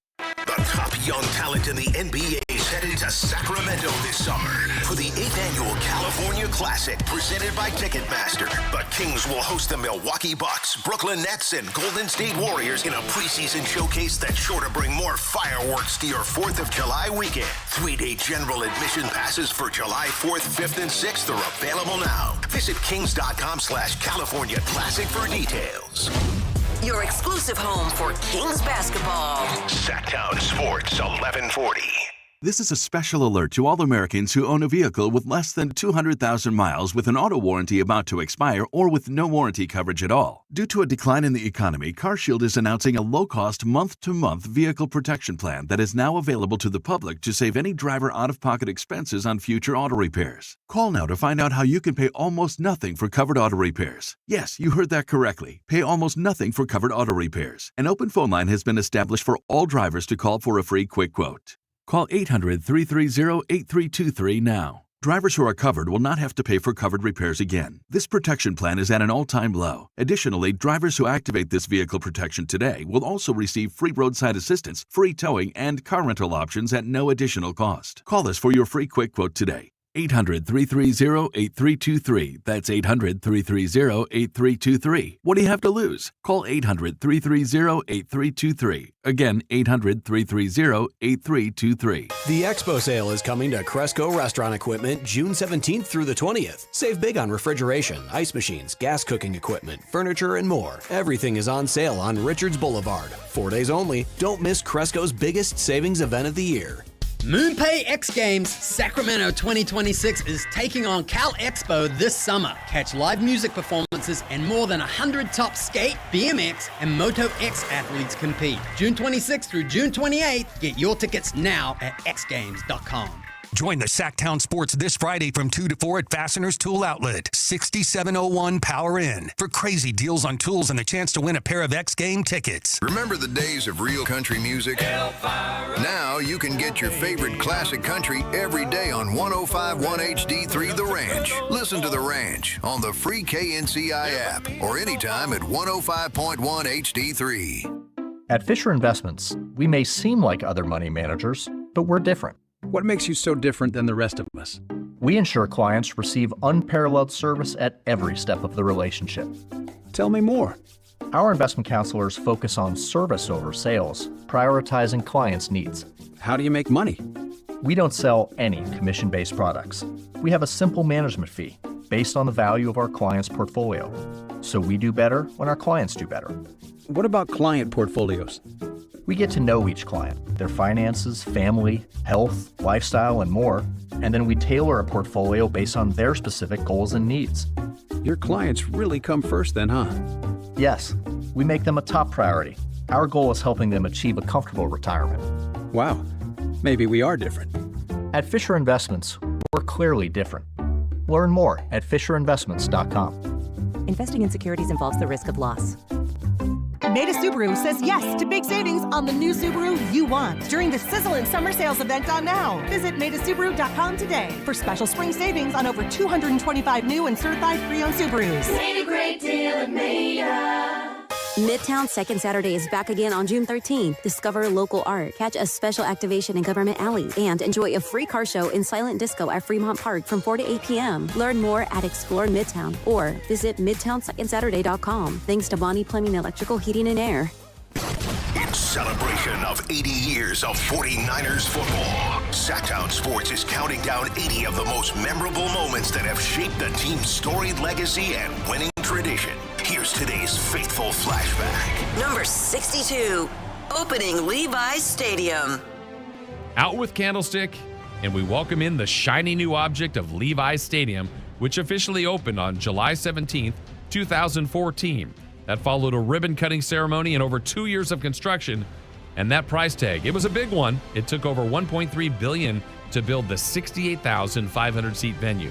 It has already hosted bowl games, Super Bowls, big concerts, soccer matches, and of course, it is now the everyday home of the San Francisco 49ers. Faithful flashbacks on Sactown Sports 1140.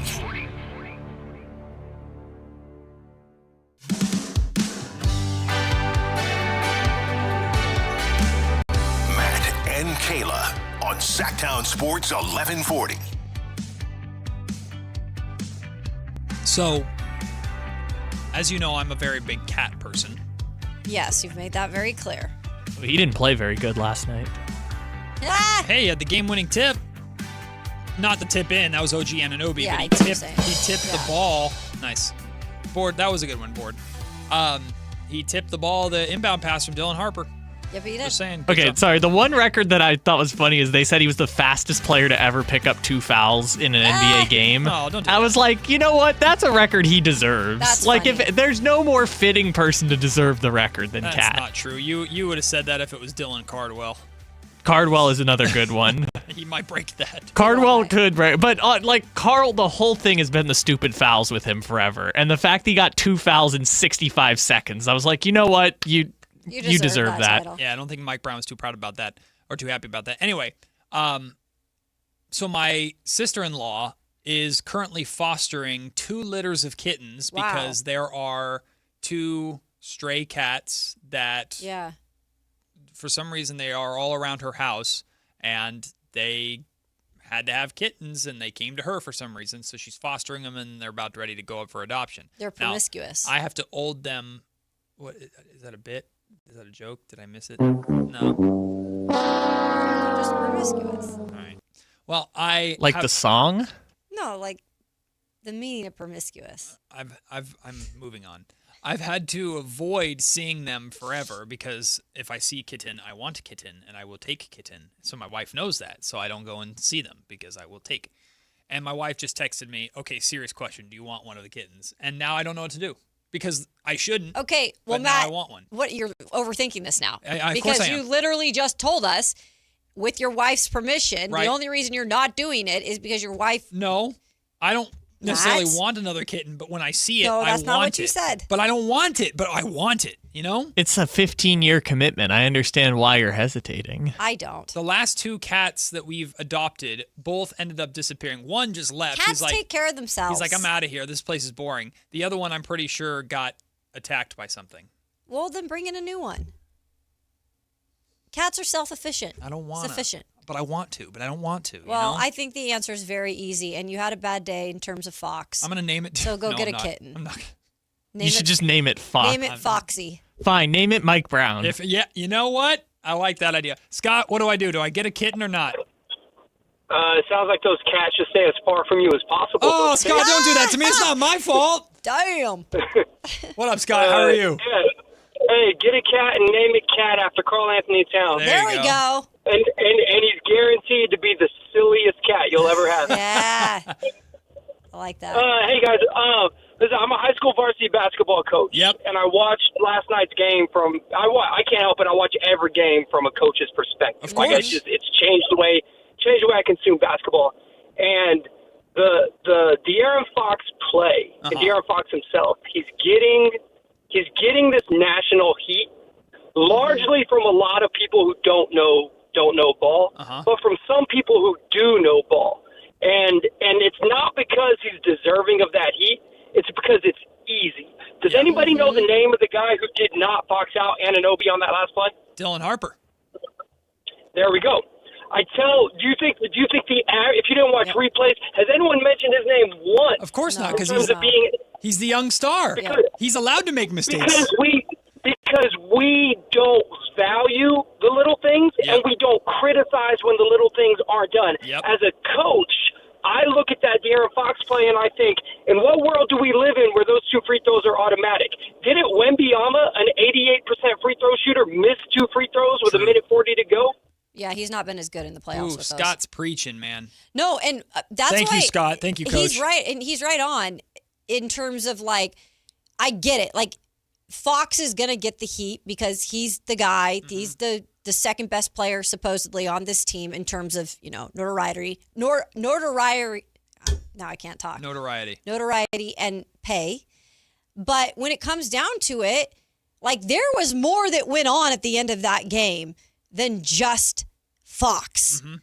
But this is what social media, everything that adds to it. This is where we're at. So this is where we're at. I'm actually glad that Scott. I'm gonna call you Coach Scott. I'm glad Coach Scott called in, not because he's mounting a defense for De'Aaron, But I'm glad he brought up the Dylan Harper box out because I saw that too. When you see the replay, especially because they have the angle, that camera like behind the backboard. And I love that angle, especially for tip-ins and things like that, because you can see the lane. Yeah. And you see the lane that OG comes down. And Dylan Harper is, of course, looking at the ball to rebound, which is, I mean, your instinct is going to look at the ball, but you also want to make sure you're cutting off any lane to the basket. It was the most open runway OG could hope for. Now, he still had to make an incredible play to tip the ball in, which is so unbelievable. Just tipping a ball is so unbelievably difficult to do, let alone control it enough to tip it in. It's an unbelievable play by OG. But yes, Dylan Harper 1,000% is supposed to box out OG so that doesn't happen. That's fundamental basketball. He did not do that. Yes. Now, if I had led the show with that and not De'Aaron Fox's blunder, I would have been on this show especially. So I couldn't do that. And look, Fox still deserves criticism, right? Of course. But I do believe, and I am not Matt George. And we all know Matt's love for Fox. I am not Matt George. He is my great coworker, though. But I will say this. I think Fox is catching a little crazy amount of heat. Because like Coach Scott said, a little crazy amount of heat. Because it's easy. Yeah. It's easy. And we do this. This is also very much a Sacramento trait, by the way, and I'll say this, and because I'm guilty of this too. We in Sacramento have a tendency to latch on to the new and push out the old. We've done it time and time and time again. We did it when Kevin Martin was here and we drafted Tyreek. Get Kevin Martin out of here. Actually, when Peja was still here, at the end of Peja's time in Sacramento, y'all, Kings fans were not very nice towards Peja Stojakovic at the end of his time. Now, they weren't abusive or anything like that, but it wasn't the way we talk about Peja now. I remember it vividly, even though I was a kid. Same thing. Kevin Martin was here. Oh, Tyreek comes in. Get the hell Kevin Martin out of here. DeMarcus comes in. Get Tyreek the hell out of here. Like, we've dealt with this time and time and time and time again, to where when there's something new and exciting and young, it's like, oh, that you can't do no wrong. No, you're playing in the shiny new thing. You're playing in the same NBA Finals as your teammates. That being said, I still stand by De'Aaron Fox's job as the veteran point guard of that team is to take control when that game is unraveling.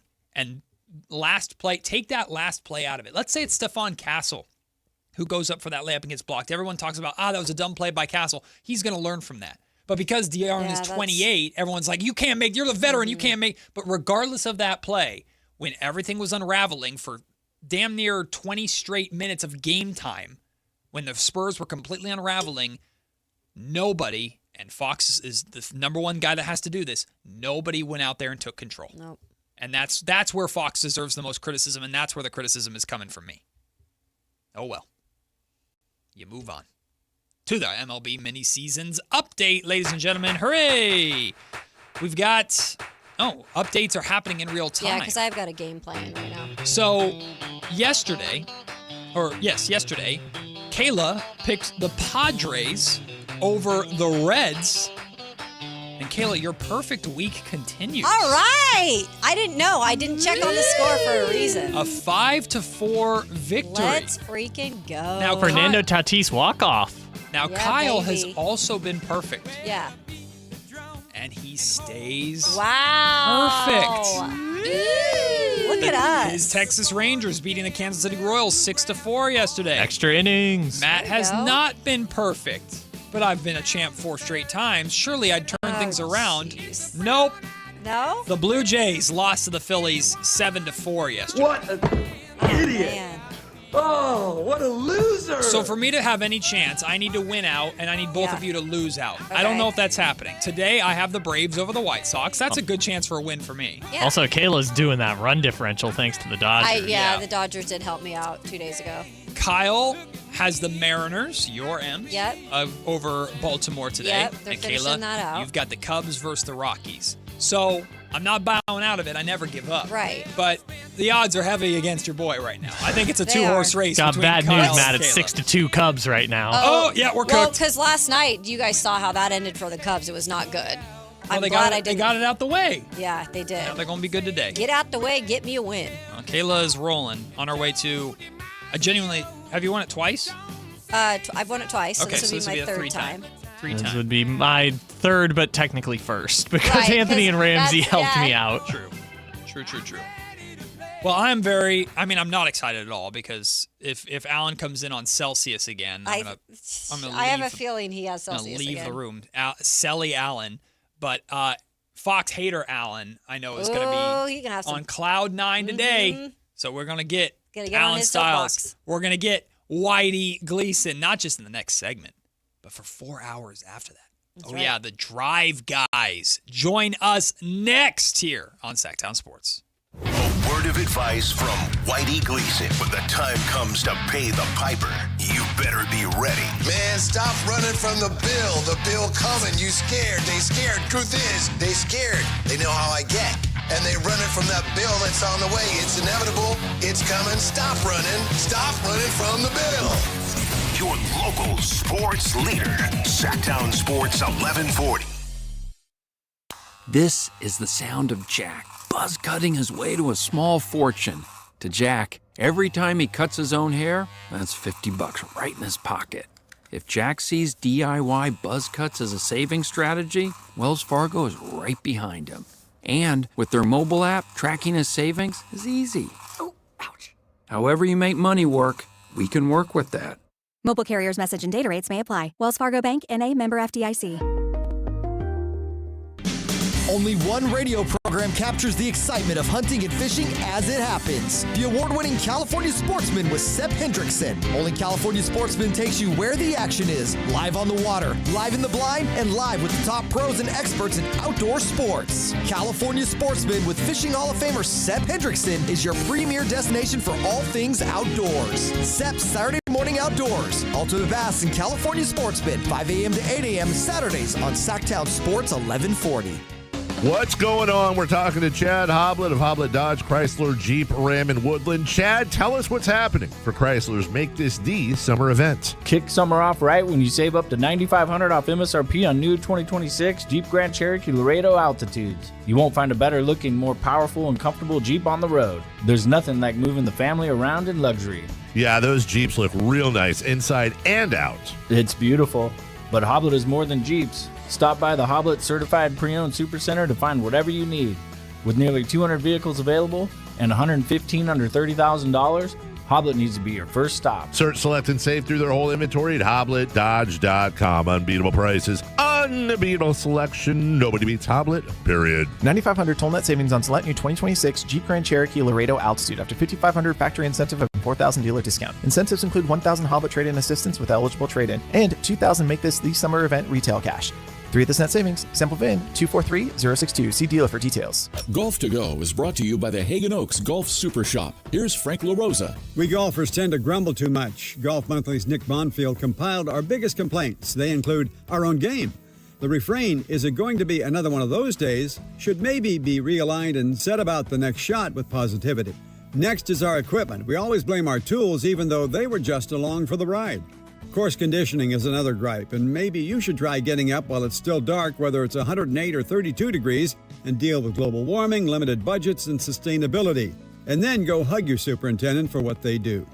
Dress codes get a lot of attention. Some feel the tradition should be maintained, and others are comfortable in t-shirts. It's a game, people. Also in the mix are rules of golf, slow play, the World Handicap System, tee time booking systems, bad luck, and more. I say you get out of it what you're willing to put into it. You're on a golf course, your phone's not ringing, and you might make a birdie or two. Enjoy the moment.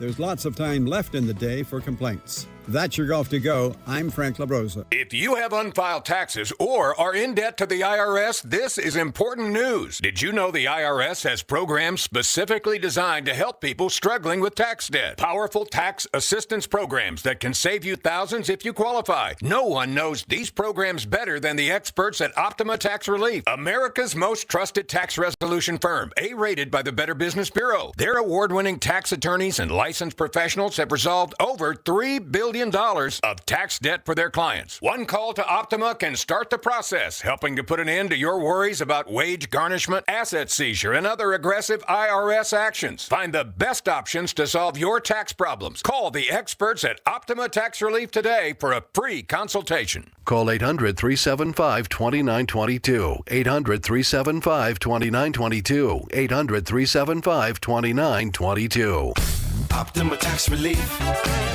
Some restrictions apply. For complete details, please visit OptimaTaxRelief.com.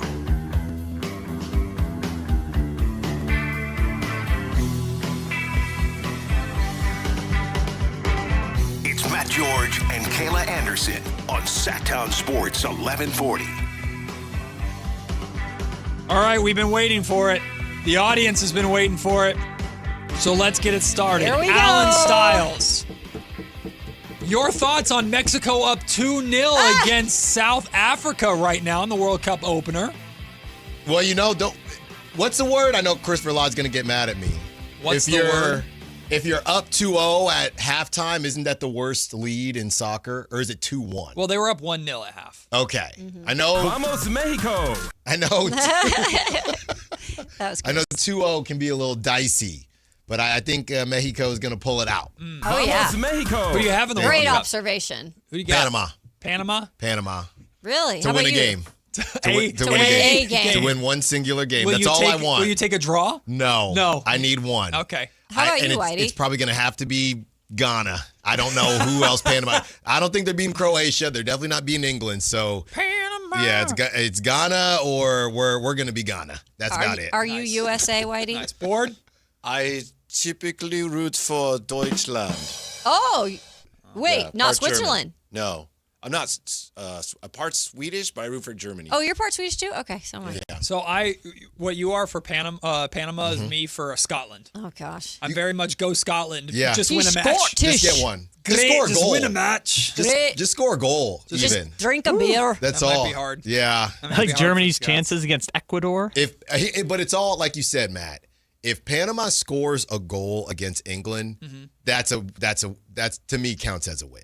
If they score a goal, because I was looking, they beat who was it? I think they beat El Salvador. They beat a couple. Obviously, you got to beat some decent teams to qualify. Sure, of course. Yeah. So if we could just get a goal against England, I'll take it. All right. I'll take it. They're down 4-0 and they score in the 90th Yeah, minute. he's that's No. all I needed. That Chris Paul cuts the lead. Exactly. What if theoretically, what if they're up 29 and they lose? And they lose or win? They're up 29 and they lose. Okay. So That doesn't happen in soccer, So Whitey. Panama is about to shock the world. They're beating England 4-0, and they come back. Right. That would be a tough one. I don't know how I would recover. De'Aaron would be one hell of a striker, Oh, wouldn't my he be? goodness. With He that would be. speed on He the would. wing? Yeah, he would. But hey, here's the thing. World Cup, these tournaments, I know obviously they have group stage, but it's not over. And I said this on X. It's not over. Wow. All right. What a hero. It's not. It's not. They've controlled the game they've controlled the just said series that. like 80% of the series. But at one point, that stops becoming a positive. yeah. I agree. It starts Exactly. becoming it's not good. Yeah. That's what some Yes. people Yeah. respond Yeah. and say. Yeah. I'm just saying, I'm not, not that I would victory lap because I would never do that. But No, you wouldn't. nobody's victory lapping. It's not over. It's and I'm Surely being not. this is not a bit. It's not a bit. They're gonna It's come not? out hungry. It's not. Kayla and I both do think the Spurs Yeah, are they'll winning win. on I think Saturday. they'll I win just on couldn't tell Saturday. you what's going to happen in Game 6. Yeah. Yeah. I think that the biggest piece of, obviously, besides losing the game and all the history and all that, but just if the Knicks didn't know how it tasted to win in Madison Square Garden, I think it would have been a lot tougher. Because even if they get down in Game 6, now they have a reference point. Whereas before, regardless of what happened in San Antonio on Saturday, they wouldn't have been able to say we won one in the Garden. Right. They would have been winless. Let me ask this, because I know our focus has been on Fox, and rightfully so. However, I believe Mitch Johnson has a lot to do in the coaching aspect of what happened. Yeah, I think that I don't know. Was terrible. Yeah, It came up it a was. lot. It was not. They gave up the third quarter. Yes. That whole team just kind of Yes. we're just gonna try not to lose. They just basically just peed all over themselves. Yeah. Right, the which I've whole done third before, quarter. but like, Yeah. I'm sorry.